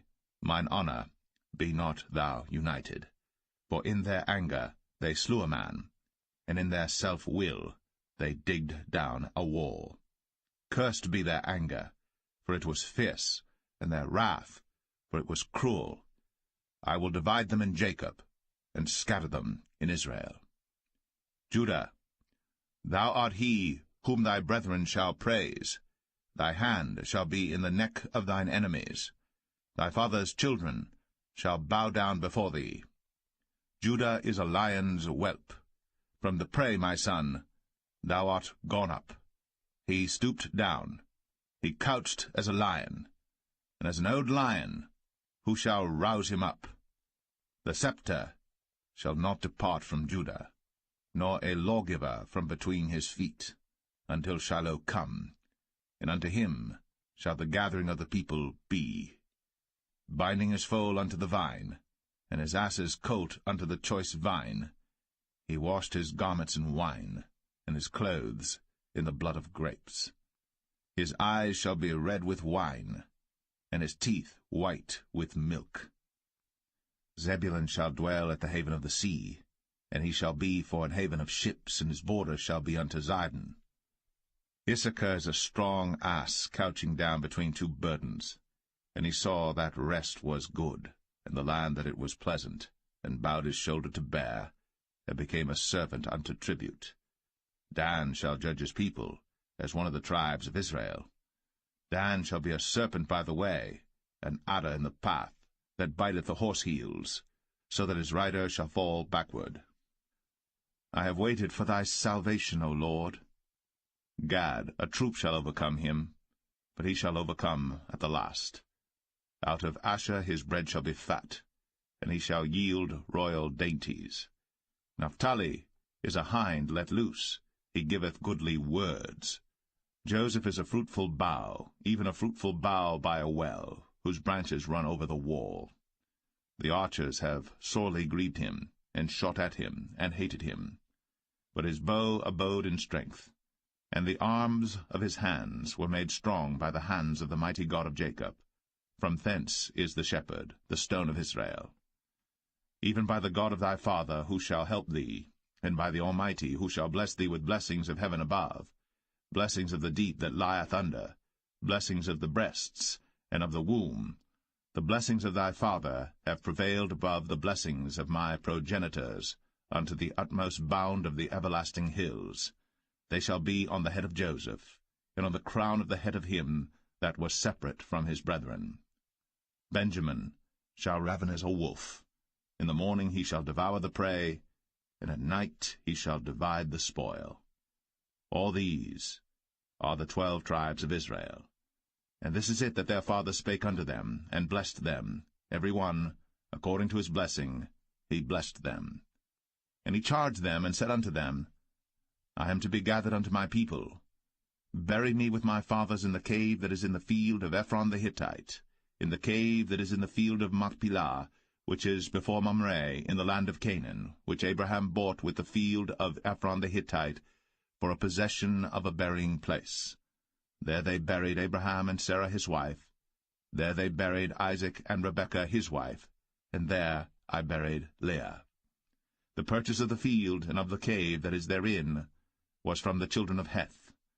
And when Jacob had made an end of commanding his sons, he gathered up his feet into the bed, and yielded up the ghost, and was gathered unto his people.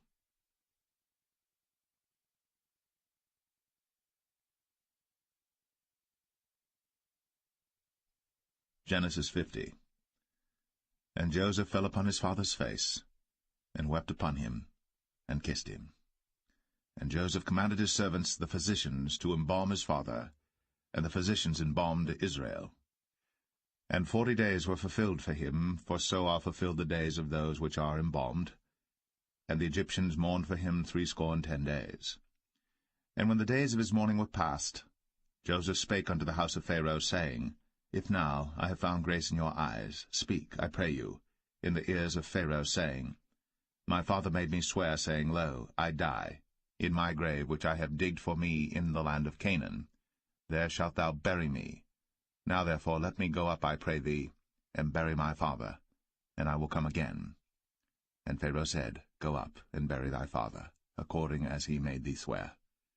And Joseph went up to bury his father, and with him went up all the servants of Pharaoh, the elders of his house, and all the elders of the land of Egypt, and all the house of Joseph, and his brethren, and his father's house, only their little ones, and their flocks, and their herds. they left in the land of Goshen. And there went up with him both chariots and horsemen, and it was a very great company. And they came to the threshing floor of Atad, which is beyond Jordan, and there they mourned with a great and very sore lamentation. And he made a mourning for his father 7 days. And when the inhabitants of the land, the Canaanites, saw the mourning in the floor of Atad, they said, This is a grievous mourning to the Egyptians. Wherefore the name of it was called Abel Mizraim, which is beyond Jordan. And his sons did unto him according as he commanded them. For his sons carried him into the land of Canaan, and buried him in the cave of the field of Machpelah, which Abraham bought with the field for possession of a burying place of Ephron the Hittite before Mamre. And Joseph returned into Egypt, he and his brethren, and all that went up with him to bury his father, after he had buried his father. And when Joseph's brethren saw that their father was dead, they said, Joseph will peradventure hate us, and will certainly requite us all the evil which we did unto him. And they sent a messenger unto Joseph, saying, Thy father did command before he died, saying, So shall ye say unto Joseph, Forgive, I pray thee now, the trespass of thy brethren, and their sin. For they did unto thee evil, and now we pray thee, forgive the trespass of the servants of the God of thy father. And Joseph wept when they spake unto him. And his brethren also went and fell down before his face, and they said, Behold, we be thy servants. And Joseph said unto them, Fear not, for am I in the place of God? But as for you, ye thought evil against me, but God meant it unto good, to bring to pass, as it is this day, to save much people alive. Now therefore fear ye not, I will nourish you, and your little ones. And he comforted them, and spake kindly unto them. And Joseph dwelt in Egypt, he and his father's house. And Joseph lived 110 years. And Joseph saw Ephraim's children of the 3rd generation. The children also of Machir, the son of Manasseh, were brought up upon Joseph's knees. And Joseph said unto his brethren, I die, and God will surely visit you, and bring you out of this land unto the land which he sware to Abraham, to Isaac, and to Jacob. And Joseph took an oath of the children of Israel, saying, God will surely visit you, and ye shall carry up my bones from hence. So Joseph died, being 110 years old, and they embalmed him, and he was put in a coffin in Egypt.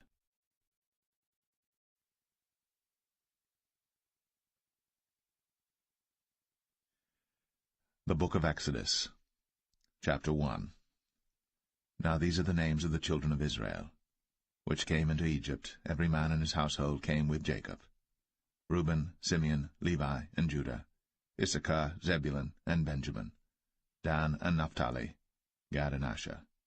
And all the souls that came out of the loins of Jacob were 70 souls, for Joseph was in Egypt already. And Joseph died, and all his brethren, and all that generation. And the children of Israel were fruitful, and increased abundantly, and multiplied, and waxed exceeding mighty, and the land was filled with them. Now there arose up a new king over Egypt, which knew not Joseph. And he said unto his people, Behold, the people of the children of Israel are more and mightier than we. Come on, let us deal wisely with them, lest they multiply. And it come to pass, that when there falleth out any war, they join also unto our enemies, and fight against us, and so get them up out of the land.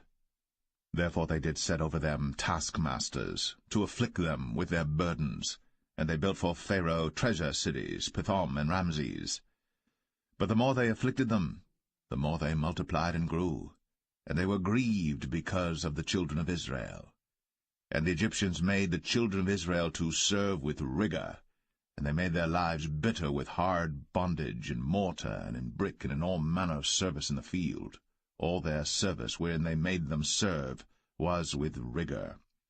And the king of Egypt spake to the Hebrew midwives, of which the name of the one was Shiphrah, and the name of the other Puah. And he said, When ye do the office of a midwife to the Hebrew women, and see them upon the stools, if it be a son, then ye shall kill him. But if it be a daughter, then she shall live. But the midwives feared God, and did not as the king of Egypt commanded them, but saved the men-children alive. And the king of Egypt called for the midwives, and said unto them, Why have ye done this thing, and have saved the men-children alive?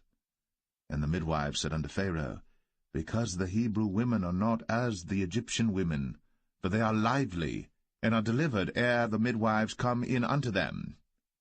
Therefore God dealt well with the midwives, and the people multiplied, and waxed very mighty.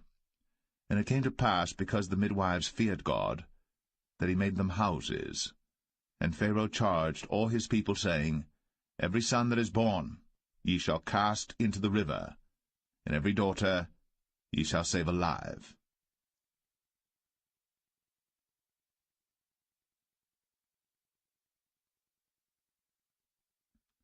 Exodus 2. And there went a man of the house of Levi, and took to wife a daughter of Levi. And the woman conceived, and bare a son. And when she saw him that he was a goodly child, she hid him 3 months. And when she could not longer hide him, she took for him an ark of bulrushes, and daubed it with slime, and with pitch, and put the child therein, and she laid it in the flags by the river's brink. And his sister stood afar off, to wit what would be done to him. And the daughter of Pharaoh came down to wash herself at the river, and her maidens walked along by the river's side. And when she saw the ark among the flags, she sent her maid to fetch it. And when she had opened it, she saw the child, and behold, the babe wept. And she had compassion on him, and said, This is one of the Hebrews' children. Then said his sister to Pharaoh's daughter, Shall I go and call to thee a nurse of the Hebrew women, that she may nurse the child for thee? And Pharaoh's daughter said to her, Go. And the maid went, and called the child's mother. And Pharaoh's daughter said unto her, Take this child away, and nurse it for me, and I will give thee thy wages. And the woman took the child, and nursed it. And the child grew, and she brought him unto Pharaoh's daughter, and he became her son. And she called his name Moses. And she said, Because I drew him out of the water. And it came to pass in those days, when Moses was grown, that he went out unto his brethren, and looked on their burdens. And he spied an Egyptian smiting an Hebrew, one of his brethren. And he looked this way and that way. And when he saw that there was no man, he slew the Egyptian, and hid him in the sand. And when he went out the second day, behold, 2 men of the Hebrews strove together. And he said to him that did the wrong, Wherefore smitest thou thy fellow? And he said, Who made thee a prince and a judge over us? Intendest thou to kill me, as thou killedst the Egyptian? And Moses feared, and said, Surely this thing is known. Now when Pharaoh heard this thing, he sought to slay Moses. But Moses fled from the face of Pharaoh, and dwelt in the land of Midian, and he sat down by a well. Now the priest of Midian had 7 daughters, and they came and drew water, and filled the troughs to water their father's flock. And the shepherds came and drove them away. But Moses stood up and helped them, and watered their flock. And when they came to Reuel their father, he said, How is it that ye are come so soon today? And they said, An Egyptian delivered us out of the hand of the shepherds, and also drew water enough for us, and watered the flock. And he said unto his daughters, And where is he? Why is it that ye have left the man? Call him, that he may eat bread. And Moses was content to dwell with the man. And he gave Moses Zipporah his daughter. And she bare him a son. And he called his name Gershom, for he said, I have been a stranger in a strange land. And it came to pass, in process of time, that the king of Egypt died.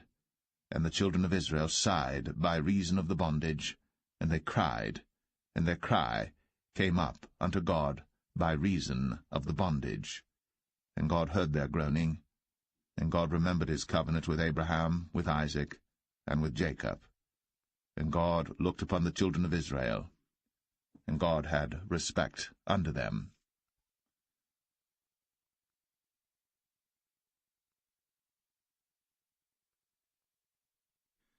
Exodus 3. Now Moses kept the flock of Jethro his father-in-law, the priest of Midian. And he led the flock to the backside of the desert, and came to the mountain of God, even to Horeb. And the angel of the Lord appeared unto him in a flame of fire out of the midst of a bush. And he looked, and behold, the bush burned with fire, and the bush was not consumed. And Moses said, I will now turn aside and see this great sight, why the bush is not burnt. And when the Lord saw that he turned aside to see, God called unto him out of the midst of the bush, and said, Moses, Moses. And he said, Here am I.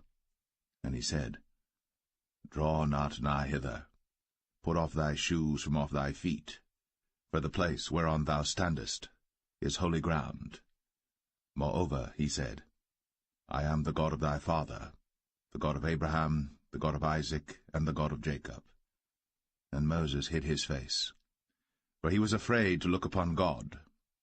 And the Lord said, I have surely seen the affliction of my people which are in Egypt, and have heard their cry by reason of their taskmasters. For I know their sorrows, and I am come down to deliver them out of the hand of the Egyptians, and to bring them up out of that land unto a good land, and a large, unto a land flowing with milk and honey, unto the place of the Canaanites, and the Hittites, and the Amorites, and the Perizzites, and the Hivites, and the Jebusites. Now therefore, behold, the cry of the children of Israel is come unto me, and I have also seen the oppression wherewith the Egyptians oppress them. Come now therefore, and I will send thee unto Pharaoh, that thou mayest bring forth my people, the children of Israel, out of Egypt. And Moses said unto God, Who am I, that I should go unto Pharaoh, and that I should bring forth the children of Israel out of Egypt? And he said, Certainly I will be with thee, and this shall be a token unto thee, that I have sent thee. When thou hast brought forth the people out of Egypt, ye shall serve God upon this mountain. And Moses said unto God, Behold, when I come unto the children of Israel, and shall say unto them, The God of your fathers has sent me unto you, and they shall say to me, What is his name? What shall I say unto them? And God said unto Moses, I am that I am. And he said, Thus shalt thou say unto the children of Israel, I am hath sent me unto you. And God said moreover unto Moses, Thus shalt thou say unto the children of Israel, The Lord God of your fathers, the God of Abraham, the God of Isaac, and the God of Jacob, hath sent me unto you. This is my name for ever, and this is my memorial unto all generations. Go and gather the elders of Israel together, and say unto them, The Lord God of your fathers, the God of Abraham, of Isaac, and of Jacob, appeared unto me, saying, I have surely visited you, and seen that which is done to you in Egypt.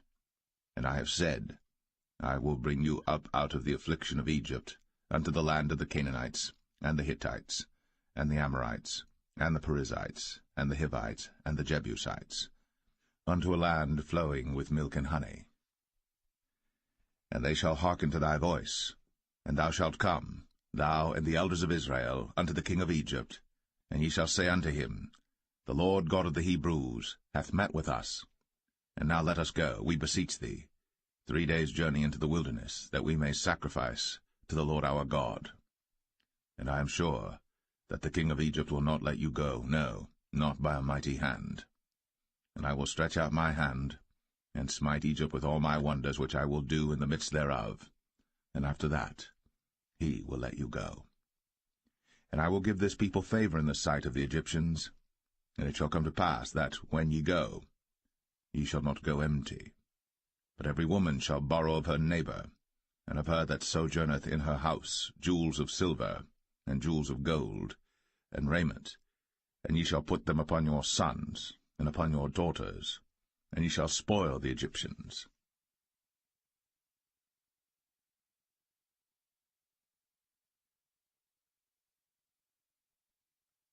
Exodus 4. And Moses answered and said, But behold, they will not believe me, nor hearken unto my voice, for they will say, The Lord hath not appeared unto thee. And the Lord said unto him, What is that in thine hand? And he said, A rod. And he said, Cast it on the ground. And he cast it on the ground, and it became a serpent. And Moses fled from before it. And the Lord said unto Moses, Put forth thine hand, and take it by the tail. And he put forth his hand, and caught it. And it became a rod in his hand, that they may believe that the Lord God of their fathers, the God of Abraham, the God of Isaac, and the God of Jacob, hath appeared unto thee. And the Lord said furthermore unto him, Put now thine hand into thy bosom. And he put his hand into his bosom, and when he took it out, behold, his hand was leprous as snow. And he said, Put thine hand into thy bosom again. And he put his hand into his bosom again, and plucked it out of his bosom. And behold, it was turned again as his other flesh. And it shall come to pass, if they will not believe thee, neither hearken to the voice of the first sign, that they will believe the voice of the latter sign.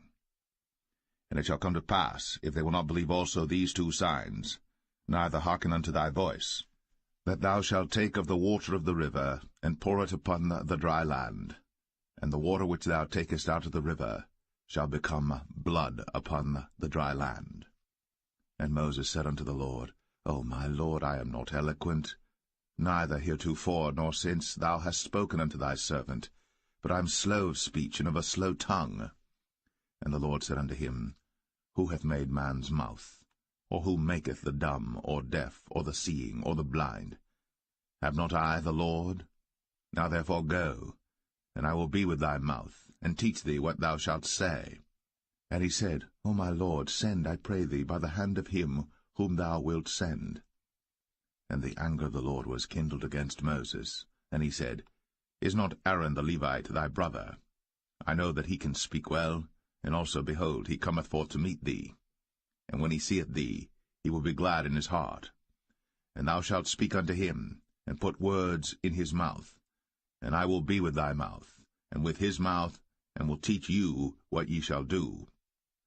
And he shall be thy spokesman unto the people, and he shall be, even he, shall be to thee instead of a mouth, and thou shalt be to him instead of God. And thou shalt take this rod in thine hand, wherewith thou shalt do signs. And Moses went, and returned to Jethro his father-in-law, and said unto him, Let me go, I pray thee, and return unto my brethren which are in Egypt, and see whether they be yet alive. And Jethro said to Moses, Go in peace. And the Lord said unto Moses in Midian, Go, return into Egypt, for all the men are dead which sought thy life. And Moses took his wife and his sons, and set them upon an ass, and he returned to the land of Egypt. And Moses took the rod of God in his hand. And the Lord said unto Moses, When thou goest to return into Egypt, see that thou do all those wonders before Pharaoh, which I have put in thine hand. But I will harden his heart, that he shall not let the people go. And thou shalt say unto Pharaoh, Thus saith the Lord, Israel is my son, even my firstborn. And I say unto thee, Let my son go, that he may serve me. And if thou refuse to let him go, behold, I will slay thy son, even thy firstborn. And it came to pass by the way in the inn, that the Lord met him, and sought to kill him. Then Zipporah took a sharp stone, and cut off the foreskin of her son, and cast it at his feet, and said, Surely a bloody husband art thou to me. So he let him go. Then she said, A bloody husband thou art, because of the circumcision. And the Lord said to Aaron, Go into the wilderness to meet Moses. And he went, and met him in the mount of God, and kissed him. And Moses told Aaron all the words of the Lord who had sent him, and all the signs which he had commanded him. And Moses and Aaron went and gathered together all the elders of the children of Israel. And Aaron spake all the words which the Lord had spoken unto Moses, and did the signs in the sight of the people. And the people believed. And when they heard that the Lord had visited the children of Israel, and that he had looked upon their affliction, then they bowed their heads and worshipped.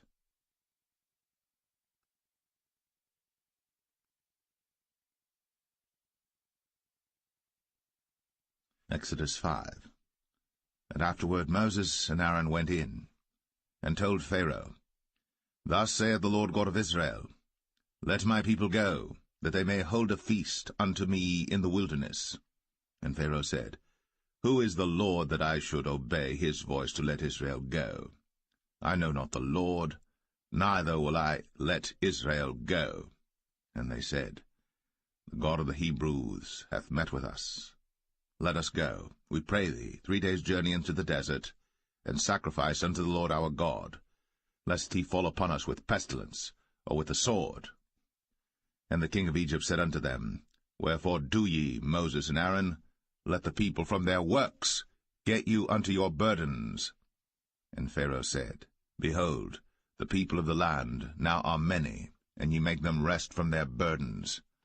And Pharaoh commanded the same day the taskmasters of the people and their officers, saying, Ye shall no more give the people straw to make brick, as heretofore. Let them go and gather straw for themselves. And the tale of the bricks which they did make heretofore ye shall lay upon them. Ye shall not diminish aught thereof. For they be idle, therefore they cry, saying, Let us go and sacrifice to our God. Let there more work be laid upon the men, that they may labor therein, and let them not regard vain words. And the taskmasters of the people went out, and their officers. And they spake to the people, saying, Thus saith Pharaoh, I will not give you straw. Go ye, get you straw where you can find it, yet not aught of your work shall be diminished. So the people were scattered abroad throughout all the land of Egypt to gather stubble instead of straw. And the taskmasters hasted them, saying, Fulfill your works, your daily tasks, as when there was straw. And the officers of the children of Israel, which Pharaoh's taskmasters had set over them, were beaten, and demanded, Wherefore have ye not fulfilled your task in making brick both yesterday and today, as heretofore? Then the officers of the children of Israel came and cried unto Pharaoh, saying, Wherefore dealest thou thus with thy servants? There is no straw given unto thy servants. And they say to us, Make brick. And behold, thy servants are beaten, but the fault is in thine own people. But he said, Ye are idle, ye are idle. Therefore ye say, Let us go and do sacrifice to the Lord. Go therefore now and work, for there shall no straw be given you. Yet shall ye deliver the tale of bricks.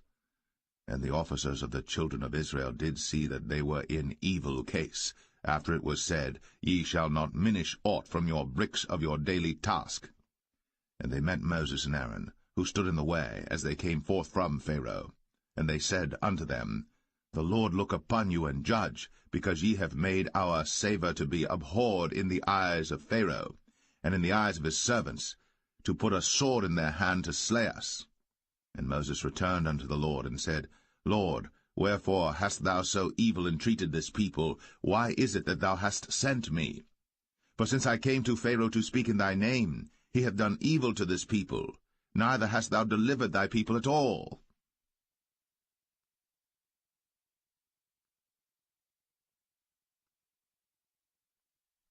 Exodus 6. Then the Lord said unto Moses, Now shalt thou see what I will do to Pharaoh. For with a strong hand shall he let them go, and with a strong hand shall he drive them out of his land. And God spake unto Moses, and said unto him, I am the Lord. And I appeared unto Abraham, unto Isaac, and unto Jacob, by the name of God Almighty, but by my name Jehovah was I not known to them. And I have also established my covenant with them, to give them the land of Canaan, the land of their pilgrimage, wherein they were strangers. And I have also heard the groaning of the children of Israel, whom the Egyptians keep in bondage, and I have remembered my covenant. Wherefore say unto the children of Israel, I am the Lord, and I will bring you out from under the burdens of the Egyptians, and I will rid you out of their bondage, and I will redeem you with a stretched out arm and with great judgments.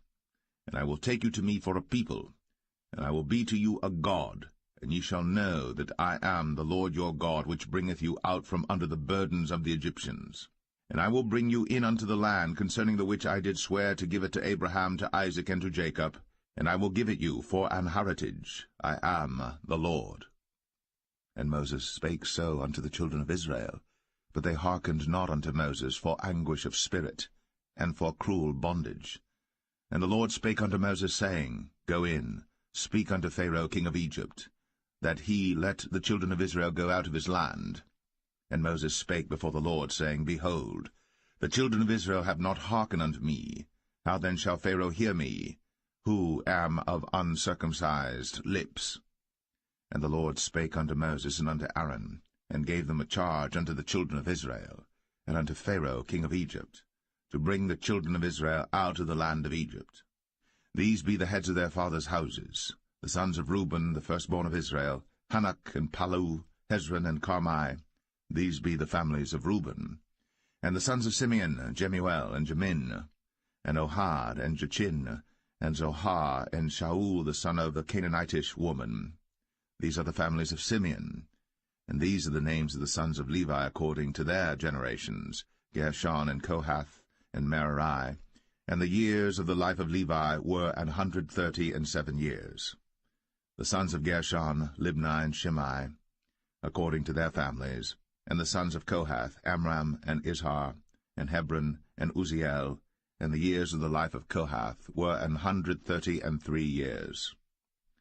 And the sons of Merari, Mahalai and Mushai. These are the families of Levi according to their generations. And Amram took him Jochebed, his father's sister, to wife, and she bare him, Aaron and Moses. And the years of the life of Amram were 137 years. And the sons of Izhar, Korah and Nepheg and Zichri. And the sons of Uzziel, Mishael and Elzaphan and Zithri. And Aaron took him Elisheba, daughter of Aminadab, sister of Nahshon, to wife, and she bare him Nadab and Abihu, Eleazar and Ithamar. And the sons of Korah, Asir and Elkanah and Abiasaph. These are the families of the Korhites. And Eleazar, Aaron's son, took him one of the daughters of Putiel to wife, and she bare him Phinehas. These are the heads of the fathers of the Levites according to their families. These are that Aaron and Moses, to whom the Lord said, Bring out the children of Israel from the land of Egypt, according to their armies. These are they which spake to Pharaoh king of Egypt, to bring out the children of Israel from Egypt. These are that Moses and Aaron. And it came to pass on the day when the Lord spake unto Moses in the land of Egypt, that the Lord spake unto Moses, saying, I am the Lord. Speak thou unto Pharaoh king of Egypt all that I say unto thee. And Moses said before the Lord, Behold, I am of uncircumcised lips, and how shall Pharaoh hearken unto me?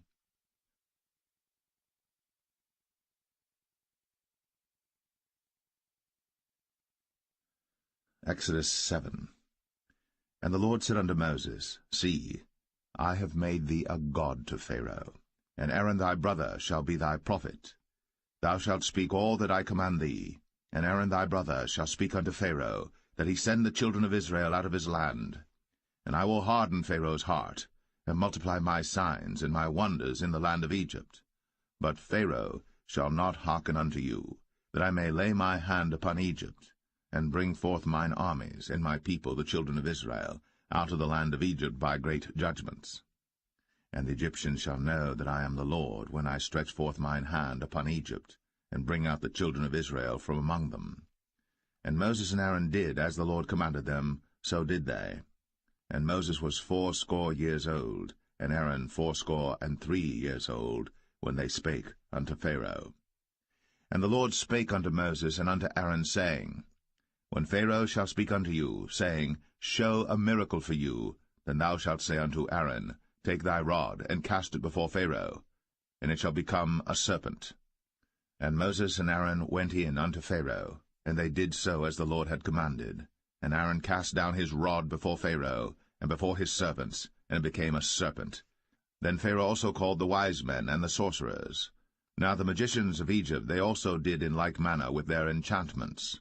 For they cast down every man his rod, and they became serpents. But Aaron's rod swallowed up their rods. And he hardened Pharaoh's heart, that he hearkened not unto them, as the Lord had said. And the Lord said unto Moses, Pharaoh's heart is hardened, he refuseth to let the people go. Get thee unto Pharaoh in the morning. Lo, he goeth out unto the water, and thou shalt stand by the river's brink against he come. And the rod which was turned to a serpent shalt thou take in thine hand. And thou shalt say unto him, The Lord God of the Hebrews hath sent me unto thee, saying, Let my people go, that they may serve me in the wilderness. And behold, hitherto thou wouldest not hear. Thus saith the Lord, In this thou shalt know that I am the Lord. Behold, I will smite with the rod that is in mine hand upon the waters which are in the river, and they shall be turned to blood. And the fish that is in the river shall die, and the river shall stink, and the Egyptians shall loathe to drink of the water of the river. And the Lord spake unto Moses, Say unto Aaron, Take thy rod, and stretch out thine hand upon the waters of Egypt, upon their streams, upon their rivers, and upon their ponds, and upon all their pools of water, that they may become blood, and that there may be blood throughout all the land of Egypt, both in vessels of wood and in vessels of stone. And Moses and Aaron did so, as the Lord commanded. And he lifted up the rod, and smote the waters that were in the river, in the sight of Pharaoh, and in the sight of his servants, and all the waters that were in the river were turned to blood. And the fish that was in the river died, and the river stank, and the Egyptians could not drink of the water of the river, and there was blood throughout all the land of Egypt. And the magicians of Egypt did so with their enchantments, and Pharaoh's heart was hardened, neither did he hearken unto them, as the Lord had said. And Pharaoh turned and went into his house, neither did he set his heart to this also. And all the Egyptians digged around about the river for water to drink, but they could not drink of the water of the river. And 7 days were fulfilled. After that the Lord had smitten the river.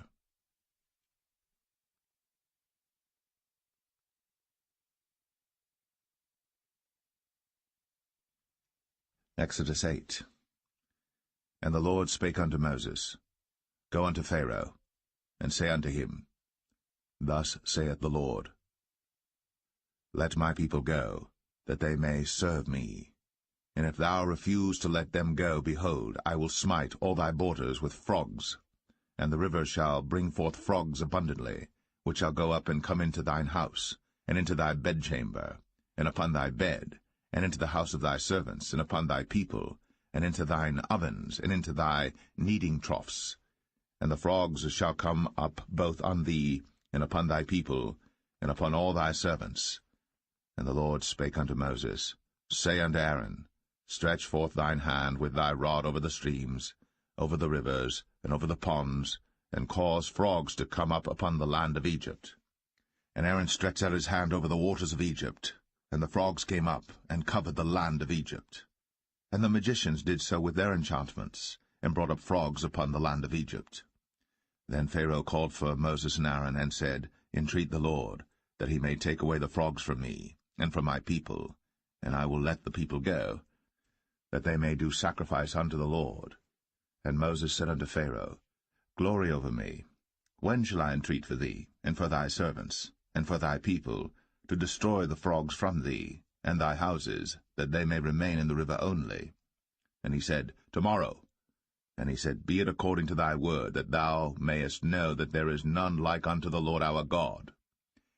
And the frogs shall depart from thee, and from thy houses, and from thy servants, and from thy people, they shall remain in the river only. And Moses and Aaron went out from Pharaoh, and Moses cried unto the Lord because of the frogs, which he had brought against Pharaoh. And the Lord did according to the word of Moses, and the frogs died out of the houses, out of the villages, and out of the fields. And they gathered them together upon heaps, and the land stank. But when Pharaoh saw that there was respite, he hardened his heart, and hearkened not unto them, as the Lord had said. And the Lord said unto Moses, Say unto Aaron, Stretch out thy rod, and smite the dust of the land, that it may become lice throughout all the land of Egypt. And they did so. For Aaron stretched out his hand with his rod, and smote the dust of the earth, and it became lice in man and in beast. All the dust of the land became lice throughout all the land of Egypt. And the magicians did so with their enchantments to bring forth lice, but they could not, so there were lice upon man and upon beast. Then the magicians said unto Pharaoh, This is the finger of God. And Pharaoh's heart was hardened, and he hearkened not unto them, as the Lord had said. And the Lord said unto Moses, Rise up early in the morning, and stand before Pharaoh. Lo, he cometh forth to the water. And say unto him, Thus saith the Lord, Let my people go, that they may serve me. Else, if thou wilt not let my people go, behold, I will send swarms of flies upon thee, and upon thy servants, and upon thy people, and into thy houses, and the houses of the Egyptians shall be full of swarms of flies, and also the ground whereon they are. And I will sever in that day the land of Goshen, in which my people dwell, that no swarms of flies shall be there, to the end thou mayest know that I am the Lord in the midst of the earth. And I will put a division between my people and thy people. Tomorrow shall this sign be. And the Lord did so. And there came a grievous swarm of flies into the house of Pharaoh, and into his servants' houses, and into all the land of Egypt. The land was corrupted by reason of the swarm of flies. And Pharaoh called for Moses and for Aaron, and said, Go ye, sacrifice to your God in the land. And Moses said, It is not meet so to do, for we shall sacrifice the abomination of the Egyptians to the Lord our God. Lo, shall we sacrifice the abomination of the Egyptians before their eyes? And will they not stone us? We will go 3 days' journey into the wilderness, and sacrifice to the Lord our God, as he shall command us. And Pharaoh said, I will let you go, that ye may sacrifice to the Lord your God in the wilderness. Only ye shall not go very far away. Entreat for me. And Moses said, Behold, I go out from thee, and I will entreat the Lord that the swarms of flies may depart from Pharaoh, from his servants, and from his people tomorrow. But let not Pharaoh deal deceitfully any more, not letting the people go to sacrifice to the Lord. And Moses went out from Pharaoh, and entreated the Lord. And the Lord did according to the word of Moses, and he removed the swarms of flies from Pharaoh, from his servants, and from his people. There remained not one. And Pharaoh hardened his heart at this time also, neither would he let the people go.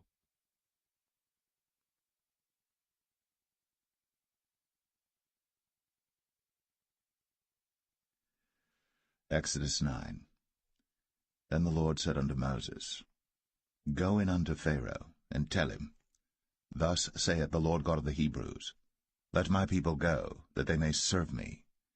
For if thou refuse to let them go, and wilt hold them still, behold, the hand of the Lord is upon thy cattle which is in the field, upon the horses, upon the asses, upon the camels, upon the oxen, and upon the sheep.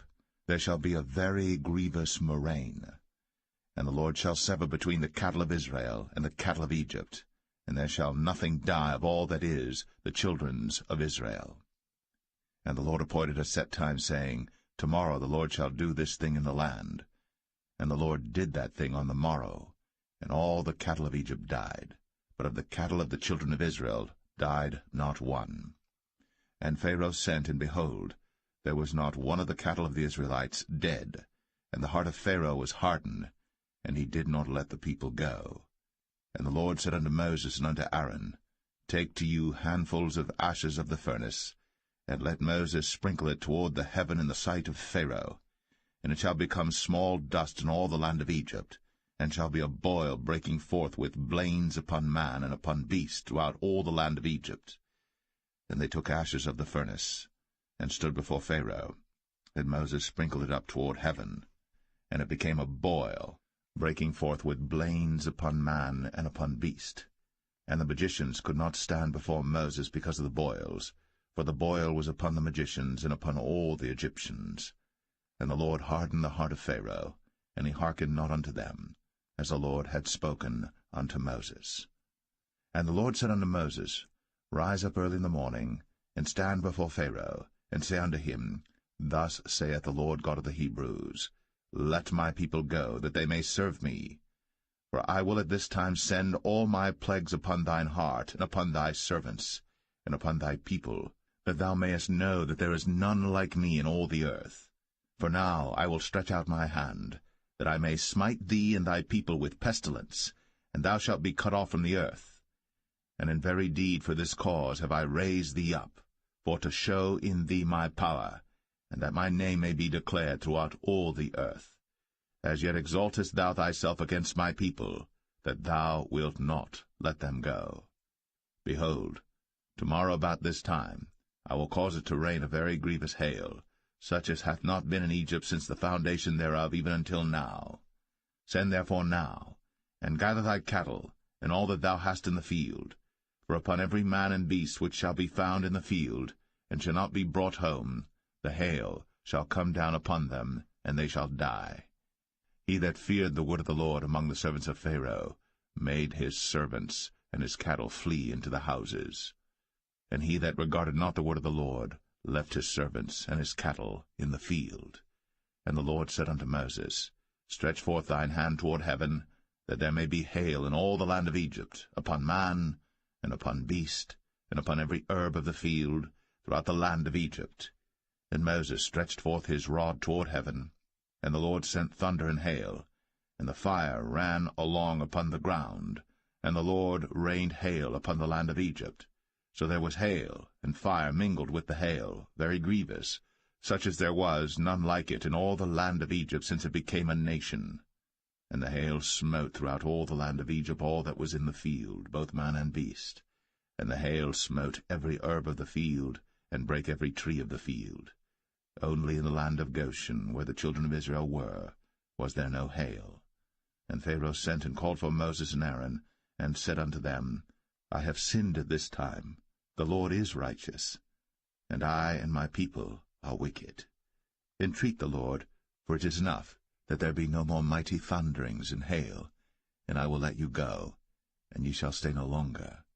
And Moses said unto him, As soon as I am gone out of the city, I will spread abroad my hands unto the Lord, and the thunder shall cease, neither shall there be any more hail, that thou mayest know how that the earth is the Lord's.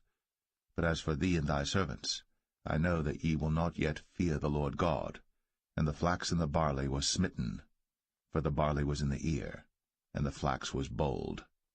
But the wheat and the rye were not smitten, for they were not grown up. And Moses went out of the city from Pharaoh, and spread abroad his hands unto the Lord, and the thunders and hail ceased, and the rain was not poured upon the earth. And when Pharaoh saw that the rain and the hail and the thunders were ceased, he sinned yet more, and hardened his heart, he and his servants. And the heart of Pharaoh was hardened, neither would he let the children of Israel go, as the Lord had spoken by Moses.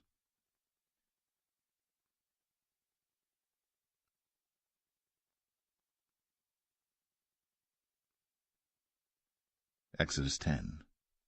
And the Lord said unto Moses, Go in unto Pharaoh, for I have hardened his heart, and the heart of his servants, that I might show these my signs before him, and that thou mayest tell in the ears of thy son, and of thy son's son, what things I have wrought in Egypt, and my signs which I have done among them, that ye may know how that I am the Lord. And Moses and Aaron came in unto Pharaoh, and said unto him, Thus saith the Lord God of the Hebrews, How long wilt thou refuse to humble thyself before me? Let my people go, that they may serve me. Else, if thou refuse to let my people go, behold, tomorrow will I bring the locusts into thy coast. And they shall cover the face of the earth, that one cannot be able to see the earth. And they shall eat the residue of that which is escaped, which remaineth unto you from the hail, and shall eat every tree which groweth for you out of the field. And they shall fill thy houses, and the houses of all thy servants, and the houses of all the Egyptians, which neither thy fathers nor thy fathers' fathers have seen, since the day that they were upon the earth unto this day. And he turned himself, and went out from Pharaoh. And Pharaoh's servants said unto him, How long shall this man be a snare unto us? Let the men go, that they may serve the Lord their God. Knowest thou not yet that Egypt is destroyed? And Moses and Aaron were brought again unto Pharaoh, and he said unto them, Go, serve the Lord your God. But who are they that shall go? And Moses said, We will go with our young and with our old, with our sons and with our daughters, with our flocks and with our herds will we go, for we must hold a feast unto the Lord. And he said unto them, Let the Lord be so with you, as I will let you go, and your little ones. Look to it, for evil is before you. Not so. Go now, ye that are men, and serve the Lord, for that ye did desire. And they were driven out from Pharaoh's presence. And the Lord said unto Moses, Stretch out thine hand over the land of Egypt for the locusts, that they may come up upon the land of Egypt, and eat every herb of the land, even all that the hail hath left. And Moses stretched forth his rod over the land of Egypt. And the Lord brought an east wind upon the land all that day, and all that night. And when it was morning, the east wind brought the locusts. And the locusts went up over all the land of Egypt, and rested in all the coasts of Egypt. Very grievous were they. Before them there were no such locusts as they, neither after them shall be such. For they covered the face of the whole earth, so that the land was darkened. And they did eat every herb of the land, and all the fruit of the trees which the hail had left. And there remained not any green thing in the trees, or in the herbs of the field, through all the land of Egypt. Then Pharaoh called for Moses and Aaron in haste, and he said, I have sinned against the Lord your God and against you. Now therefore forgive, I pray thee, my sin only this once, and entreat the Lord your God, that he may take away from me this death only. And he went out from Pharaoh, and entreated the Lord. And the Lord turned a mighty strong west wind, which took away the locusts, and cast them into the Red Sea. There remained not one locust in all the coasts of Egypt. But the Lord hardened Pharaoh's heart, so that he would not let the children of Israel go. And the Lord said unto Moses, Stretch out thine hand toward heaven, that there may be darkness over the land of Egypt, even darkness which may be felt. And Moses stretched forth his hand toward heaven, and there was a thick darkness in all the land of Egypt 3 days. They saw not one another, neither rose any from his place for 3 days. But all the children of Israel had light in their dwellings. And Pharaoh called unto Moses, and said, Go ye, serve the Lord. Only let your flocks and your herds be stayed. Let your little ones also go with you. And Moses said, Thou must give us also sacrifices and burnt offerings, that we may sacrifice unto the Lord our God. Our cattle also shall go with us. There shall not an hoof be left behind. For thereof must we take to serve the Lord our God, and we know not with what we must serve the Lord until we come thither. But the Lord hardened Pharaoh's heart, and he would not let them go. And Pharaoh said unto him, Get thee from me, take heed to thyself, see my face no more. For in that day thou seest my face, thou shalt die. And Moses said, Thou hast spoken well. I will see thy face again no more.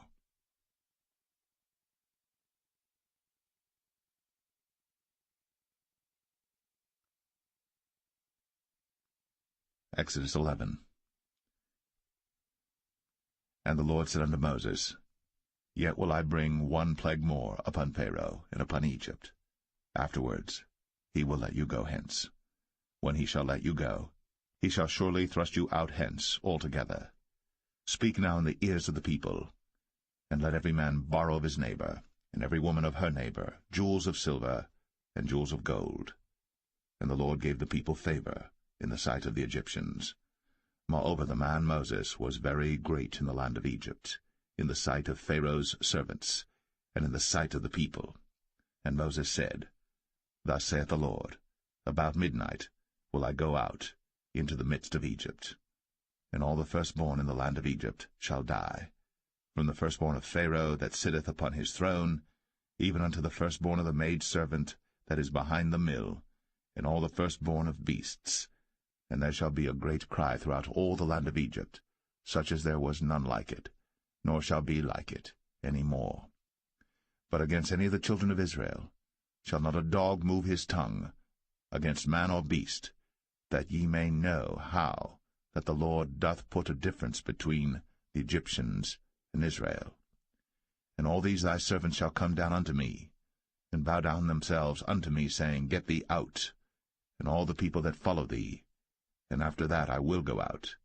And he went out from Pharaoh in a great anger. And the Lord said unto Moses, Pharaoh shall not hearken unto you, that my wonders may be multiplied in the land of Egypt. And Moses and Aaron did all these wonders before Pharaoh. And the Lord hardened Pharaoh's heart, so that he would not let the children of Israel go out of his land.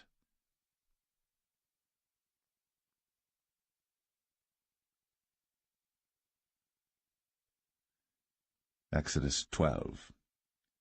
And the Lord spake unto Moses and Aaron in the land of Egypt, saying, This month shall be unto you the beginning of months. It shall be the first month of the year to you.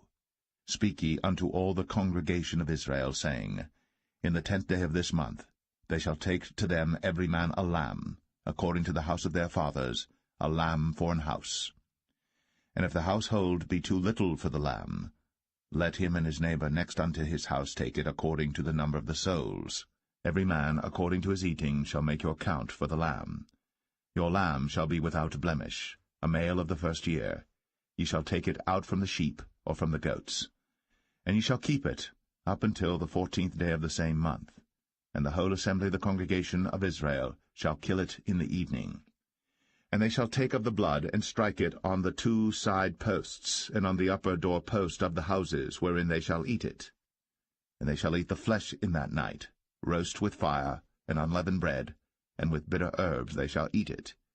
Eat not of it raw, nor sodden it all with water, but roast with fire, his head with his legs, and with the purtenance thereof. And ye shall let nothing of it remain until the morning. And that which remaineth of it until the morning ye shall burn with fire. And thus shall ye eat it, with your loins girded, your shoes on your feet, and your staff in your hand, and ye shall eat it in haste. It is the Lord's Passover. For I will pass through the land of Egypt this night, and will smite all the firstborn in the land of Egypt, both man and beast, and against all the gods of Egypt I will execute judgment. I am the Lord. And the blood shall be to you for a token upon the houses where ye are. And when I see the blood, I will pass over you, and the plague shall not be upon you to destroy you, when I smite the land of Egypt.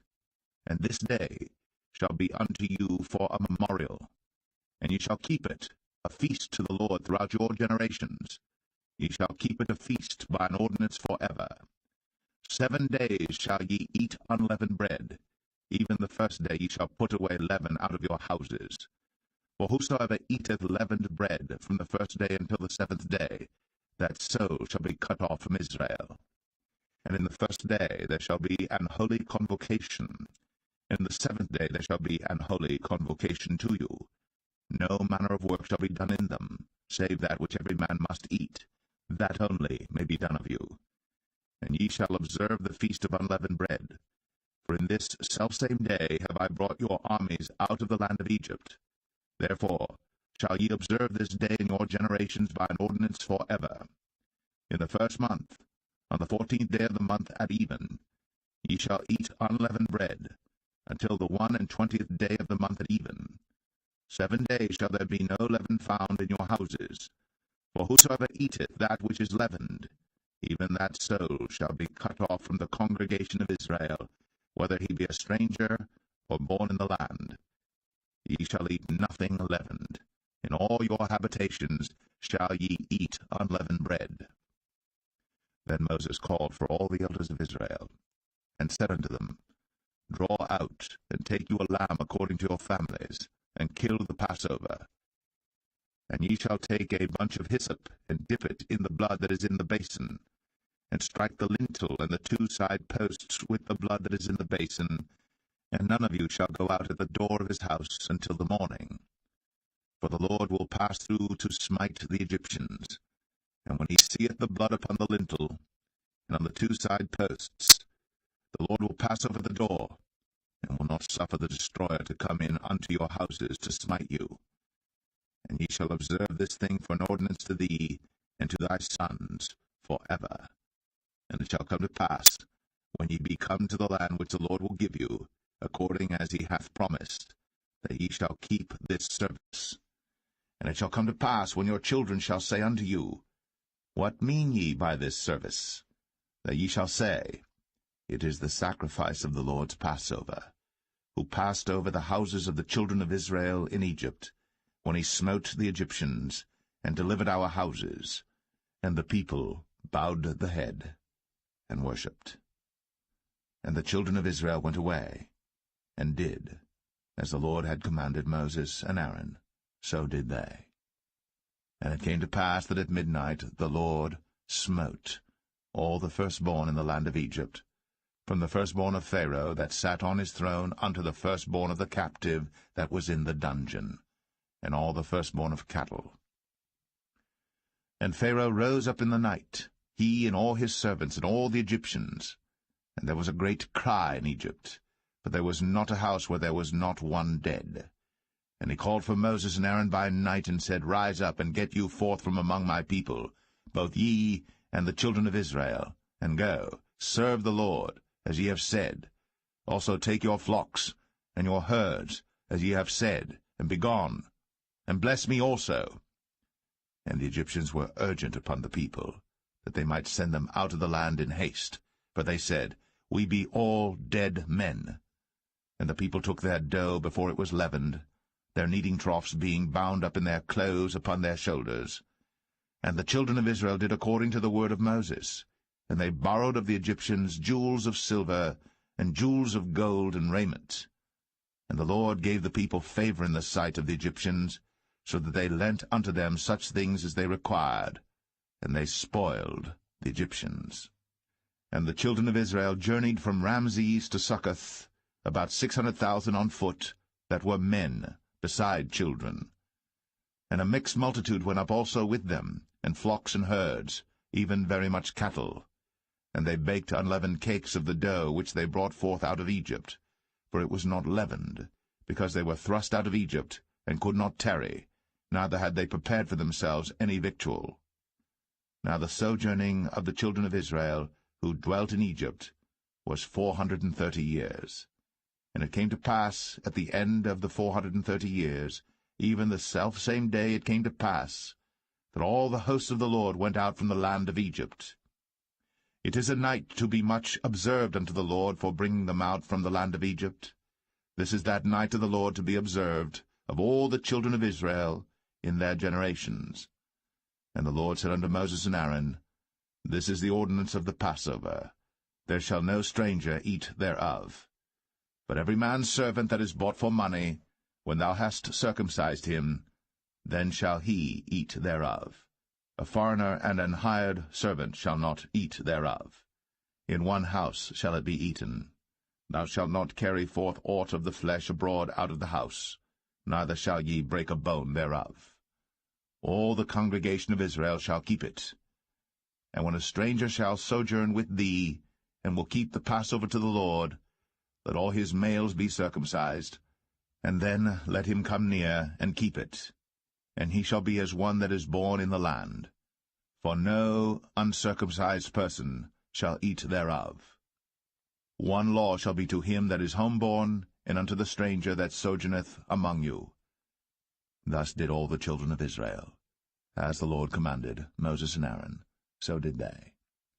And it came to pass the selfsame day, that the Lord did bring the children of Israel out of the land of Egypt by their armies.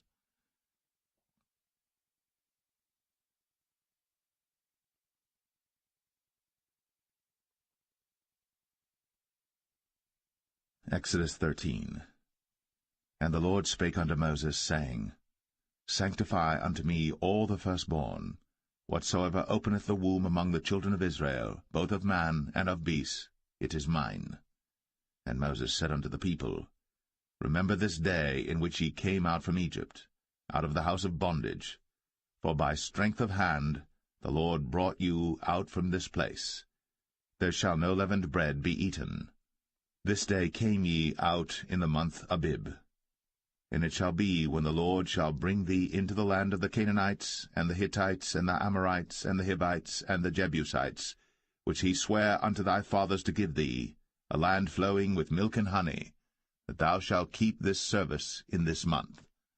7 days thou shalt eat unleavened bread, and in the 7th day shall be a feast to the Lord.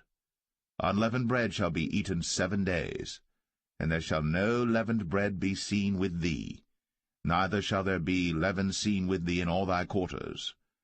And thou shalt show thy son in that day, saying, This is done, because of that which the Lord did unto me, when I came forth out of Egypt.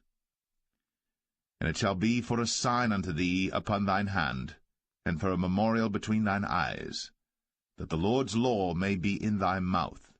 For with a strong hand hath the Lord brought thee out of Egypt. Thou shalt therefore keep this ordinance in his season from year to year.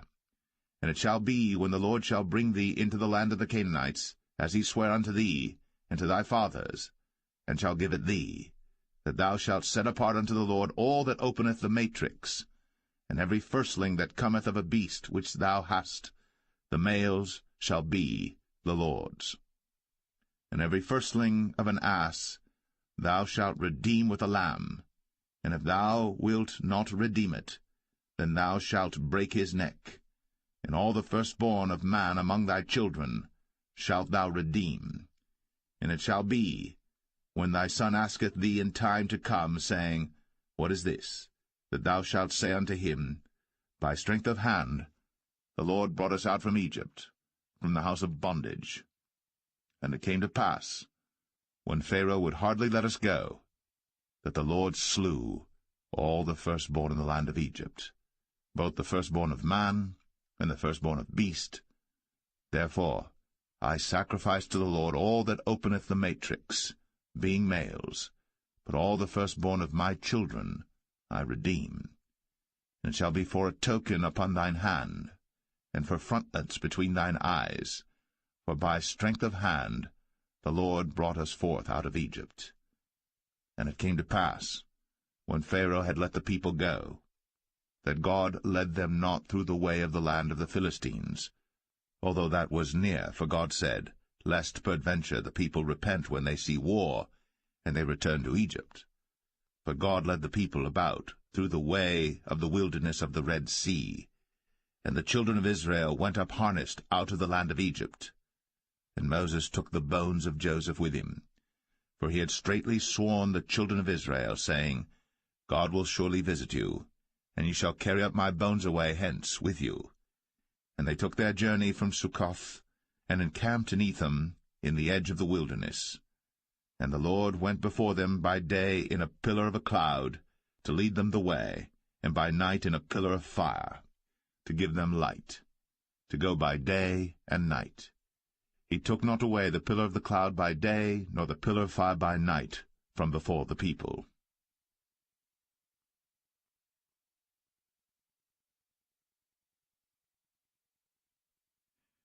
Exodus 14.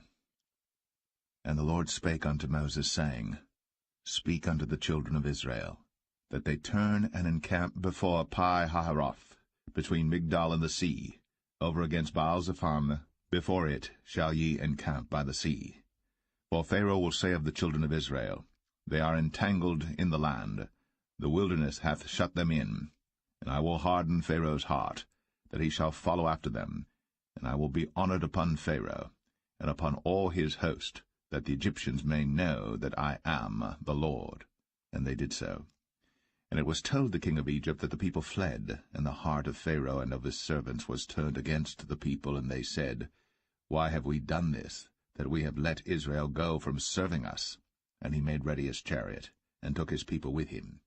And he took 600 chosen chariots, and all the chariots of Egypt, and captains over every one of them. And the Lord hardened the heart of Pharaoh king of Egypt, and he pursued after the children of Israel. And the children of Israel went out with an high hand. But the Egyptians pursued after them all the horses and chariots of Pharaoh, and his horsemen and his army, and overtook them encamping by the sea, beside Pi-hahiroth, before Baal-zephon. And when Pharaoh drew nigh, the children of Israel lifted up their eyes, and behold, the Egyptians marched after them, and they were sore afraid. And the children of Israel cried out unto the Lord, and they said unto Moses, Because there were no graves in Egypt, hast thou taken us away to die in the wilderness? Wherefore hast thou dealt thus with us, to carry us forth out of Egypt? Is not this the word that we did tell thee in Egypt, saying, Let us alone, that we may serve the Egyptians? For it had been better for us to serve the Egyptians, than that we should die in the wilderness. And Moses said unto the people, Fear ye not, stand still, and see the salvation of the Lord, which he will show to you today. For the Egyptians whom ye have seen today, ye shall see them again no more for ever. The Lord shall fight for you, and ye shall hold your peace. And the Lord said unto Moses, Wherefore criest thou unto me? Speak unto the children of Israel, that they go forward. But lift thou up thy rod, and stretch out thine hand over the sea, and divide it. And the children of Israel shall go on dry ground through the midst of the sea. And I, behold, I will harden the hearts of the Egyptians, and they shall follow them. And I will get me honor upon Pharaoh, and upon all his host, upon his chariots, and upon his horsemen. And the Egyptians shall know that I am the Lord, when I have gotten me honor upon Pharaoh, upon his chariots, and upon his horsemen. And the angel of God, which went before the camp of Israel, removed, and went behind them. And the pillar of the cloud went from before their face, and stood behind them. And it came between the camp of the Egyptians and the camp of Israel. And it was a cloud and darkness to them, but it gave light by night to these, so that the one came not near the other all the night. And Moses stretched out his hand over the sea, and the Lord caused the sea to go back by a strong east wind all that night, and made the sea dry land, and the waters were divided. And the children of Israel went into the midst of the sea upon the dry ground, and the waters were a wall unto them on their right hand and on their left. And the Egyptians pursued, and went in after them to the midst of the sea, even all Pharaoh's horses, his chariots, and his horsemen. And it came to pass that in the morning watch the Lord looked unto the host of the Egyptians through the pillar of fire and of the cloud, and troubled the host of the Egyptians, and took off their chariot wheels, that they drave them heavily, so that the Egyptians said, Let us flee from the face of Israel, for the Lord fighteth for them against the Egyptians. And the Lord said unto Moses, Stretch out thine hand over the sea, that the waters may come again upon the Egyptians, upon their chariots, and upon their horsemen. And Moses stretched forth his hand over the sea, and the sea returned to his strength when the morning appeared, and the Egyptians fled against it. And the Lord overthrew the Egyptians in the midst of the sea. And the waters returned and covered the chariots, and the horsemen, and all the host of Pharaoh that came into the sea after them. There remained not so much as one of them. But the children of Israel walked upon dry land in the midst of the sea, and the waters were a wall unto them on their right hand and on their left. Thus the Lord saved Israel that day out of the hand of the Egyptians, and Israel saw the Egyptians dead upon the seashore. And Israel saw that great work which the Lord did upon the Egyptians, and the people feared the Lord, and believed the Lord and his servant Moses.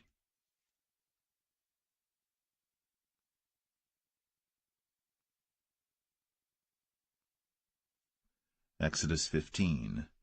Then sang Moses and the children of Israel this song unto the Lord, and spake, saying, I will sing unto the Lord, for he hath triumphed gloriously. The horse and his rider hath he thrown into the sea. The Lord is my strength and song, and he is become my salvation. He is my God, and I will prepare him an habitation, my father's God, and I will exalt him. The Lord is a man of war, the Lord is his name. Pharaoh's chariots and his host hath he cast into the sea. His chosen captains also are drowned in the Red Sea. The depths have covered them, they sank into the bottom as a stone. Thy right hand, O Lord, is become glorious in power. Thy right hand, O Lord, hath dashed in pieces the enemy. And in the greatness of thine excellency thou hast overthrown them that rose up against thee. Thou sentest forth thy wrath, which consumed them as stubble. And with the blast of thy nostrils the waters were gathered together. The floods stood upright as an heap, and the depths were congealed in the heart of the sea. The enemy said, I will pursue, I will overtake, I will divide the spoil. My lust shall be satisfied upon them. I will draw my sword, my hand shall destroy them. Thou didst blow with thy wind, the sea covered them. They sank as lead in the mighty waters. Who is like unto thee, O Lord, among the gods? Who is like thee, glorious in holiness, fearful in praises, doing wonders? Thou stretchest out thy right hand, the earth swallowed them. Thou in thy mercy hast led forth the people which thou hast redeemed. Thou hast guided them in thy strength unto thy holy habitation. The people shall hear and be afraid. Sorrow shall take hold on the inhabitants of Palestina. Then the dukes of Edom shall be amazed. The mighty men of Moab, trembling, shall take hold upon them. All the inhabitants of Canaan shall melt away. Fear and dread shall fall upon them. By the greatness of thine arm they shall be as still as a stone. till thy people pass over, O Lord, till the people pass over, which thou hast purchased. Thou shalt bring them in, and plant them in the mountain of thine inheritance, in the place, O Lord, which thou hast made for thee to dwell in the sanctuary, O Lord, which thy hands have established. The Lord shall reign for ever and ever. For the horse of Pharaoh went in with his chariots and with his horsemen into the sea, and the Lord brought again the waters of the sea upon them. But the children of Israel went on dry land in the midst of the sea. And Miriam the prophetess, the sister of Aaron, took a timbrel in her hand, and all the women went out after her with timbrels and with dances. And Miriam answered them, Sing ye to the Lord, for he hath triumphed gloriously. The horse and his rider hath he thrown into the sea. So Moses brought Israel from the Red Sea, and they went out into the wilderness of Shur. And they went 3 days in the wilderness, and found no water. And when they came to Marah, they could not drink of the waters of Marah, for they were bitter. Therefore the name of it was called Marah. And the people murmured against Moses, saying, What shall we drink? And he cried unto the Lord, and the Lord showed him a tree, which when he had cast into the waters were made sweet. There he made for them a statute and an ordinance, and there he proved them, and said, If thou wilt diligently hearken to the voice of the Lord thy God, and wilt do that which is right in his sight, and wilt give ear to his commandments, and keep all his statutes, I will put none of these diseases upon thee, which I have brought upon the Egyptians, for I am the Lord that healeth thee. And they came to Elim, where were 12 wells of water, and 60 palm trees, and they encamped there by the waters.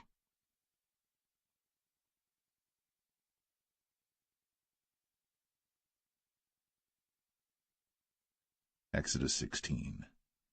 And they took their journey from Elim, and all the congregation of the children of Israel came unto the wilderness of Sin, which is between Elim and Sinai, on the 15th day of the 2nd month, after their departing out of the land of Egypt. And the whole congregation of the children of Israel murmured against Moses and Aaron in the wilderness. And the children of Israel said unto them, Would to God we had died by the hand of the Lord in the land of Egypt, when we sat by the flesh pots, and when we did eat bread to the full. For ye have brought us forth into this wilderness to kill this whole assembly with hunger.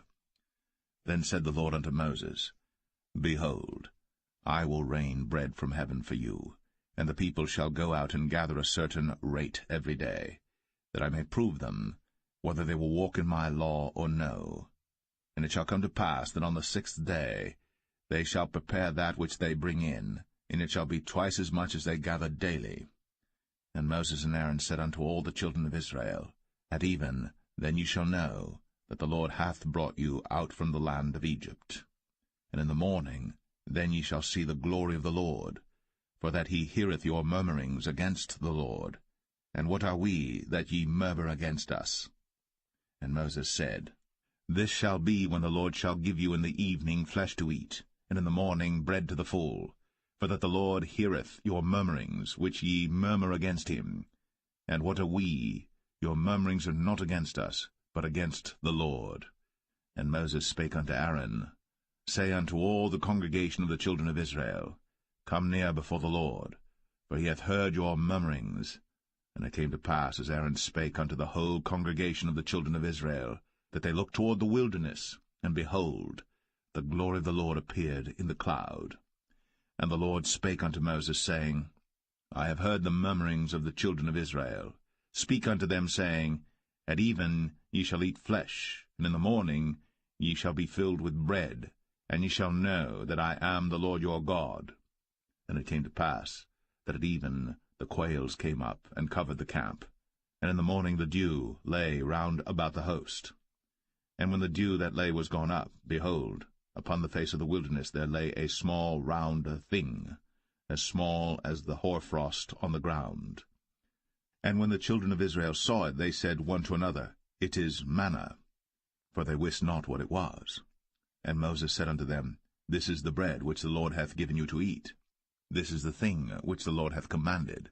Gather of it every man according to his eating, an omer for every man according to the number of your persons. Take ye every man for them which are in his tents. And the children of Israel did so, and gathered some more, some less. And when they did meet it with an omer, he that gathered much had nothing over, and he that gathered little had no lack. They gathered every man according to his eating. And Moses said, Let no man leave of it till the morning. Notwithstanding they hearkened not unto Moses, but some of them left of it until the morning. And it bred worms, and stank. And Moses was wroth with them. And they gathered it every morning, every man according to his eating. And when the sun waxed hot, it melted. And it came to pass that on the 6th day they gathered twice as much bread, 2 omers for one man. And all the rulers of the congregation came and told Moses. And he said unto them, This is that which the Lord hath said. Tomorrow is the rest of the holy Sabbath unto the Lord. Bake that which ye shall bake today, and seethe that ye will seethe, and that which remaineth over lay up for you to be kept until the morning. And they laid it up till the morning, as Moses bade, and it did not stink, neither was there any worm therein. And Moses said, Eat that today, for today is a Sabbath unto the Lord. Today ye shall not find it in the field. 6 days ye shall gather it, but on the 7th day, which is the Sabbath, in it there shall be none. And it came to pass that there went out some of the people on the 7th day for to gather, and they found none. And the Lord said unto Moses, How long refuse ye to keep my commandments and my laws? See, for that the Lord hath given you the Sabbath. Therefore he giveth you on the 6th day the bread of 2 days. Abide ye every man in his place. Let no man go out of his place on the 7th day. So the people rested on the 7th day. And the house of Israel called the name thereof manna. And it was like coriander seed, white, and the taste of it was like wafers made with honey. And Moses said, This is the thing which the Lord commandeth. Fill an omer of it to be kept for your generations, that they may see the bread wherewith I have fed you in the wilderness, when I brought you forth from the land of Egypt. And Moses said unto Aaron, Take a pot, and put an omer full of manna therein, and lay it up before the Lord, to be kept for your generations. As the Lord commanded Moses, so Aaron laid it up before the testimony to be kept. And the children of Israel did eat manna 40 years, until they came to a land inhabited. They did eat manna until they came unto the borders of the land of Canaan. Now an omer is the 10th part of an ephah.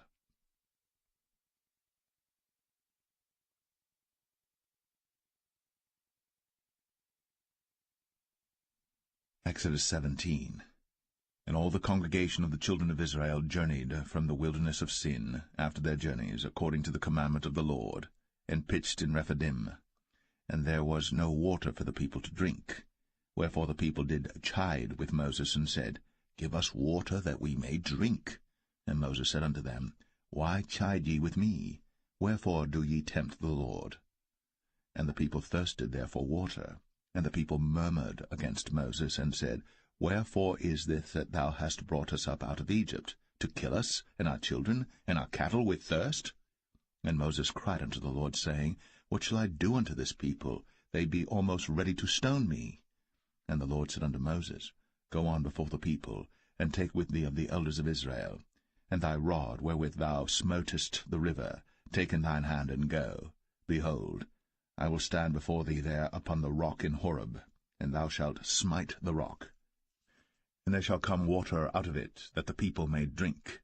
And Moses did so in the sight of the elders of Israel. And he called the name of the place Massah and Meribah, because of the chiding of the children of Israel, and because they tempted the Lord, saying, Is the Lord among us or not? Then came Amalek and fought with Israel in Rephidim. And Moses said unto Joshua, Choose us out men, and go out, fight with Amalek. Tomorrow I will stand on the top of the hill with the rod of God in mine hand. So Joshua did as Moses had said to him, and fought with Amalek. And Moses, Aaron, and Hur went up to the top of the hill. And it came to pass, when Moses held up his hand, that Israel prevailed.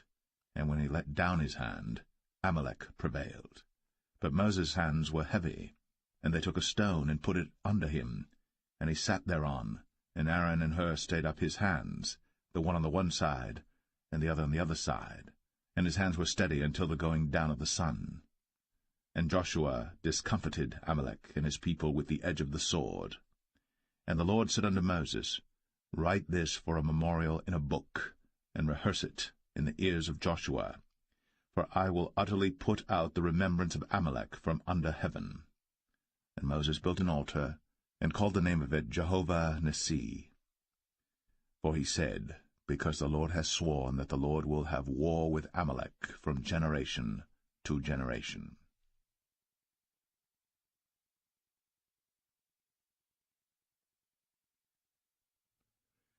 Exodus 18. When Jethro, the priest of Midian, Moses' father-in-law, heard of all that God had done for Moses, and for Israel his people, and that the Lord had brought Israel out of Egypt, then Jethro, Moses' father-in-law, took Zipporah, Moses' wife, after he had sent her back, and her 2 sons, of which the name of the one was Gershom, for he said, I have been an alien in a strange land. And the name of the other was Eleazar, for the God of my father, said he, was mine help, and delivered me from the sword of Pharaoh. And Jethro, Moses' father-in-law, came with his sons and his wife unto Moses into the wilderness, where he encamped at the mount of God. And he said unto Moses, I thy father-in-law Jethro am come unto thee, and thy wife and her 2 sons with her. And Moses went out to meet his father-in-law, and did obeisance, and kissed him. And they asked each other of their welfare, and they came into the tent. And Moses told his father-in-law all that the Lord had done unto Pharaoh and to the Egyptians for Israel's sake, and all the travail that had come upon them by the way, and how the Lord delivered them.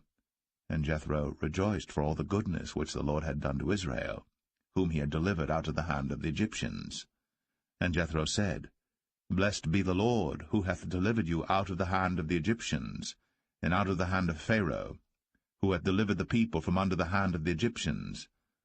Now I know that the Lord is greater than all gods, for in the thing wherein they dealt proudly he was above them. And Jethro, Moses' father-in-law, took a burnt offering and sacrifices for God, and Aaron came, and all the elders of Israel, to eat bread with Moses' father-in-law before God. And it came to pass on the morrow that Moses sat to judge the people, and the people stood by Moses from the morning unto the evening. And when Moses' father-in-law saw all that he did to the people, he said, What is this thing that thou doest to the people? Why sittest thou thyself alone, and all the people stand by thee from morning unto even? And Moses said unto his father-in-law, Because the people come unto me to inquire of God. When they have a matter they come unto me, and I judge between one and another, and I do make them know the statutes of God and his laws. And Moses' father-in-law said unto him, The thing that thou doest is not good. Thou wilt surely wear away, both thou and this people that is with thee. For this thing is too heavy for thee. Thou art not able to perform it thyself alone. Hearken now unto my voice. I will give thee counsel, and God shall be with thee. Be thou for the people to Godward, that thou mayest bring the causes unto God. And thou shalt teach them ordinances and laws, and shalt show them the way wherein they must walk, and the work that they must do. Moreover, thou shalt provide out of all the people able men, such as fear God, men of truth, hating covetousness, and place such over them to be rulers of thousands, and rulers of hundreds, rulers of 50s, and rulers of 10s. And let them judge the people at all seasons. And it shall be, that every great matter they shall bring unto thee, but every small matter they shall judge. So shall it be easier for thyself, and they shall bear the burden with thee. If thou shalt do this thing, and God command thee so, then thou shalt be able to endure, and all this people shall also go to their place in peace. So Moses hearkened to the voice of his father-in-law, and did all that he had said. And Moses chose able men out of all Israel, and made them heads over the people, rulers of thousands, rulers of hundreds, rulers of 50s, and rulers of 10s. And they judged the people at all seasons. The hard causes they brought unto Moses, but every small matter they judged themselves. And Moses let his father-in-law depart, and he went his way. into his own land.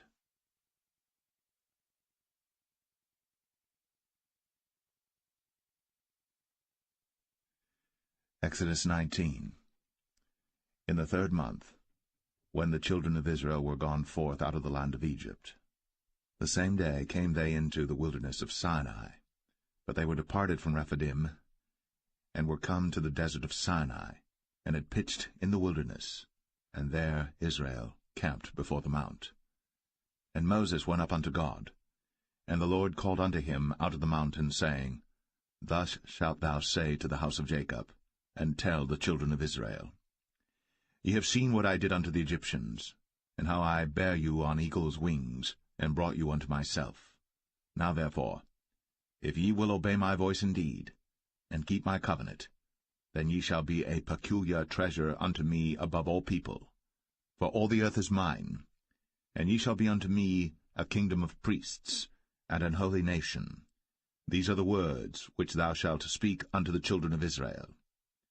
And Moses came and called for the elders of the people, and laid before their faces all these words which the Lord commanded him. And all the people answered together, and said, All that the Lord hath spoken we will do. And Moses returned the words of the people unto the Lord.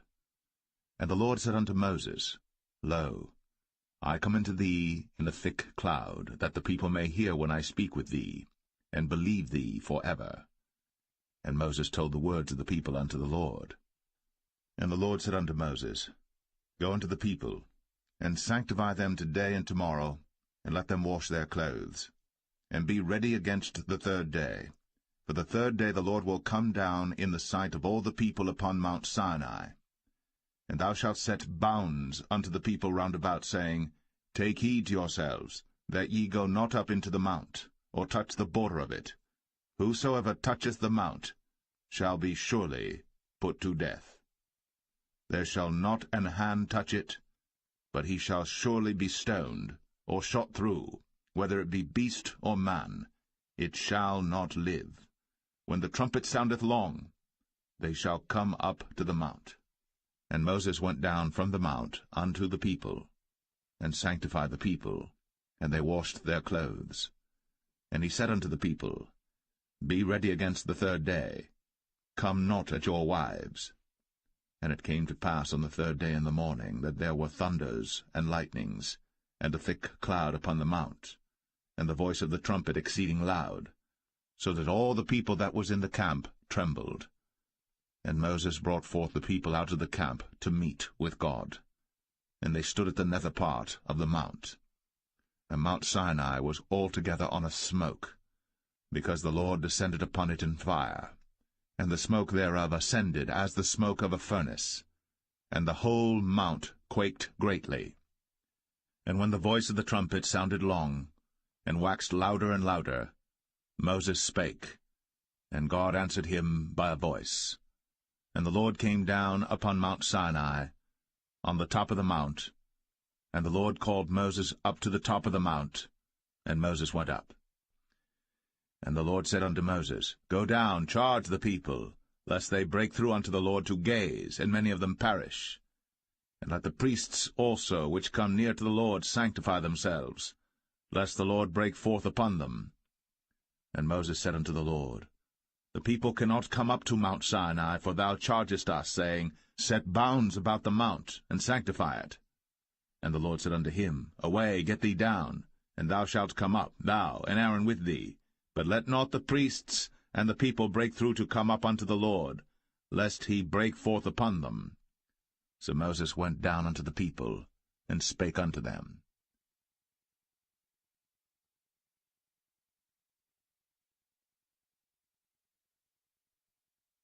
Exodus 20. And God spake all these words, saying, I am the Lord thy God, which have brought thee out of the land of Egypt, out of the house of bondage. Thou shalt have no other gods before me. Thou shalt not make unto thee any graven image, or any likeness of any thing that is in heaven above, or that is in the earth beneath, or that is in the water under the earth. Thou shalt not bow down thyself to them, nor serve them. For I, the Lord thy God, am a jealous God, visiting the iniquity of the fathers upon the children unto the third and fourth generation of them that hate me, and showing mercy unto thousands of them that love me, and keep my commandments. Thou shalt not take the name of the Lord thy God in vain, for the Lord will not hold him guiltless that taketh his name in vain. Remember the Sabbath day, to keep it holy. 6 days shalt thou labor, and do all thy work. But the 7th day is the Sabbath of the Lord thy God. In it thou shalt not do any work, thou, nor thy son, nor thy daughter, thy manservant, nor thy maidservant, nor thy cattle, nor thy stranger that is within thy gates. For in 6 days the Lord made heaven and earth, the sea, and all that in them is, and rested the 7th day. Wherefore the Lord blessed the Sabbath day, and hallowed it. Honor thy father and thy mother, that thy days may be long upon the land which the Lord thy God giveth thee. Thou shalt not kill. Thou shalt not commit adultery. Thou shalt not steal. Thou shalt not bear false witness against thy neighbor. Thou shalt not covet thy neighbor's house. Thou shalt not covet thy neighbor's wife, nor his manservant, nor his maidservant, nor his ox, nor his ass, nor anything that is thy neighbor's. And all the people saw the thunderings, and the lightnings, and the noise of the trumpet, and the mountain smoking. And when the people saw it, they removed, and stood afar off. And they said unto Moses, Speak thou with us, and we will hear. But let not God speak with us, lest we die. And Moses said unto the people, Fear not, for God is come to prove you, and that his fear may be before your faces, that ye sin not. And the people stood afar off. And Moses drew near unto the thick darkness where God was. And the Lord said unto Moses, Thus thou shalt say unto the children of Israel, Ye have seen that I have talked with you from heaven. Ye shall not make with me gods of silver, neither shall ye make unto you gods of gold. An altar of earth thou shalt make unto me, and shalt sacrifice thereon thy burnt offerings, and thy peace offerings, thy sheep and thine oxen. In all places where I record my name I will come unto thee, and I will bless thee. And if thou wilt make me an altar of stone, thou shalt not build it of hewn stone, for if thou lift up thy tool upon it, thou hast polluted it. Neither shalt thou go up by steps unto mine altar, that thy nakedness be not discovered thereon.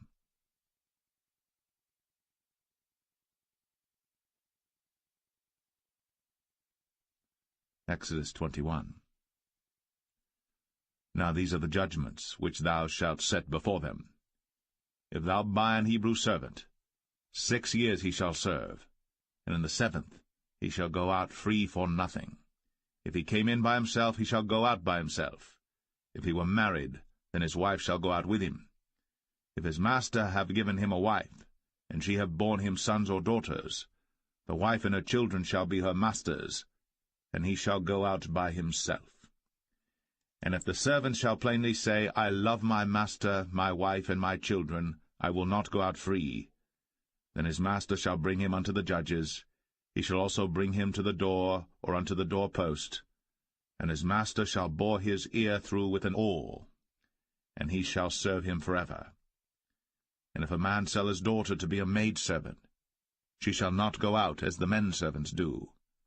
If she please not her master, who hath betrothed her to himself, then shall he let her be redeemed. To sell her unto a strange nation, he shall have no power, seeing he hath dealt deceitfully with her. And if he have betrothed her unto his son, he shall deal with her after the manner of daughters.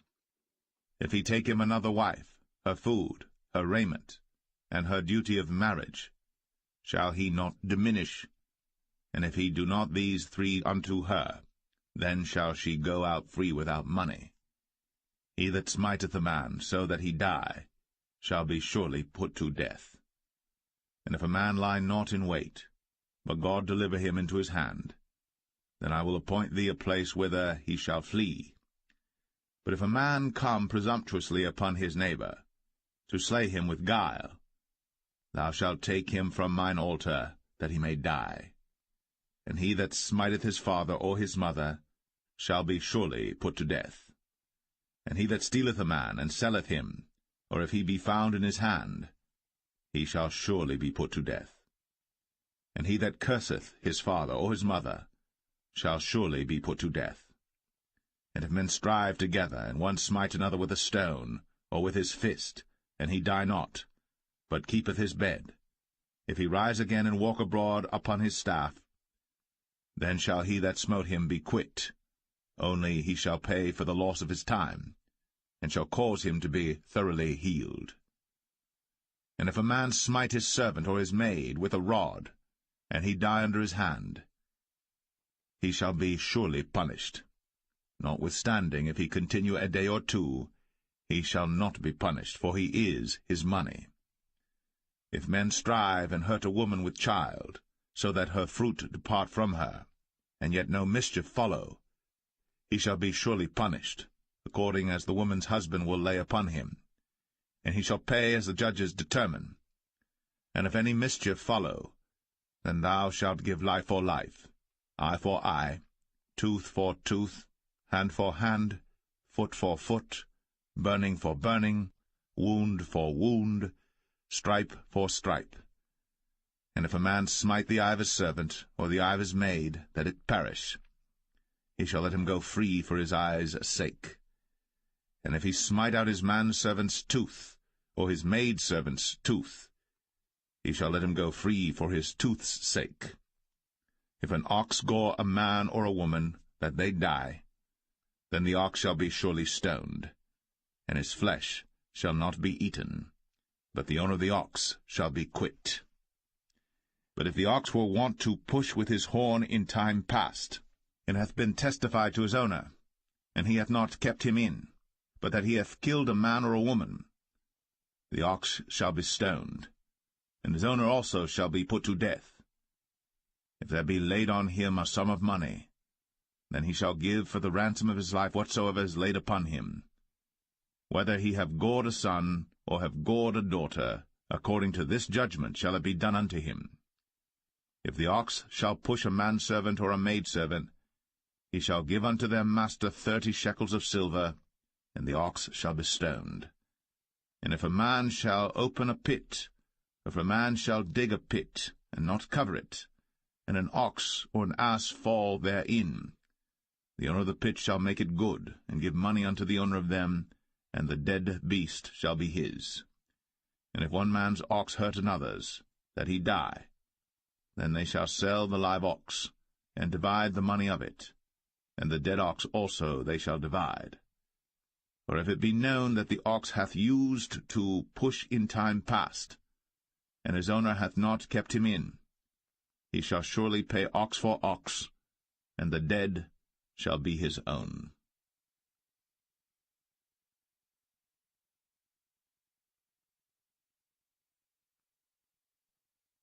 Exodus 22.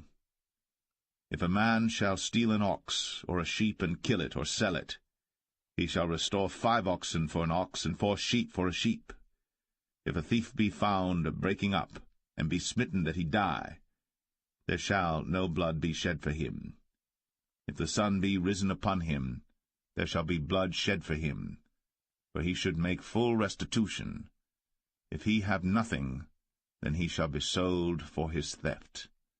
If the theft be certainly found in his hand alive, whether it be ox or ass or sheep, he shall restore double. If a man shall cause a field or vineyard to be eaten, and shall put in his beast, and shall feed in another man's field, of the best of his own field and of the best of his own vineyard, shall he make restitution. If fire break out and catch in thorns, so that stacks of corn or the standing corn of the field be consumed therewith, he that kindled the fire shall surely make restitution. If a man shall deliver unto his neighbor money or stuff to keep, and it be stolen out of the man's house, if the thief be found, let him pay double. If the thief be not found, then the master of the house shall be brought unto the judges to see whether he have put his hand unto his neighbor's goods. For all manner of trespass, whether it be for ox, for ass, for sheep, for raiment, or for any manner of lost thing, which another challengeth to be his, the cause of both parties shall come before the judges, and whom the judges shall condemn, he shall pay double unto his neighbor. If a man deliver unto his neighbor an ass, or an ox, or a sheep, or any beast to keep, and it die, or be hurt, or driven away, no man seeing it, then shall an oath of the Lord be between them both, that he hath not put his hand unto his neighbor's goods, and the owner of it shall accept thereof, and he shall not make it good. And if it be stolen from him, he shall make restitution unto the owner thereof. If it be torn in pieces, then let him bring it for witness, and he shall not make good that which was torn. And if a man borrow aught of his neighbor, and it be hurt or die, the owner thereof being not with it, he shall surely make it good. But if the owner thereof be with it, he shall not make it good. If it be an hired thing, it came for his hire. And if a man entice a maid that is not betrothed, and lie with her, he shall surely endow her to be his wife. If her father utterly refuse to give her unto him, he shall pay money according to the dowry of virgins. Thou shalt not suffer a witch to live. Whosoever lieth with a beast shall surely be put to death. He that sacrificeth unto any god, save unto the Lord only, he shall be utterly destroyed. Thou shalt neither vex a stranger nor oppress him, for ye were strangers in the land of Egypt. Ye shall not afflict any widow or fatherless child. If thou afflict them in any wise, and they cry at all unto me, I will surely hear their cry, and my wrath shall wax hot, and I will kill you with the sword, and your wives shall be widows, and your children fatherless. If thou lend money to any of my people that is poor by thee, thou shalt not be to him as an usurer, neither shalt thou lay upon him usury. If thou at all take thy neighbour's raiment to pledge, thou shalt deliver it unto him by that the sun goeth down. For that is his covering only, it is his raiment for his skin, wherein shall he sleep. And it shall come to pass, when he crieth unto me, that I will hear, for I am gracious. Thou shalt not revile the gods, nor curse the ruler of thy people. Thou shalt not delay to offer the first of thy ripe fruits, and of thy liquors, the firstborn of thy sons shalt thou give unto me. Likewise shalt thou do with thine oxen, and with thy sheep. 7 days it shall be with his dam. On the 8th day thou shalt give it me. And ye shall be holy men unto me. Neither shall ye eat any flesh that is torn of beasts in the field. Ye shall cast it to the dogs.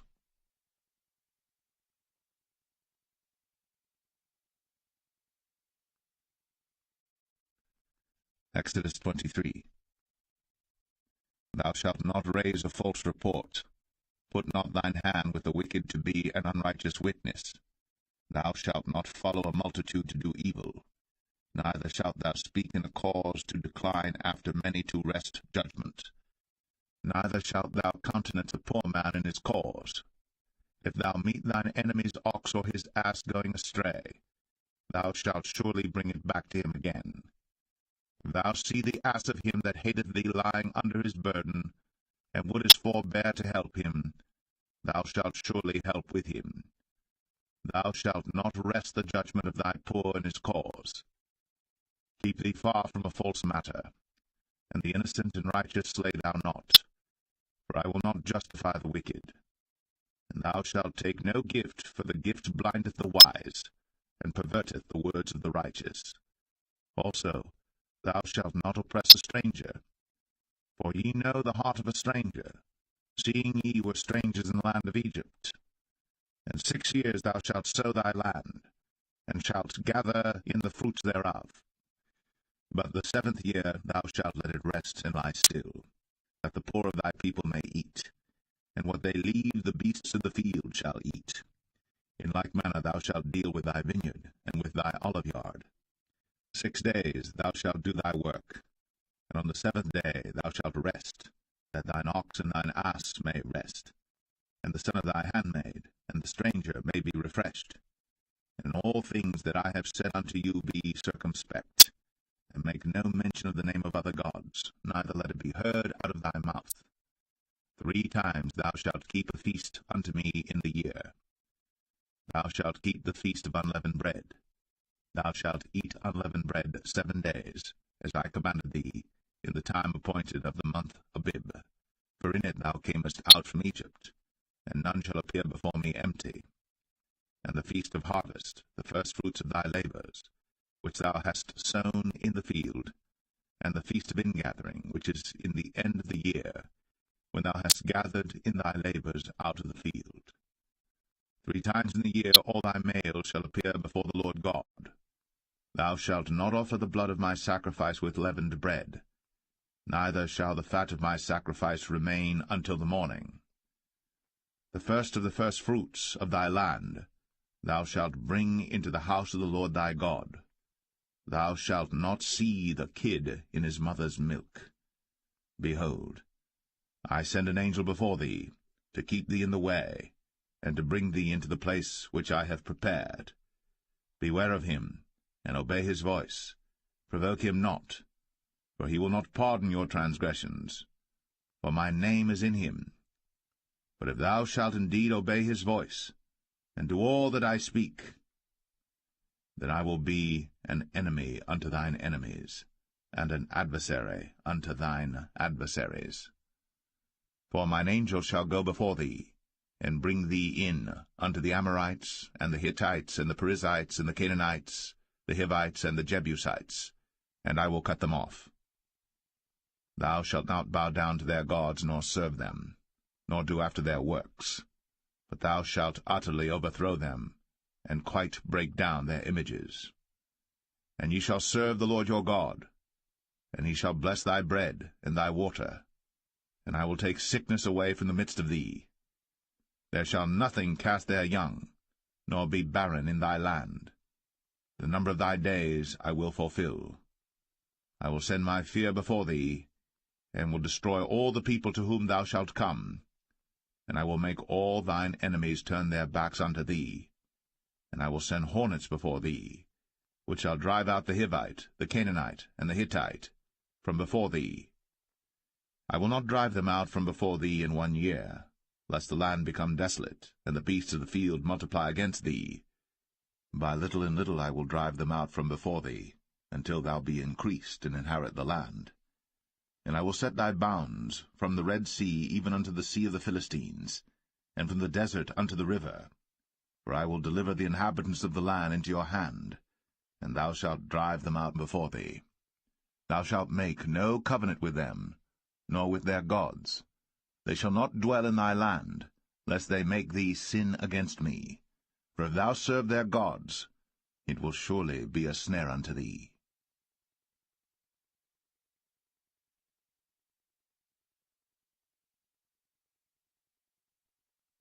Exodus 24. And he said unto Moses, Come up unto the Lord, thou, and Aaron, Nadab, and Abihu, and 70 of the elders of Israel, and worship ye afar off.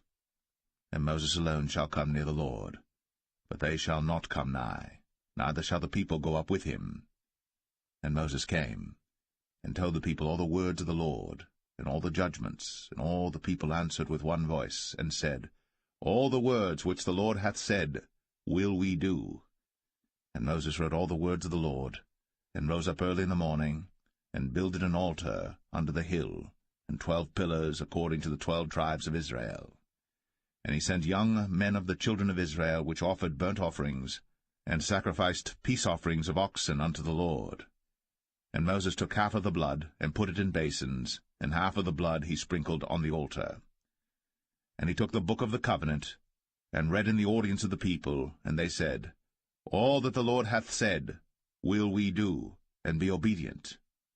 And Moses took the blood, and sprinkled it on the people, and said, Behold, the blood of the covenant which the Lord hath made with you concerning all these words. Then went up Moses, and Aaron, Nadab, and Abihu, and 70 of the elders of Israel. And they saw the God of Israel. And there was under his feet, as it were, a paved work of a sapphire stone, and as it were the body of heaven in his clearness. And upon the nobles of the children of Israel he laid not his hand. Also they saw God, and did eat and drink. And the Lord said unto Moses, Come up to me into the mount, and be there. And I will give thee tables of stone, and a law and commandments which I have written, that thou mayest teach them. And Moses rose up, and his minister Joshua. And Moses went up into the mount of God. And he said unto the elders, Tarry ye here for us, until we come again unto you. And behold, Aaron and Hur are with you. If any man have any matters to do, let him come unto them. And Moses went up into the mount, and a cloud covered the mount. And the glory of the Lord abode upon Mount Sinai, and the cloud covered it 6 days. And the 7th day he called unto Moses out of the midst of the cloud. And the sight of the glory of the Lord was like devouring fire on the top of the mount in the eyes of the children of Israel. And Moses went into the midst of the cloud, and gat him up into the mount. And Moses was in the mount 40 days and 40 nights.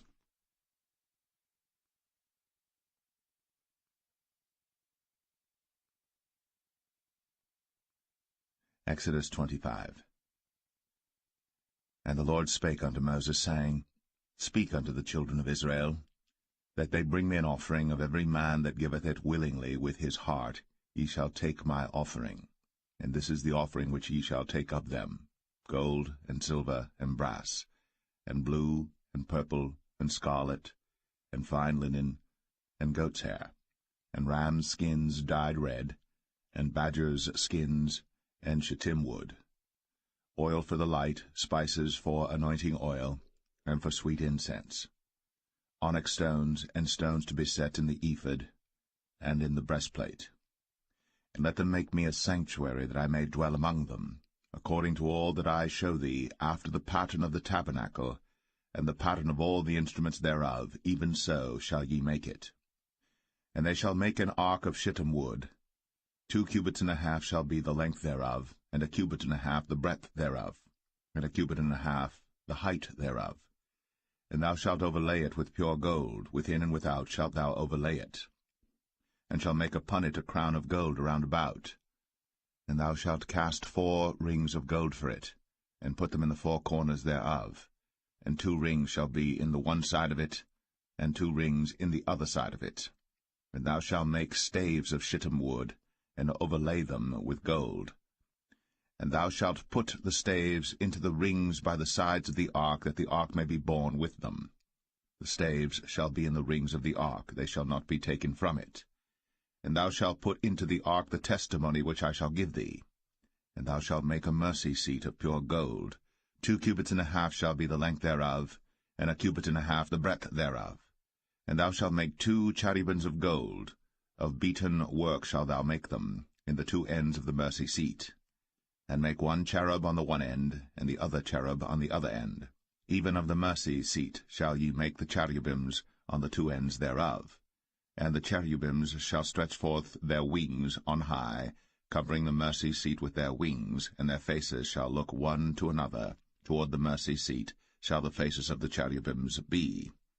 And thou shalt put the mercy seat above upon the ark, and in the ark thou shalt put the testimony that I shall give thee.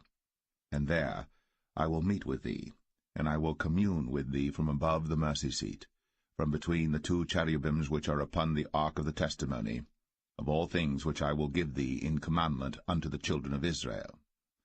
Thou shalt also make a table of shittim wood. 2 cubits shall be the length thereof, and 1 cubit the breadth thereof, and 1 cubit and a half the height thereof. And thou shalt overlay it with pure gold, and make thereto a crown of gold round about.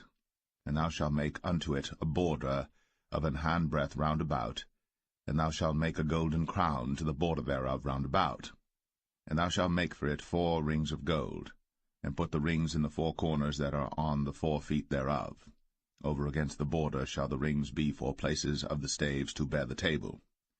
And thou shalt make the staves of shittim wood, and overlay them with gold, that the table may be borne with them. And thou shalt make the dishes thereof, and spoons thereof, and covers thereof, and bowls thereof, to cover withal. Of pure gold shalt thou make them. And thou shalt set upon the table showbread before me always. And thou shalt make a candlestick of pure gold. Of beaten work shall the candlestick be made. His shaft and his branches, his bowls, his knobs and his flowers shall be of the same. And 6 branches shall come out of the sides of it, 3 branches of the candlestick out of the one side, and 3 branches of the candlestick out of the other side. 3 bowls made like unto almonds, with a knob and a flower in one branch, and 3 bowls made like almonds in the other branch, with a knob and a flower. So in the 6 branches that come out of the candlestick. And in the candlestick shall be 4 bowls made like unto almonds, with their knobs and their flowers. And there shall be a knob under 2 branches of the same, and a knob under 2 branches of the same, and a knob under 2 branches of the same, according to the 6 branches that proceed out of the candlestick. Their knobs and their branches shall be of the same. All it shall be one beaten work of pure gold. And thou shalt make the 7 lamps thereof, and they shall light the lamps thereof, that they may give light over against it. And the tongs thereof, and the snuff dishes thereof, shall be of pure gold. Of a talent of pure gold shall he make it with all these vessels. And look that thou make them after their pattern, which was shown thee in the mount.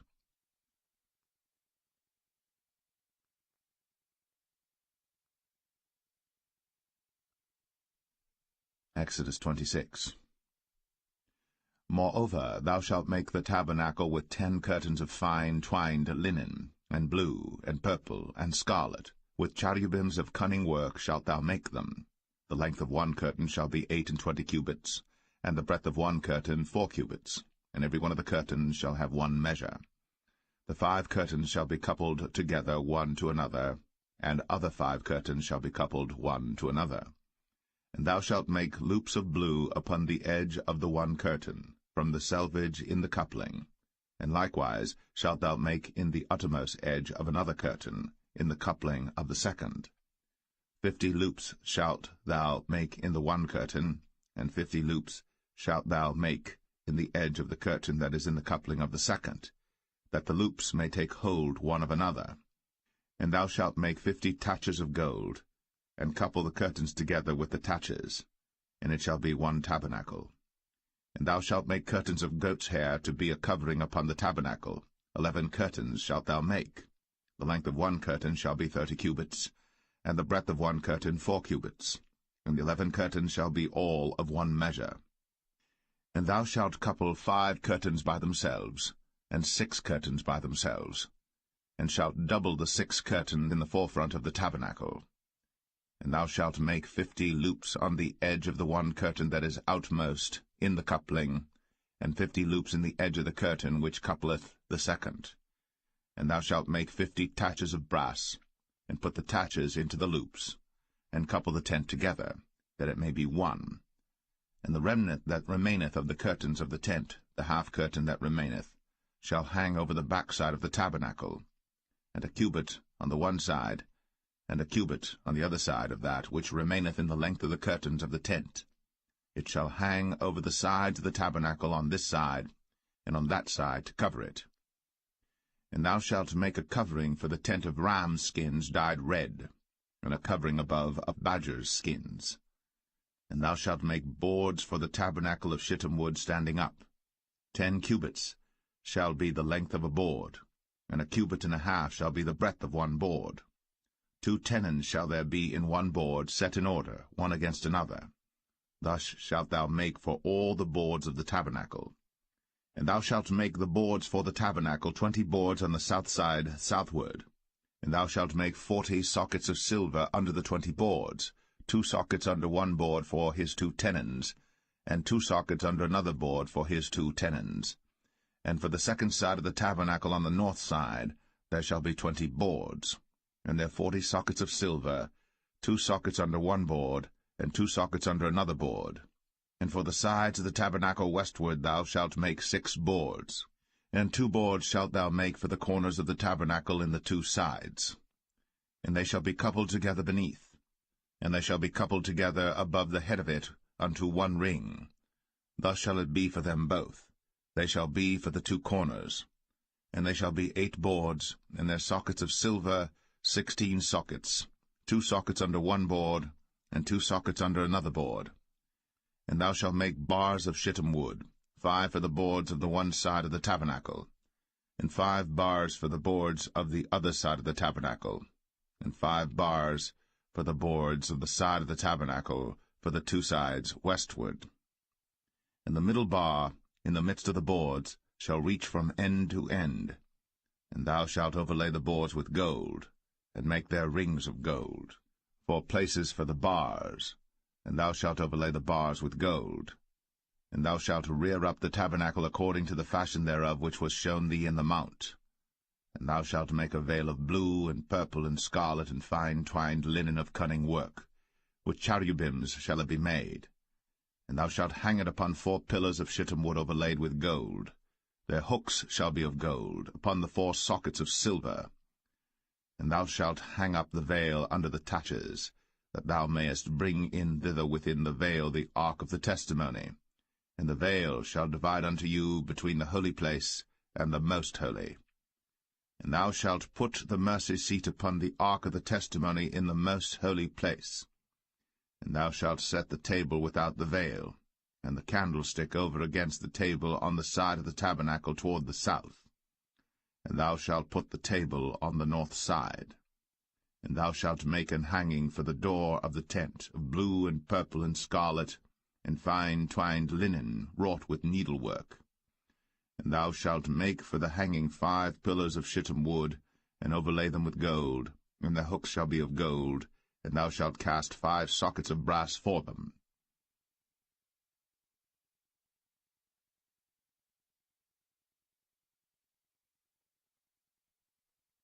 Exodus 27.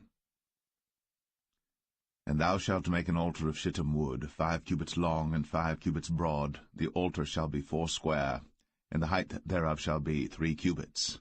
And thou shalt make the horns of it upon the 4 corners thereof. His horns shall be of the same, and thou shalt overlay it with brass.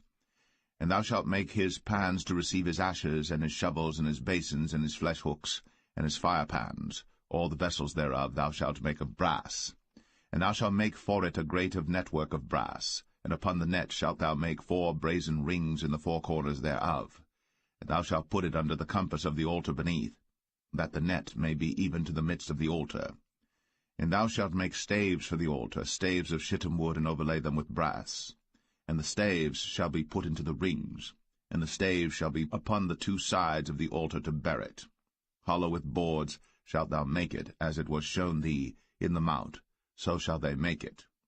And thou shalt make the court of the tabernacle for the south side. Southward there shall be hangings for the court of fine twined linen, of 100 cubits long for one side. And the 20 pillars thereof, and their 20 sockets shall be of brass. The hooks of the pillars, and their fillets, shall be of silver. And likewise for the north side in length there shall be hangings of 100 cubits long, and his 20 pillars, and their 20 sockets of brass, the hooks of the pillars, and their fillets of silver. And for the breadth of the court on the west side shall be hangings of 50 cubits, their pillars 10, and their sockets 10. And the breadth of the court on the east side eastward shall be 50 cubits. The hangings of one side of the gate shall be 15 cubits, their pillars 3, and their sockets 3. And on the other side shall be hangings 15 cubits, their pillars 3, and their sockets 3. And for the gate of the court shall be an hanging of 20 cubits of blue, and purple, and scarlet, and fine twined linen, wrought with needlework, and their pillars shall be 4, and their sockets 4. All the pillars round about the court shall be filleted with silver. Their hooks shall be of silver, and their sockets of brass. The length of the court shall be 100 cubits, and the breadth 50 everywhere, and the height 5 cubits of fine twined linen, and their sockets of brass. All the vessels of the tabernacle, and all the service thereof, and all the pins thereof, and all the pins of the court shall be of brass. And thou shalt command the children of Israel that they bring thee pure oil, olive beaten for the light, to cause the lamp to burn always. In the tabernacle of the congregation without the veil, which is before the testimony, Aaron and his sons shall order it from evening to morning before the Lord. It shall be a statute for ever, unto their generations, on the behalf of the children of Israel.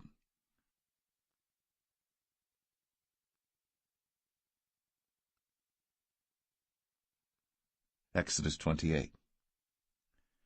And take thou unto thee Aaron thy brother, and his sons with him, from among the children of Israel, that he may minister unto me in the priest's office, even Aaron, Nadab, and Abihu, Eleazar, and Ithamar, Aaron's sons.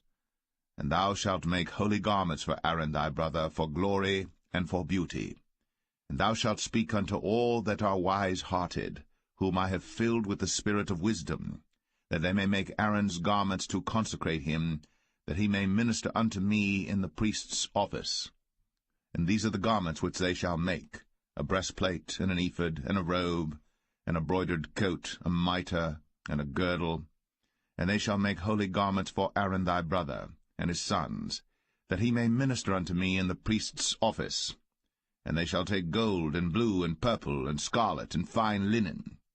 And they shall make the ephod of gold, of blue, and of purple, of scarlet, and fine twined linen with cunning work.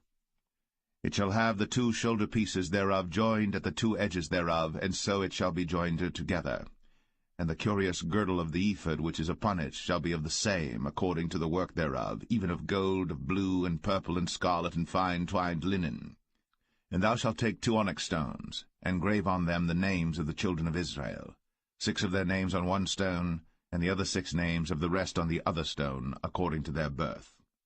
With the work of an engraver in stone, like the engravings of a signet, shalt thou engrave the 2 stones with the names of the children of Israel. Thou shalt make them to be set in ouches of gold. And thou shalt put the 2 stones upon the shoulders of the ephod for stones of memorial unto the children of Israel. And Aaron shall bear their names before the Lord upon his 2 shoulders for a memorial. And thou shalt make ouches of gold, and 2 chains of pure gold at the ends. Of wreathen work shalt thou make them, and fasten the wreathen chains to the ouches. And thou shalt make the breastplate of judgment with cunning work. After the work of the ephod thou shalt make it, of gold, of blue, and of purple, and of scarlet, and of fine twined linen shalt thou make it. 4 square it shall be, being doubled. A span shall be the length thereof, and a span shall be the breadth thereof. And thou shalt set in it settings of stones, even 4 rows of stones. The first row shall be a sardius, a topaz, and a carbuncle. This shall be the first row. And the second row shall be an emerald, a sapphire, and a diamond. And the third row a ligure, an agate, and an amethyst. And the 4th row a beryl, and an onyx, and a jasper. They shall be set in gold in their enclosings. And the stone shall be with the names of the children of Israel, 12 according to their names, like the engravings of a signet. Every one with his name shall they be according to the 12 tribes. And thou shalt make upon the breastplate chains at the ends of wreathen work of pure gold. And thou shalt make upon the breastplate 2 rings of gold, and shalt put the 2 rings on the 2 ends of the breastplate. And thou shalt put the 2 wreathen chains of gold in the 2 rings which are on the ends of the breastplate. And the other 2 ends of the 2 wreathen chains thou shalt fasten in the 2 ouches, and put them on the shoulder pieces of the ephod before it. And thou shalt make 2 rings of gold, and thou shalt put them upon the 2 ends of the breastplate, in the border thereof, which is in the side of the ephod inward. And 2 other rings of gold thou shalt make, and shalt put them on the 2 sides of the ephod underneath, toward the forepart thereof, over against the other coupling thereof, above the curious girdle of the ephod. And they shall bind the breastplate by the rings thereof unto the rings of the ephod with a lace of blue, that it may be above the curious girdle of the ephod, and that the breastplate be not loosed from the ephod. And Aaron shall bear the names of the children of Israel in the breastplate of judgment upon his heart, when he goeth in unto the holy place for a memorial before the Lord continually. And thou shalt put in the breastplate of judgment the Urim and the Thummim, and they shall be upon Aaron's heart, when he goeth in before the Lord. And Aaron shall bear the judgment of the children of Israel upon his heart before the Lord continually. And thou shalt make the robe of the ephod all of blue. And there shall be an hole in the top of it, in the midst thereof. It shall have a binding of woven work round about the whole of it, as it were the hole of an habergeon, that it be not rent. And beneath upon the hem of it thou shalt make pomegranates of blue, and of purple, and of scarlet round about the hem thereof, and bells of gold between them round about. a golden bell and a pomegranate, a golden bell and a pomegranate, upon the hem of the robe round about. And it shall be upon Aaron to minister. And his sound shall be heard when he goeth in unto the holy place before the Lord, and when he cometh out, that he die not. And thou shalt make a plate of pure gold, and grave upon it, like the engravings of a signet, holiness to the Lord. And thou shalt put it on a blue lace, that it may be upon the mitre, upon the forefront of the mitre it shall be. And it shall be upon Aaron's forehead, that Aaron may bear the iniquity of the holy things, which the children of Israel shall hallow in all their holy gifts. And it shall be always upon his forehead, that they may be accepted before the Lord. And thou shalt embroider the coat of fine linen, and thou shalt make the mitre of fine linen, and thou shalt make the girdle of needlework. And for Aaron's sons thou shalt make coats, and thou shalt make for them girdles, and bonnets shalt thou make for them for glory and for beauty. And thou shalt put them upon Aaron thy brother, and his sons with him, and shalt anoint them, and consecrate them, and sanctify them, that they may minister unto me in the priest's office. And thou shalt make them linen breeches to cover their nakedness, from the loins even unto the thighs they shall reach. And they shall be upon Aaron and upon his sons when they come in unto the tabernacle of the congregation, or when they come near unto the altar to minister in the holy place, that they bear not iniquity, and die. It shall be a statute for ever unto him and his seed after him.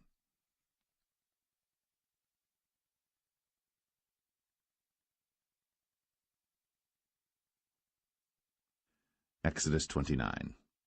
And this is the thing that thou shalt do unto them to hallow them, to minister unto me in the priest's office. Take 1 young bullock, and 2 rams without blemish, and unleavened bread and cakes unleavened, tempered with oil, and wafers unleavened, anointed with oil, of wheaten flour shalt thou make them. And thou shalt put them into 1 basket, and bring them in the basket, with the bullock and the 2 rams. And Aaron and his sons thou shalt bring unto the door of the tabernacle of the congregation, and shalt wash them with water. And thou shalt take the garments, and put upon Aaron the coat, and the robe of the ephod, and the ephod, and the breastplate, and gird him with the curious girdle of the ephod. And thou shalt put the mitre upon his head, and put the holy crown upon the mitre. Then shalt thou take the anointing oil, and pour it upon his head, and anoint him. And thou shalt bring his sons, and put coats upon them. And thou shalt gird them with girdles, Aaron and his sons, and put the bonnets on them, and the priest's office shall be theirs for a perpetual statute. And thou shalt consecrate Aaron and his sons. And thou shalt cause a bullock to be brought before the tabernacle of the congregation, and Aaron and his sons shall put their hands upon the head of the bullock. And thou shalt kill the bullock before the Lord, by the door of the tabernacle of the congregation. And thou shalt take of the blood of the bullock, and put it upon the horns of the altar with thy finger, and pour all the blood beside the bottom of the altar. And thou shalt take all the fat that covereth the inwards, and the caul that is above the liver, and the 2 kidneys, and the fat that is upon them, and burn them upon the altar. But the flesh of the bullock, and his skin, and his dung, shalt thou burn with fire without the camp. It is a sin offering. Thou shalt also take 1 ram, and Aaron and his sons shall put their hands upon the head of the ram. And thou shalt slay the ram, and thou shalt take his blood, and sprinkle it round about upon the altar. And thou shalt cut the ram in pieces, and wash the inwards of him and his legs, and put them unto his pieces and unto his head. And thou shalt burn the whole ram upon the altar. It is a burnt offering unto the Lord. It is a sweet savour, an offering made by fire unto the Lord. And thou shalt take the other ram, and Aaron and his sons shall put their hands upon the head of the ram. Then shalt thou kill the ram, and take of his blood, and put it upon the tip of the right ear of Aaron, and upon the tip of the right ear of his sons, and upon the thumb of their right hand, and upon the great toe of their right foot, and sprinkle the blood upon the altar round about. And thou shalt take of the blood that is upon the altar, and of the anointing oil, and sprinkle it upon Aaron, and upon his garments, and upon his sons, and upon the garments of his sons with him. And he shall be hallowed, and his garments, and his sons' garments with him. Also thou shalt take of the ram the fat and the rump, and the fat that covereth the inwards, and the caul above the liver, and the 2 kidneys, and the fat that is upon them, and the right shoulder, for it is a ram of consecration, and 1 loaf of bread, and 1 cake of oiled bread, and 1 wafer out of the basket of the unleavened bread that is before the Lord. And thou shalt put all in the hands of Aaron, and in the hands of his sons, and shalt wave them for a wave offering before the Lord. And thou shalt receive them of their hands, and burn them upon the altar for a burnt offering, for a sweet savour before the Lord. It is an offering made by fire unto the Lord. And thou shalt take the breast of the ram of Aaron's consecration, and wave it for a wave offering before the Lord, and it shall be thy part. And thou shalt sanctify the breast of the wave offering, and the shoulder of the heave offering which is waved, and which is heaved up, of the ram of the consecration, even of that which is for Aaron, and of that which is for his sons. And it shall be Aaron's and his sons by a statute for ever from the children of Israel. For it is an heave offering, and it shall be an heave offering from the children of Israel of the sacrifice of their peace offerings, even their heave offering unto the Lord.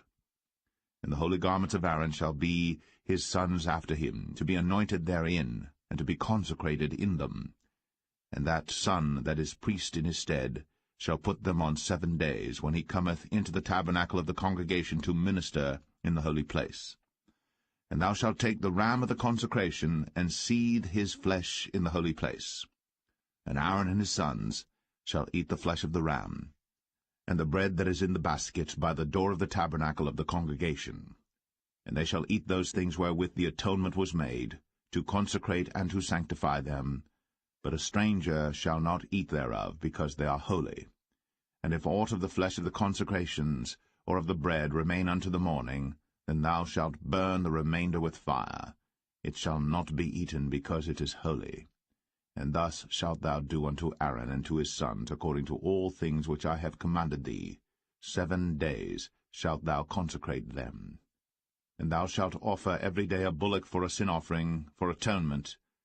And thou shalt cleanse the altar, when thou hast made an atonement for it. And thou shalt anoint it, to sanctify it.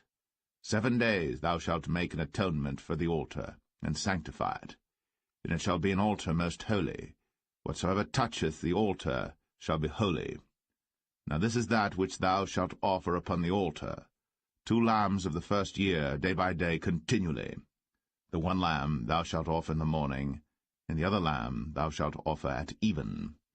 And with the 1 lamb a 10th deal of flour mingled with the 4th part of an hin of beaten oil, and the 4th part of an hin of wine for a drink offering. And the other lamb thou shalt offer at even, and shalt do thereto according to the meat offering of the morning, and according to the drink offering thereof, for a sweet savour, an offering made by fire unto the Lord. This shall be a continual burnt offering throughout your generations at the door of the tabernacle of the congregation before the Lord, where I will meet you, to speak thereunto thee. And there I will meet with the children of Israel, and the tabernacle shall be sanctified by my glory. And I will sanctify the tabernacle of the congregation and the altar. I will sanctify also both Aaron and his sons to minister to me in the priest's office. And I will dwell among the children of Israel, and will be their God. And they shall know that I am the Lord their God, that brought them forth out of the land of Egypt, that I may dwell among them. I am the Lord their God.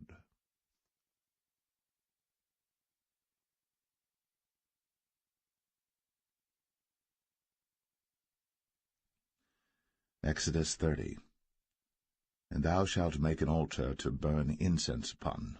Of shittim wood shalt thou make it. A cubit shall be the length thereof, and a cubit the breadth thereof. 4 square shall it be. And 2 cubits shall be the height thereof. The horns thereof shall be of the same. And thou shalt overlay it with pure gold, the top thereof and the sides thereof round about, and the horns thereof. And thou shalt make unto it a crown of gold round about. And 2 golden rings shalt thou make to it under the crown of it. By the 2 corners thereof upon the 2 sides of it shalt thou make it. And they shall be for places for the staves to bear it withal. And thou shalt make the staves of shittim wood, and overlay them with gold. And thou shalt put it before the veil that is by the ark of the testimony, before the mercy seat that is over the testimony, where I will meet with thee. And Aaron shall burn thereon sweet incense every morning. When he dresseth the lamps, he shall burn incense upon it. And when Aaron lighteth the lamps at even, he shall burn incense upon it, a perpetual incense before the Lord throughout your generations. Ye shall offer no strange incense thereon, nor burnt sacrifice, nor meat offering, neither shall ye pour drink offering thereon. And Aaron shall make an atonement upon the horns of it once in a year with the blood of the sin offering of atonements. Once in the year shall he make atonement upon it throughout your generations. It is most holy unto the Lord. And the Lord spake unto Moses, saying, When thou takest the sum of the children of Israel after their number, then shall they give every man a ransom for his soul unto the Lord, when thou numberest them, that there be no plague among them, when thou numberest them. This they shall give every one that passeth among them that are numbered, half a shekel after the shekel of the sanctuary. A shekel is 20 gerahs, and half shekel shall be the offering of the Lord. Every one that passeth among them that are numbered, from 20 years old and above, shall give an offering unto the Lord. The rich shall not give more, and the poor shall not give less than half a shekel, when they give an offering unto the Lord, to make an atonement for your souls. And thou shalt take the atonement money of the children of Israel, and shalt appoint it for the service of the tabernacle of the congregation, that it may be a memorial unto the children of Israel before the Lord, to make an atonement for your souls. And the Lord spake unto Moses, saying, Thou shalt also make a laver of brass, and his foot also of brass, to wash withal. And thou shalt put it between the tabernacle of the congregation and the altar, and thou shalt put water therein. For Aaron and his sons shall wash their hands and their feet thereat. When they go into the tabernacle of the congregation, they shall wash with water, that they die not, or when they come near to the altar to minister, to burn offering made by fire unto the Lord. So they shall wash their hands and their feet, that they die not. And it shall be a statute forever to them, even to him and to his seed throughout their generations. Moreover the Lord spake unto Moses, saying, Take thou also unto thee principal spices, of pure myrrh 500 shekels, and of sweet cinnamon half so much, even 250 shekels, and of sweet calamus 250 shekels, and of cassia 500 shekels after the shekel of the sanctuary, and of oil olive and hin. And thou shalt make it an oil of holy ointment, an ointment compound after the art of the apothecary. It shall be an holy anointing oil. And thou shalt anoint the tabernacle of the congregation therewith, and the ark of the testimony, and the table and all his vessels, and the candlestick and his vessels, and the altar of incense, and the altar of burnt offering with all his vessels, and the laver and his foot. And thou shalt sanctify them, that they may be most holy. Whatsoever toucheth them shall be holy. And thou shalt anoint Aaron and his sons, and consecrate them, that they may minister unto me in the priest's office. And thou shalt speak unto the children of Israel, saying, This shall be an holy anointing oil unto me throughout your generations. Upon man's flesh shall it not be poured, neither shall ye make any other like it, after the composition of it. It is holy, and it shall be holy unto you. Whosoever compoundeth any like it, or whosoever putteth any of it upon a stranger, shall even be cut off from his people. And the Lord said unto Moses, Take unto thee sweet spices, stacte, and onycha, and galbanum, these sweet spices with pure frankincense, of each shall there be a like weight. And thou shalt make it a perfume, a confection after the art of the apothecary, tempered together pure and holy. And thou shalt beat some of it very small, and put of it before the testimony in the tabernacle of the congregation, where I will meet with thee. It shall be unto you most holy. And as for the perfume which thou shalt make, ye shall not make to yourselves according to the composition thereof. It shall be unto thee holy for the Lord. Whosoever shall make like unto that, to smell thereto, shall even be cut off from his people.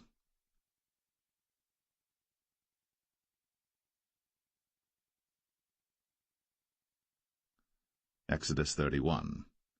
And the Lord spake unto Moses, saying, See, I have called by name Bezalel the son of Uri, the son of Hur, of the tribe of Judah, and I have filled him with the Spirit of God, in wisdom, and in understanding, and in knowledge, and in all manner of workmanship, to devise cunning works, to work in gold, and in silver, and in brass, and in cutting of stones, to set them, and in carving of timber, to work in all manner of workmanship. And I, behold, I have given with him Aholiab, the son of Ahisamach, of the tribe of Dan. And in the hearts of all that are wise-hearted I have put wisdom, that they may make all that I have commanded thee: the tabernacle of the congregation, and the ark of the testimony, and the mercy seat that is thereupon, and all the furniture of the tabernacle, and the table, and his furniture, and the pure candlestick with all his furniture, and the altar of incense, and the altar of burnt offering with all his furniture, and the laver and his foot, and the cloths of service, and the holy garments for Aaron the priest, and the garments of his sons to minister in the priest's office, and the anointing oil, and sweet incense for the holy place, according to all that I have commanded thee shall they do. And the Lord spake unto Moses, saying, Speak thou also unto the children of Israel, saying, Verily, my Sabbaths ye shall keep, for it is a sign between me and you throughout your generations, that ye may know that I am the Lord that doth sanctify you. Ye shall keep the Sabbath therefore, for it is holy unto you. Every one that defileth it shall surely be put to death. For whosoever doeth any work therein, that soul shall be cut off from among his people. 6 days may work be done, but in the 7th is the Sabbath of rest, holy to the Lord. Whosoever doeth any work in the Sabbath day, he shall surely be put to death. Wherefore the children of Israel shall keep the Sabbath, to observe the Sabbath throughout their generations, for a perpetual covenant. It is a sign between me and the children of Israel forever. For in 6 days the Lord made heaven and earth, and on the 7th day he rested and was refreshed. And he gave unto Moses, when he had made an end of communing with him upon Mount Sinai, 2 tables of testimony, tables of stone, written with the finger of God.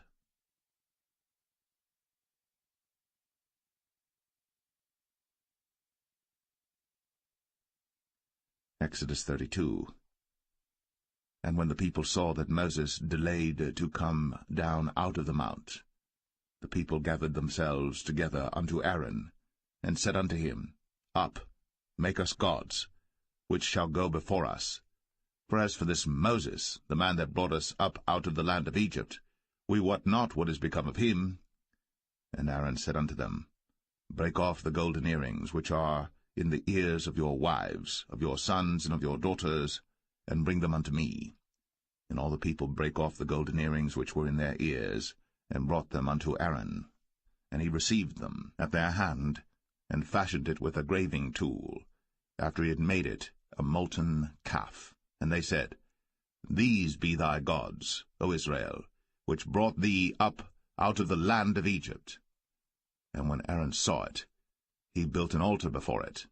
And Aaron made proclamation and said, Tomorrow is a feast to the Lord. And they rose up early on the morrow, and offered burnt offerings, and brought peace offerings. And the people sat down to eat and to drink, and rose up to play. And the Lord said unto Moses, Go, get thee down, for thy people, which thou broughtest out of the land of Egypt, have corrupted themselves. They have turned aside quickly out of the way which I commanded them. They have made them a molten calf, and have worshipped it, and have sacrificed thereunto, and said, These be thy gods, O Israel, which have brought thee up out of the land of Egypt. And the Lord said unto Moses, I have seen this people, and behold, it is a stiff-necked people. Now therefore let me alone, that my wrath may wax hot against them, and that I may consume them, and I will make of thee a great nation. And Moses besought the Lord his God, and said, Lord, why doth thy wrath wax hot against thy people, which thou hast brought forth out of the land of Egypt with great power, and with a mighty hand? Wherefore should the Egyptians speak and say, For mischief did he bring them out, to slay them in the mountains, and to consume them from the face of the earth? Turn from thy fierce wrath, and repent of this evil against thy people. Remember Abraham, Isaac, and Israel, thy servants, to whom thou swarest by thine own self, and saidst unto them, I will multiply your seed as the stars of heaven. And all this land that I have spoken of will I give unto your seed, and they shall inherit it forever. And the Lord repented of the evil which he thought to do unto his people. And Moses turned, and went down from the mount, and the 2 tables of the testimony were in his hand. The tables were written on both their sides. On the one side and on the other were they written. And the tables were the work of God, and the writing was the writing of God, graven upon the tables. And when Joshua heard the noise of the people as they shouted, he said unto Moses, There is a noise of war in the camp. And he said, It is not the voice of them that shout for mastery, neither is it the voice of them that cry for being overcome, but the noise of them that sing do I hear. And it came to pass, as soon as he came nigh unto the camp, that he saw the calf and the dancing. And Moses' anger waxed hot, and he cast the tables out of his hands, and brake them beneath the mount. And he took the calf which they had made, and burnt it in the fire, and ground it to powder, and strawed it upon the water, and made the children of Israel drink of it. And Moses said unto Aaron, What did this people unto thee, that thou hast brought so great a sin upon them? And Aaron said, Let not the anger of my Lord wax hot. Thou knowest the people, that they are set on mischief. For they said unto me, Make us gods, which shall go before us. For as for this Moses, the man that brought us up out of the land of Egypt, we wot not what is become of him. And I said unto them, Whosoever hath any gold, let them break it off. So they gave it to me. Then I cast it into the fire, and there came out this calf. And when Moses saw that the people were naked, for Aaron had made them naked unto their shame among their enemies, then Moses stood in the gate of the camp, and said, Who is on the Lord's side? Let him come unto me. And all the sons of Levi gathered themselves together unto him. And he said unto them, Thus saith the Lord God of Israel, Put every man his sword by his side, and go in and out from gate to gate throughout the camp, and slay every man his brother, and every man his companion, and every man his neighbor. And the children of Levi did according to the word of Moses. And there fell of the people that day about 3,000 men. For Moses had said, Consecrate yourselves today to the Lord, even every man upon his son, and upon his brother, that he may bestow upon you a blessing this day. And it came to pass on the morrow, that Moses said unto the people, Ye have sinned a great sin, and now I will go up unto the Lord. Peradventure I shall make an atonement for your sin. And Moses returned unto the Lord, and said, O this people have sinned a great sin, and have made them gods of gold. Yet now, if thou wilt forgive their sin, and if not, blot me, I pray thee, out of thy book, which thou hast written. And the Lord said unto Moses, Whosoever hath sinned against me, him will I blot out of my book. Therefore now go, lead the people unto the place of which I have spoken unto thee.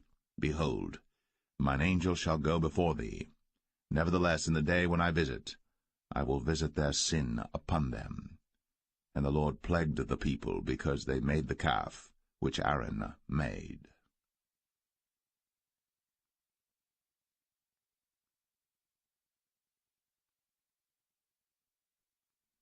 Exodus 33. And the Lord said unto Moses, Depart, and go up hence, thou, and the people which thou hast brought up out of the land of Egypt, unto the land which I sware unto Abraham, to Isaac, and to Jacob, saying, Unto thy seed will I give it. And I will send an angel before thee, and I will drive out the Canaanite, the Amorite, and the Hittite, and the Perizzite, the Hivite, and the Jebusite, unto a land flowing with milk and honey. For I will not go up in the midst of thee, for thou art a stiff-necked people, lest I consume thee in the way. And when the people heard these evil tidings, they mourned, and no man did put on him his ornaments. For the Lord had said unto Moses, Say unto the children of Israel, Ye are a stiff-necked people. I will come up into the midst of thee in a moment, and consume thee. Therefore now put off thy ornaments from thee, that I may know what to do unto thee. And the children of Israel stripped themselves of their ornaments by the mount Horeb. And Moses took the tabernacle, and pitched it without the camp, afar off from the camp, and called it the tabernacle of the congregation. And it came to pass that every one which sought the Lord went out unto the tabernacle of the congregation, which was without the camp. And it came to pass, when Moses went out unto the tabernacle, that all the people rose up, and stood every man at his tent door, and looked after Moses, until he was gone into the tabernacle. And it came to pass, as Moses entered into the tabernacle, the cloudy pillar descended, and stood at the door of the tabernacle, and the Lord talked with Moses. And all the people saw the cloudy pillar stand at the tabernacle door. And all the people rose up and worshipped, every man in his tent door. And the Lord spake unto Moses face to face, as a man speaketh unto his friend. And he turned again into the camp. But his servant Joshua the son of Nun, a young man, departed not out of the tabernacle. And Moses said unto the Lord, See, thou sayest unto me, Bring up this people, and thou hast not let me know whom thou wilt send with me. Yet thou hast said, I know thee by name, and thou hast also found grace in my sight. Now therefore, I pray thee, if I have found grace in thy sight, show me now thy way, that I may know thee, that I may find grace in thy sight, and consider that this nation is thy people. And he said, My presence shall go with thee, and I will give thee rest. And he said unto him, If thy presence go not with me, carry us not up hence. For wherein shall it be known here that I and thy people have found grace in thy sight? Is it not in that thou goest with us? So shall we be separated, I and thy people, from all the people that are upon the face of the earth. And the Lord said unto Moses, I will do this thing also that thou hast spoken, for thou hast found grace in my sight, and I know thee by name. And he said, I beseech thee, show me thy glory. And he said, I will make all my goodness pass before thee, and I will proclaim the name of the Lord before thee, and will be gracious to whom I will be gracious, and will show mercy on whom I will show mercy. And he said, Thou canst not see my face, for there shall no man see me and live.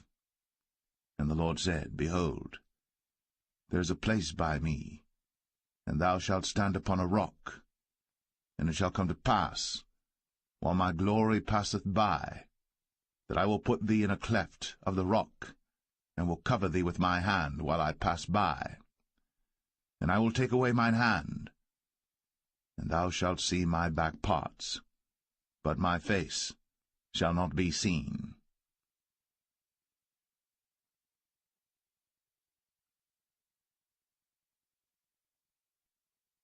Exodus 34.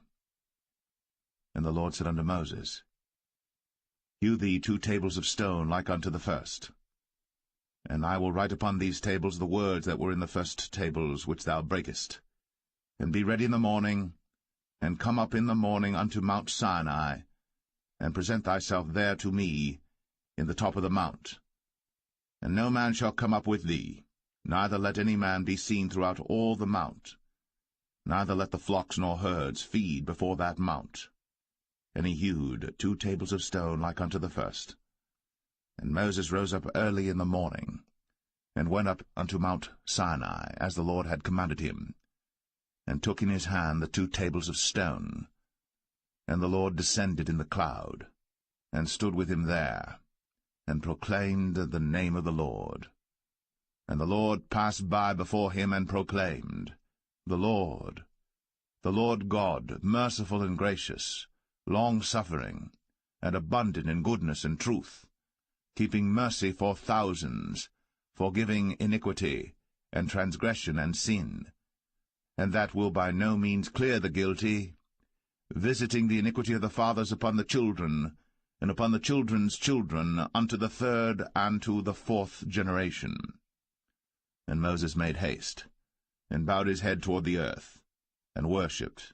And he said, If now I have found grace in thy sight, O Lord, let my Lord, I pray thee, go among us. For it is a stiff-necked people, and pardon our iniquity and our sin, and take us for thine inheritance. And he said, Behold, I make a covenant Before all thy people I will do marvels, such as have not been done in all the earth, nor in any nation. And all the people among which thou art shall see the work of the Lord, for it is a terrible thing that I will do with thee. Observe thou that which I command thee this day. Behold, I drive out before thee the Amorite, and the Canaanite, and the Hittite, and the Perizzite, and the Hivite, and the Jebusite. Take heed to thyself, lest thou make a covenant with the inhabitants of the land whither thou goest, lest it be for a snare in the midst of thee. But ye shall destroy their altars, break their images, and cut down their groves. For thou shalt worship no other god, for the Lord whose name is jealous is a jealous God. Lest thou make a covenant with the inhabitants of the land, and they go a-whoring after their gods, and do sacrifice unto their gods, and one call thee, and thou eat of his sacrifice, and thou take of their daughters unto thy sons, and their daughters go a-whoring after their gods, and make thy sons go a-whoring after their gods. Thou shalt make thee no molten gods. The feast of unleavened bread shalt thou keep. 7 days thou shalt eat unleavened bread, as I commanded thee, in the time of the month Abib. For in the month Abib thou camest out from Egypt. All that openeth the matrix is mine, and every firstling among thy cattle, whether ox or sheep that is male. But the firstling of an ass thou shalt redeem with a lamb. And if thou redeem him not, then shalt thou break his neck. All the firstborn of thy sons thou shalt redeem, and none shall appear before me empty. 6 days thou shalt work, but on the 7th day thou shalt rest. In earing time and in harvest thou shalt rest. And thou shalt observe the feast of weeks, of the firstfruits of wheat harvest, and the feast of ingathering at the year's end. Thrice in the year shall all your men-children appear before the Lord God, the God of Israel. For I will cast out the nations before thee, and enlarge thy borders. Neither shall any man desire thy land, when thou shalt go up to appear before the Lord thy God thrice in the year. Thou shalt not offer the blood of my sacrifice with leaven, neither shall the sacrifice of the feast of the Passover be left unto the morning. The first of the firstfruits of thy land thou shalt bring unto the house of the Lord thy God. Thou shalt not see the kid in his mother's milk. And the Lord said unto Moses, Write thou these words, for after the tenor of these words I have made a covenant with thee and with Israel. And he was there with the Lord 40 days and 40 nights. He did neither eat bread nor drink water. And he wrote upon the tables the words of the covenant, the 10 commandments. And it came to pass, when Moses came down from Mount Sinai, with the 2 tables of testimony in Moses' hand, when he came down from the mount, that Moses wist not that the skin of his face shone, while he talked with them. And when Aaron and all the children of Israel saw Moses, behold, the skin of his face shone, and they were afraid to come nigh him. And Moses called unto them, and Aaron and all the rulers of the congregation returned unto him.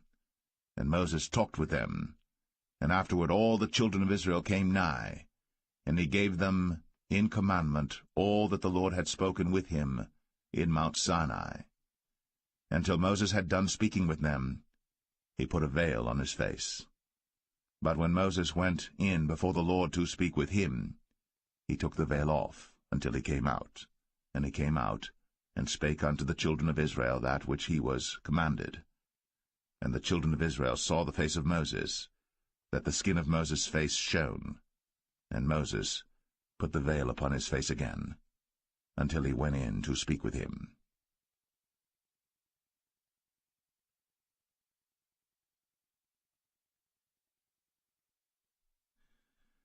Exodus 35. And Moses gathered all the congregation of the children of Israel together, and said unto them, These are the words which the Lord hath commanded, that ye should do them. 6 days shall work be done, but on the 7th day there shall be to you an holy day, a Sabbath of rest to the Lord. Whosoever doeth work therein shall be put to death. Ye shall kindle no fire throughout your habitations upon the Sabbath day. And Moses spake unto all the congregation of the children of Israel, saying, This is the thing which the Lord commanded, saying, Take ye from among you an offering unto the Lord.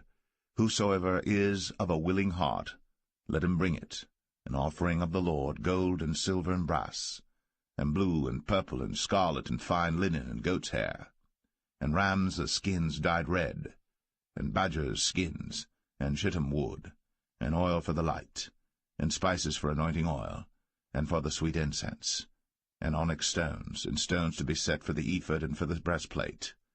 And every wise-hearted among you shall come, and make all that the Lord hath commanded, the tabernacle, his tent, and his covering, his taches, and his boards, his bars, his pillars, and his sockets, the ark and the staves thereof, with the mercy seat and the veil of the covering, the table and his staves, and all his vessels, and the showbread, the candlestick also for the light, and his furniture, and his lamps, with the oil for the light, and the incense altar, and his staves, and the anointing oil, and the sweet incense, and the hanging for the door at the entering in of the tabernacle, the altar of burnt offering, with his brazen grate, his staves, and all his vessels, the laver and his foot, the hangings of the court, his pillars, and their sockets, and the hanging for the door of the court, the pins of the tabernacle, and the pins of the court, and their cords, the cloths of service, to do service in the holy place, the holy garments for Aaron the priest, and the garments of his sons to minister in the priest's office.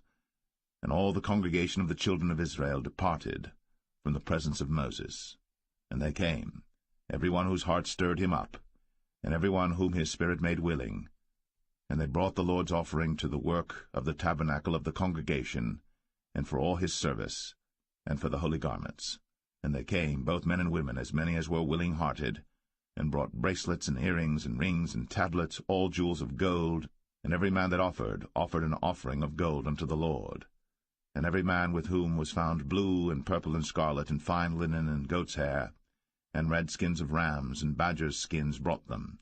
Every one that did offer an offering of silver and brass brought the Lord's offering, and every man with whom was found shittim wood for any work of the service brought it. And all the women that were wise-hearted did spin with their hands, and brought that which they had spun, both of blue and of purple and of scarlet and of fine linen. And all the women whose heart stirred them up in wisdom spun goat's hair. And the rulers brought onyx stones, and stones to be set for the ephod and for the breastplate, and spice, and oil for the light, and for the anointing oil, and for the sweet incense. The children of Israel brought a willing offering unto the Lord, every man and woman whose heart made them willing to bring for all manner of work, which the Lord had commanded to be made by the hand of Moses. And Moses said unto the children of Israel, See, the Lord hath called by name Bezalel the son of Uri, the son of Hur, of the tribe of Judah. And he hath filled him with the Spirit of God in wisdom, in understanding, and in knowledge, and in all manner of workmanship, and to devise curious works, to work in gold, and in silver, and in brass, and in the cutting of stones, to set them, and in carving of wood, to make any manner of cunning work. And he hath put in his heart that he may teach, both he and Aholiab, the son of Ahisamach, of the tribe of Dan. Them hath he filled with wisdom of heart, to work all manner of work, of the engraver, and of the cunning workman, and of the embroiderer, in blue, and in purple, and scarlet, and in fine linen, and of the weaver, even of them that do any work, and of those that devise cunning work.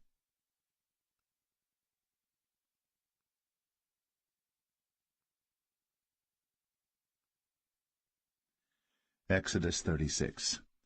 Then wrought Bezalel and Aholiab, and every wise-hearted man, in whom the Lord put wisdom and understanding to know how to work all manner of work for the service of the sanctuary, according to all that the Lord had commanded.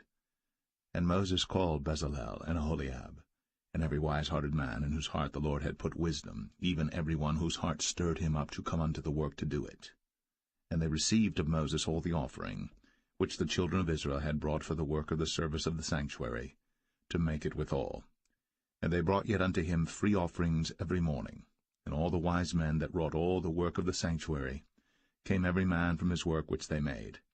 And they spake unto Moses, saying, The people bring much more than enough for the service of the work, which the Lord commanded to make. And Moses gave commandment, and they caused it to be proclaimed throughout the camp, saying, Let neither man nor woman make any more work for the offering of the sanctuary. so the people were restrained from bringing. For the stuff they had was sufficient for all the work to make it, and too much. And every wise-hearted man among them that wrought the work of the tabernacle made 10 curtains of fine twined linen, and blue, and purple, and scarlet. With cherubims of cunning work made he them. The length of one curtain was 20 and 8 cubits, and the breadth of one curtain 4 cubits. The curtains were all of one size. And he coupled the 5 curtains one unto another, and the other 5 curtains he coupled one unto another. And he made loops of blue on the edge of one curtain from the selvage in the coupling. Likewise he made in the uttermost side of another curtain in the coupling of the second. 50 loops made he in one curtain, and 50 loops made he in the edge of the curtain which was in the coupling of the second. The loops held one curtain to another. And he made 50 taches of gold, and coupled the curtains one unto another with the taches. So it became one tabernacle. And he made curtains of goat's hair for the tent over the tabernacle. 11 curtains he made them. The length of one curtain was 30 cubits, and 4 cubits was the breadth of one curtain. The 11 curtains were of one size. And he coupled 5 curtains by themselves, and 6 curtains by themselves. And he made 50 loops upon the uttermost edge of the curtain in the coupling, and 50 loops made he upon the edge of the curtain which coupleth the second. And he made 50 taches of brass to couple the tent together, that it might be one. And he made a covering for the tent of ram skins dyed red, and a covering of badger skins above that. And he made boards for the tabernacle of shittim wood standing up. The length of a board was 10 cubits, and the breadth of a board 1 cubit and a half. One board had 2 tenons, equally distant one from another. Thus did he make for all the boards of the tabernacle. And he made boards for the tabernacle, 20 boards for the south side southward. And 40 sockets of silver he made under the 20 boards, 2 sockets under one board for his 2 tenons, and 2 sockets under another board for his 2 tenons. And for the other side of the tabernacle, which is toward the north corner, he made 20 boards, and there 40 sockets of silver, 2 sockets under one board, and 2 sockets under another board. And for the sides of the tabernacle westward he made 6 boards, and 2 boards made he for the corners of the tabernacle in the 2 sides, and they were coupled beneath, and coupled together at the head thereof to one ring. Thus he did to both of them in both the corners. And there were 8 boards, and their sockets were 16 sockets of silver, under every board 2 sockets. And he made bars of shittim wood, 5 for the boards of the one side of the tabernacle, and 5 bars for the boards of the other side of the tabernacle, and 5 bars for the boards of the tabernacle for the sides westward. And he made the middle bar to shoot through the boards from the one end to the other. And he overlaid the boards with gold, and made their rings of gold to be places for the bars, and overlaid the bars with gold. And he made a veil of blue and purple and scarlet, and fine twined linen, with cherubims made he it of cunning work. And he made thereunto 4 pillars of shittim wood, and overlaid them with gold. Their hooks were of gold, and he cast for them 4 sockets of silver. And he made an hanging for the tabernacle door of blue and purple and scarlet and fine twined linen of needlework. And the 5 pillars of it with their hooks, and he overlaid their chapiters and their fillets with gold, but their 5 sockets were of brass.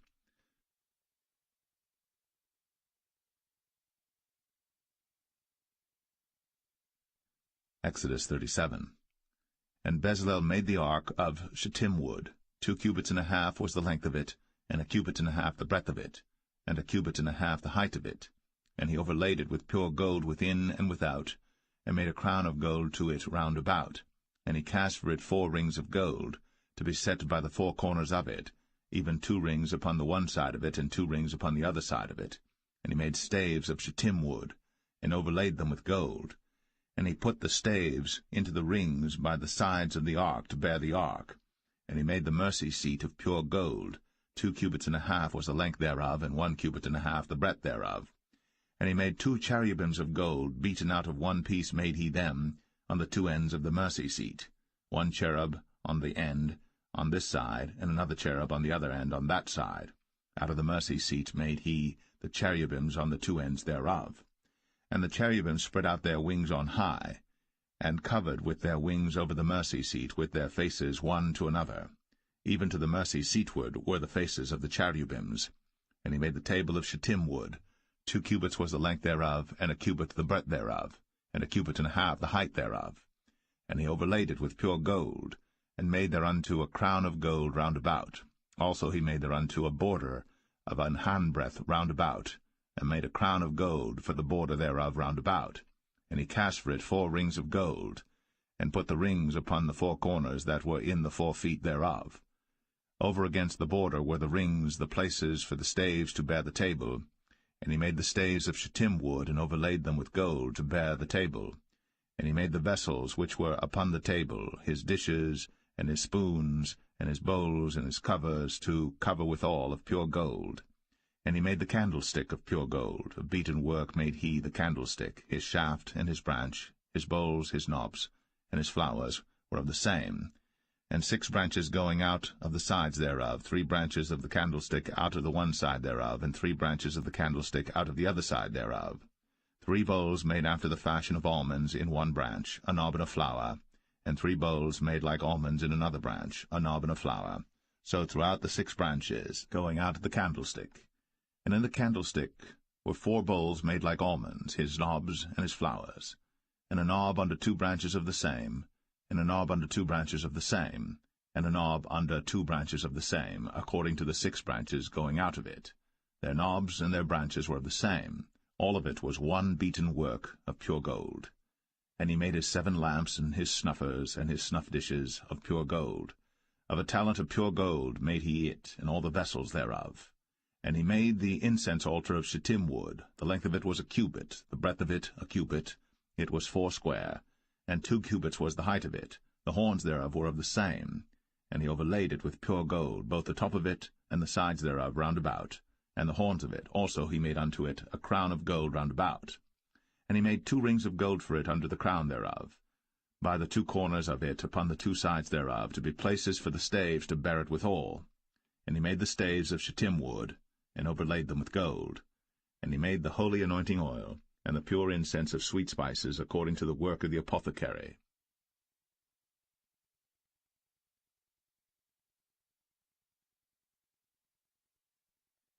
Exodus 38.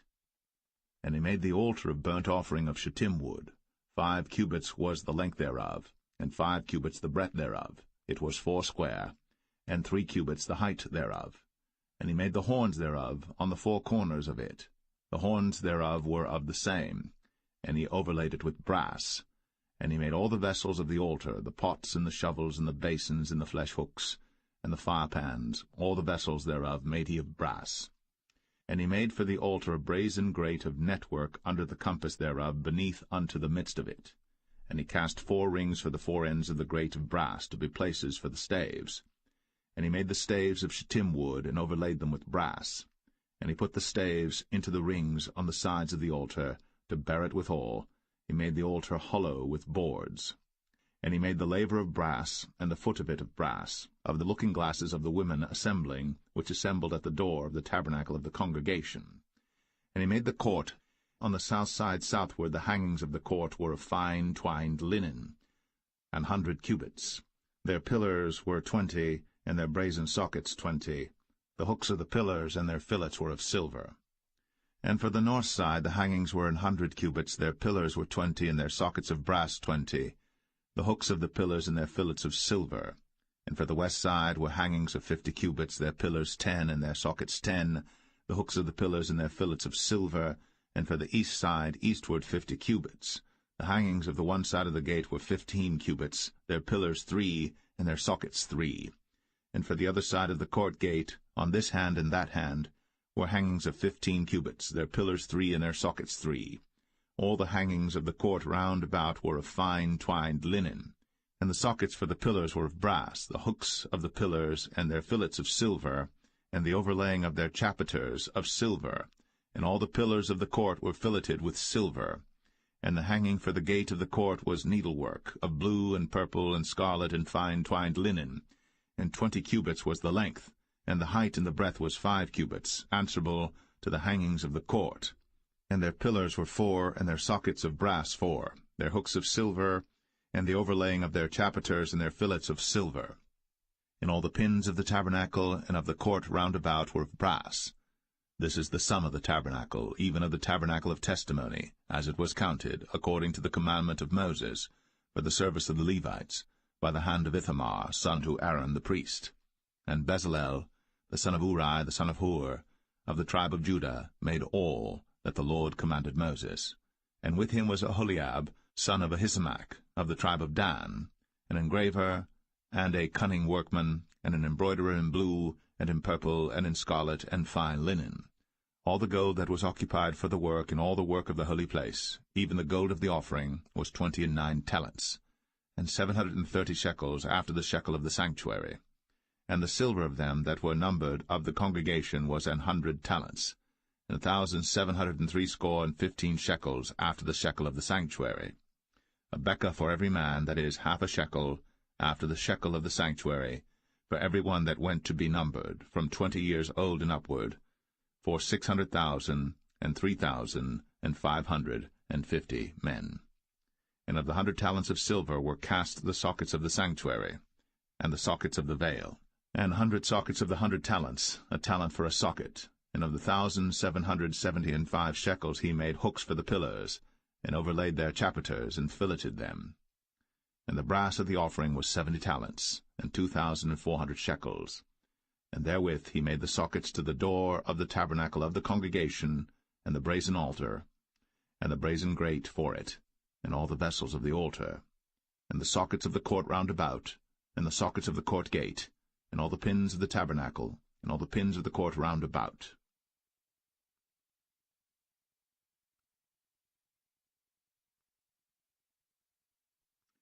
Exodus 39. And of the blue, and purple, and scarlet they made cloths of service, to do service in the holy place, and made the holy garments for Aaron, as the Lord commanded Moses. And he made the ephod of gold, blue, and purple, and scarlet, and fine-twined linen. And they did beat the gold into thin plates, and cut it into wires, to work it in the blue, and in the purple, and in the scarlet, and in the fine linen, with cunning work.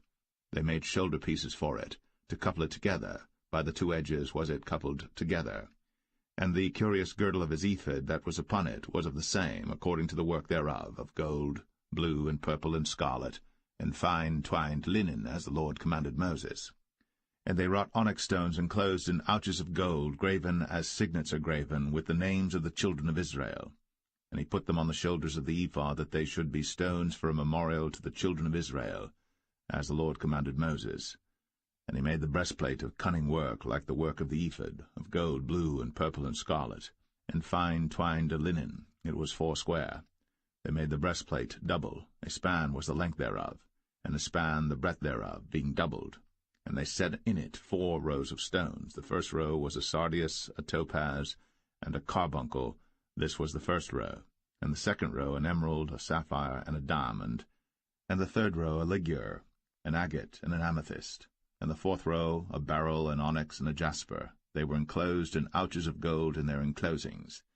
And the stones were according to the names of the children of Israel, 12 according to their names, like the engravings of a signet, every one with his name, according to the 12 tribes.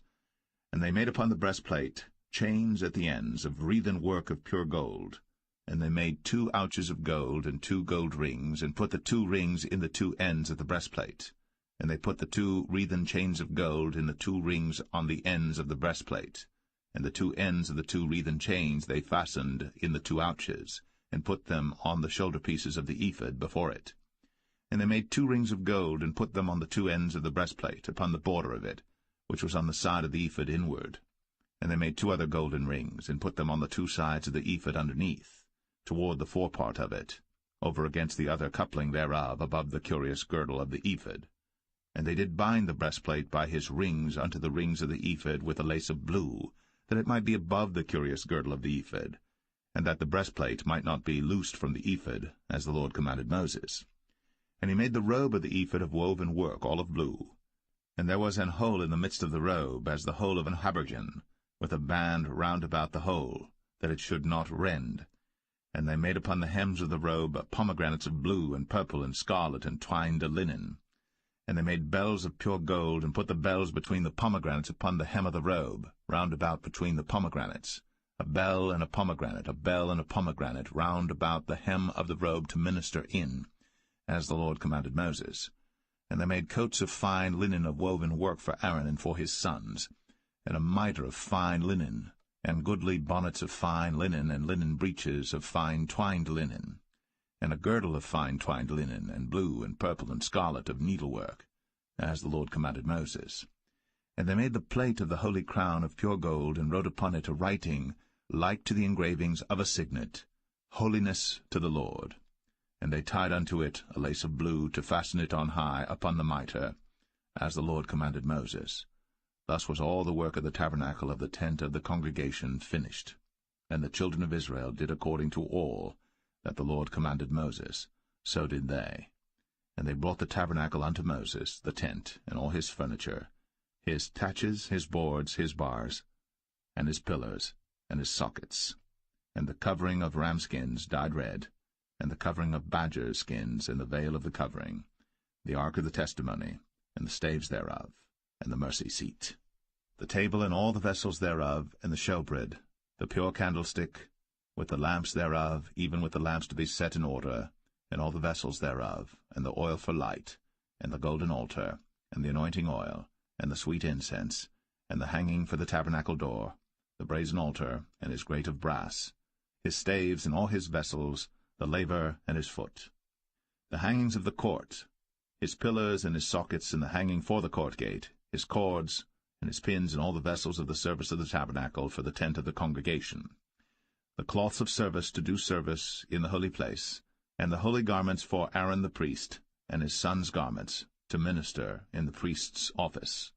According to all that the Lord commanded Moses, so the children of Israel made all the work. And Moses did look upon all the work, and behold, they had done it, as the Lord had commanded, even so had they done it. And Moses blessed them.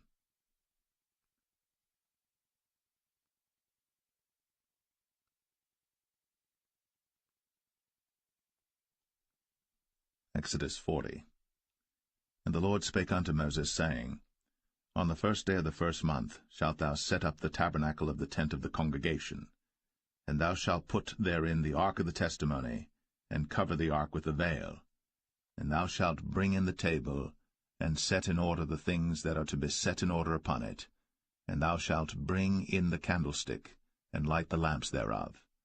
And thou shalt set the altar of gold for the incense before the ark of the testimony, and put the hanging of the door to the tabernacle. And thou shalt set the altar of the burnt offering before the door of the tabernacle of the tent of the congregation. And thou shalt set the laver between the tent of the congregation and the altar, and shalt put water therein. And thou shalt set up the court round about, and hang up the hanging at the court gate. And thou shalt take the anointing oil, and anoint the tabernacle, and all that is therein, and shalt hallow it, and all the vessels thereof, and it shall be holy. And thou shalt anoint the altar of the burnt offering, and all his vessels, and sanctify the altar, and it shall be an altar most holy. And thou shalt anoint the laver and his foot, and sanctify it. And thou shalt bring Aaron and his sons unto the door of the tabernacle of the congregation, and wash them with water. And thou shalt put upon Aaron the holy garments, and anoint him, and sanctify him, that he may minister unto me in the priest's office. And thou shalt bring his sons, and clothe them with coats. And thou shalt anoint them, as thou didst anoint their father, that they may minister unto me in the priest's office, for their anointing shall surely be an everlasting priesthood throughout their generations. Thus did Moses. According to all that the Lord commanded him, so did he. And it came to pass in the first month, in the second year, on the first day of the month, that the tabernacle was reared up. And Moses reared up the tabernacle, and fastened his sockets, and set up the boards thereof, and put in the bars thereof, and reared up his pillars.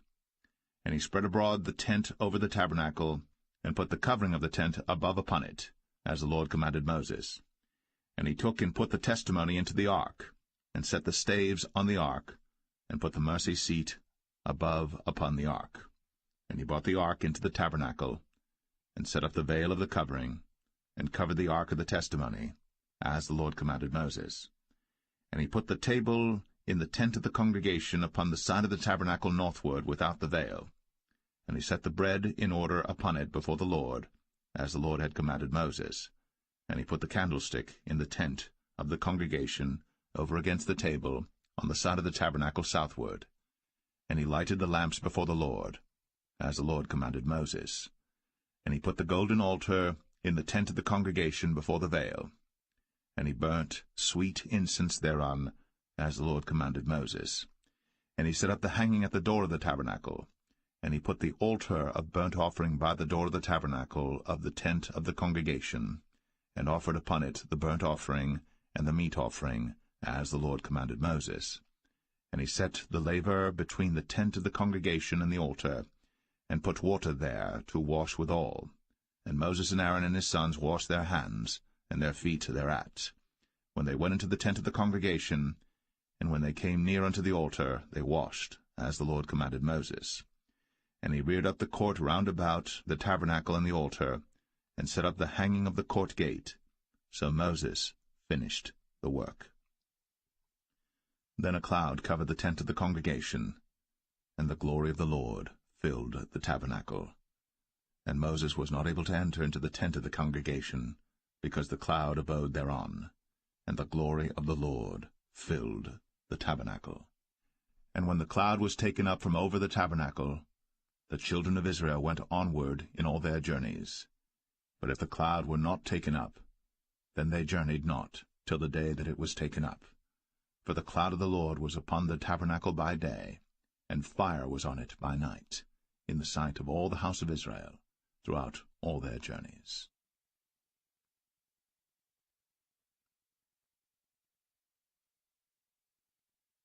The Book of Leviticus, chapter 1.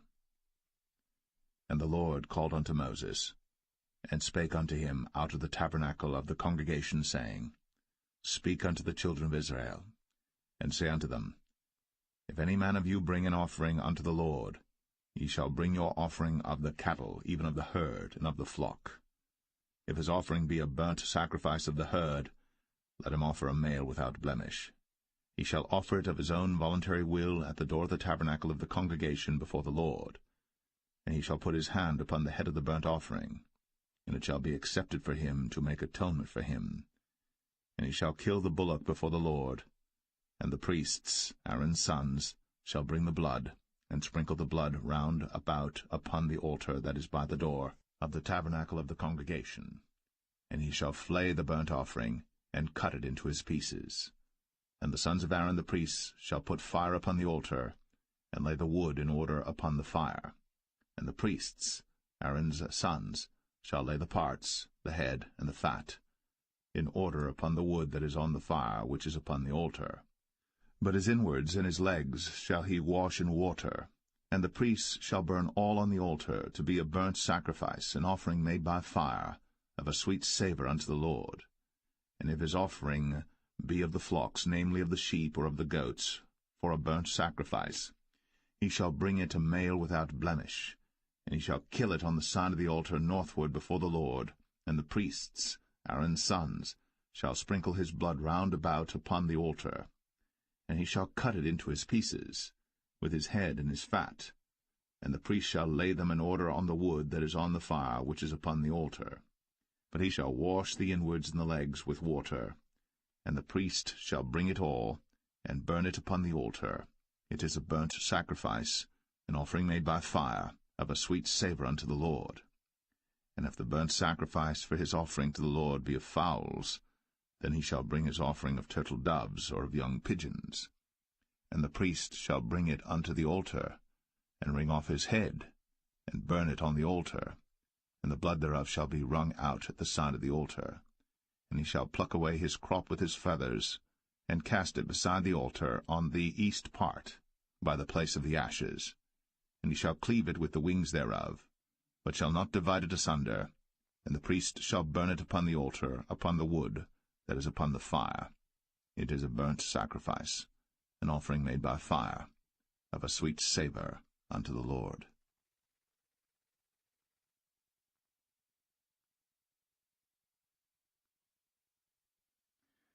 Leviticus 2. And when any will offer a meat offering unto the Lord, his offering shall be of fine flour, and he shall pour oil upon it, and put frankincense thereon, and he shall bring it to Aaron's sons the priests. And he shall take thereout his handful of the flour thereof, and of the oil thereof, with all the frankincense thereof. And the priests shall burn the memorial of it upon the altar, to be an offering made by fire, of a sweet savour unto the Lord. And the remnant of the meat offering shall be Aaron's and his sons. It is a thing most holy of the offerings of the Lord made by fire. And if thou bring an oblation of a meat offering baked in the oven, it shall be unleavened cakes of fine flour mingled with oil, or unleavened wafers anointed with oil. And if thy oblation be a meat offering baked in a pan, it shall be of fine flour, unleavened, mingled with oil. Thou shalt part it in pieces, and pour oil thereon. It is a meat offering. And if thy oblation be a meat offering baked in the frying pan, it shall be made of fine flour with oil. And thou shalt bring the meat offering that is made of these things unto the Lord, and when it is presented unto the priest, he shall bring it unto the altar. And the priest shall take from the meat offering a memorial thereof, and shall burn it upon the altar. It is an offering made by fire, of a sweet savour unto the Lord. And that which is left of the meat offering shall be Aaron's and his sons. It is a thing most holy of the offerings of the Lord made by fire. No meat offering which ye shall bring unto the Lord shall be made with leaven, for ye shall burn no leaven, nor any honey, in any offering of the Lord made by fire. As for the oblation of the firstfruits, ye shall offer them unto the Lord, but they shall not be burnt on the altar for a sweet savour. And every oblation of thy meat offering shalt thou season with salt, neither shalt thou suffer the salt of the covenant of thy God to be lacking from thy meat offering. With all thine offerings thou shalt offer salt. And if thou offer a meat offering of thy firstfruits unto the Lord, thou shalt offer for the meat offering of thy firstfruits green ears of corn dried by the fire, even corn beaten out of full ears. And thou shalt put oil upon it, and lay frankincense thereon. It is a meat offering. And the priest shall burn the memorial of it, part of the beaten corn thereof, and part of the oil thereof, with all the frankincense thereof. It is an offering made by fire unto the Lord.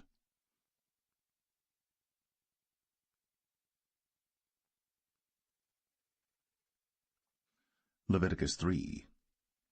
And if his oblation be a sacrifice of peace offering, if he offer it of the herd, whether it be a male or female, he shall offer it without blemish before the Lord. And he shall lay his hand upon the head of his offering, and kill it at the door of the tabernacle of the congregation. And Aaron's sons the priests shall sprinkle the blood upon the altar round about. And he shall offer of the sacrifice of the peace offering an offering made by fire unto the Lord, the fat that covereth the inwards, and all the fat that is upon the inwards, and the 2 kidneys, and the fat that is on them, which is by the flanks, and the caul above the liver, with the kidneys, it shall he take away. And Aaron's sons shall burn it on the altar upon the burnt sacrifice which is upon the wood that is on the fire.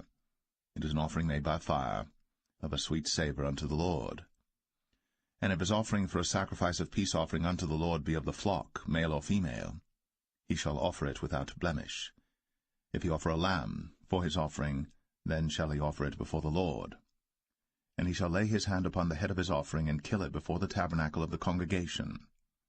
And Aaron's sons shall sprinkle the blood thereof round about upon the altar. And he shall offer of the sacrifice of the peace offering an offering made by fire unto the Lord, the fat thereof, and the whole rump, it shall he take off hard by the backbone, and the fat that covereth the inwards, and all the fat that is upon the inwards, and the 2 kidneys, and the fat that is upon them, which is by the flanks, and the caul above the liver, with the kidneys, it shall he take away. And the priest shall burn it upon the altar.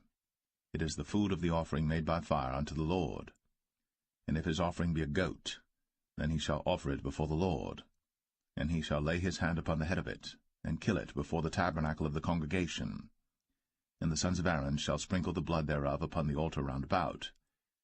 And he shall offer thereof his offering, even an offering made by fire unto the Lord, the fat that covereth the inwards, and all the fat that is upon the inwards, and the 2 kidneys, and the fat that is upon them, which is by the flanks, and the caul above the liver, with the kidneys, it shall he take away. And the priest shall burn them upon the altar. It is the food of the offering made by fire for a sweet savour. All the fat is the Lord's. It shall be a perpetual statute for your generations throughout all your dwellings, that ye eat neither fat nor blood.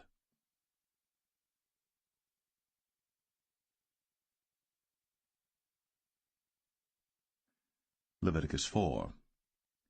And the Lord spake unto Moses, saying, Speak unto the children of Israel, saying, If a soul shall sin through ignorance against any of the commandments of the Lord, concerning things which ought not to be done, and shall do against any of them, if the priest that is anointed do sin according to the sin of the people, then let him bring for his sin which he hath sinned a young bullock without blemish unto the Lord for a sin offering.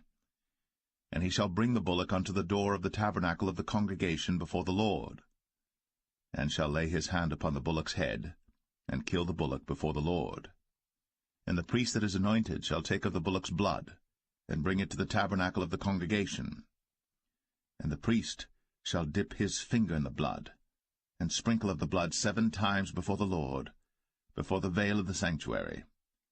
And the priest shall put some of the blood upon the horns of the altar of sweet incense before the Lord, which is in the tabernacle of the congregation, and shall pour all the blood of the bullock at the bottom of the altar of the burnt offering, which is at the door of the tabernacle of the congregation. And he shall take off from it all the fat of the bullock for the sin offering, the fat that covereth the inwards, and all the fat that is upon the inwards, and the 2 kidneys, and the fat that is upon them, which is by the flanks, and the caul above the liver, with the kidneys, it shall he take away, as it was taken off from the bullock of the sacrifice of peace offerings. And the priest shall burn them upon the altar of the burnt offering.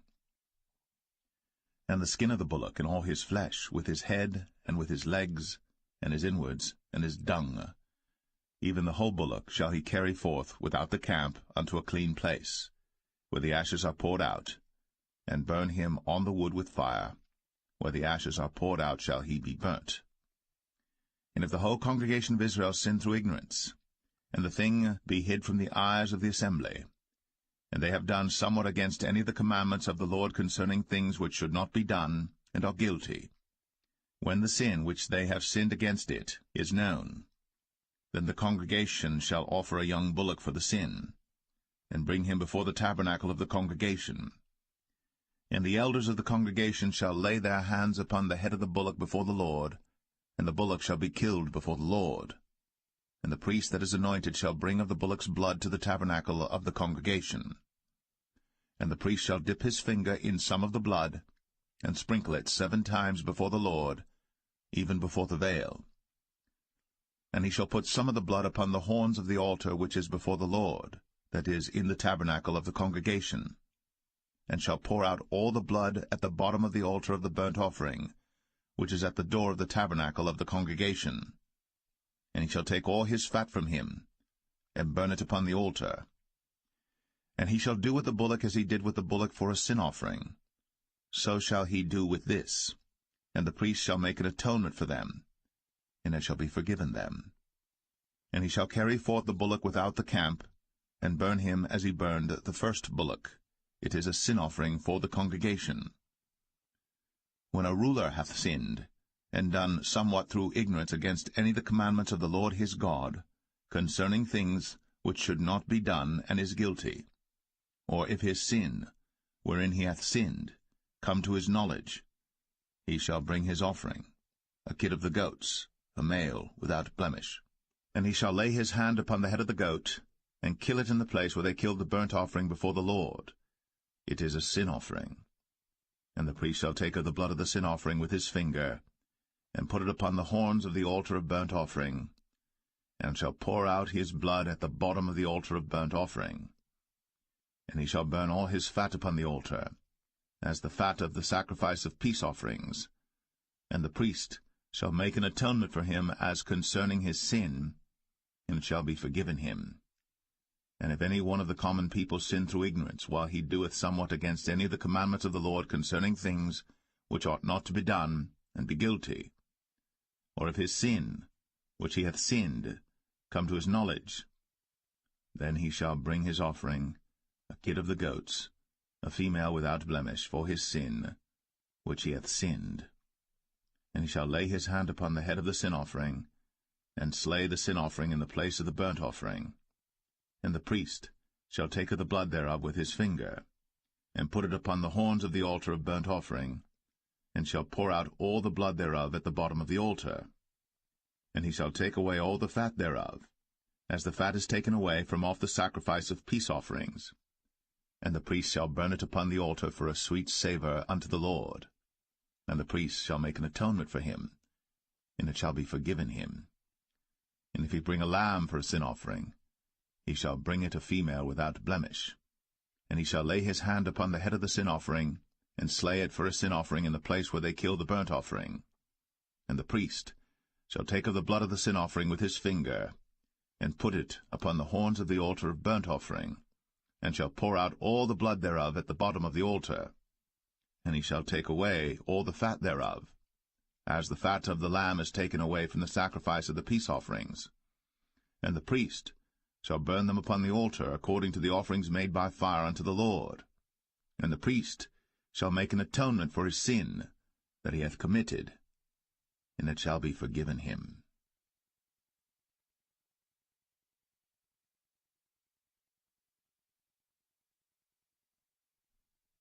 Leviticus 5.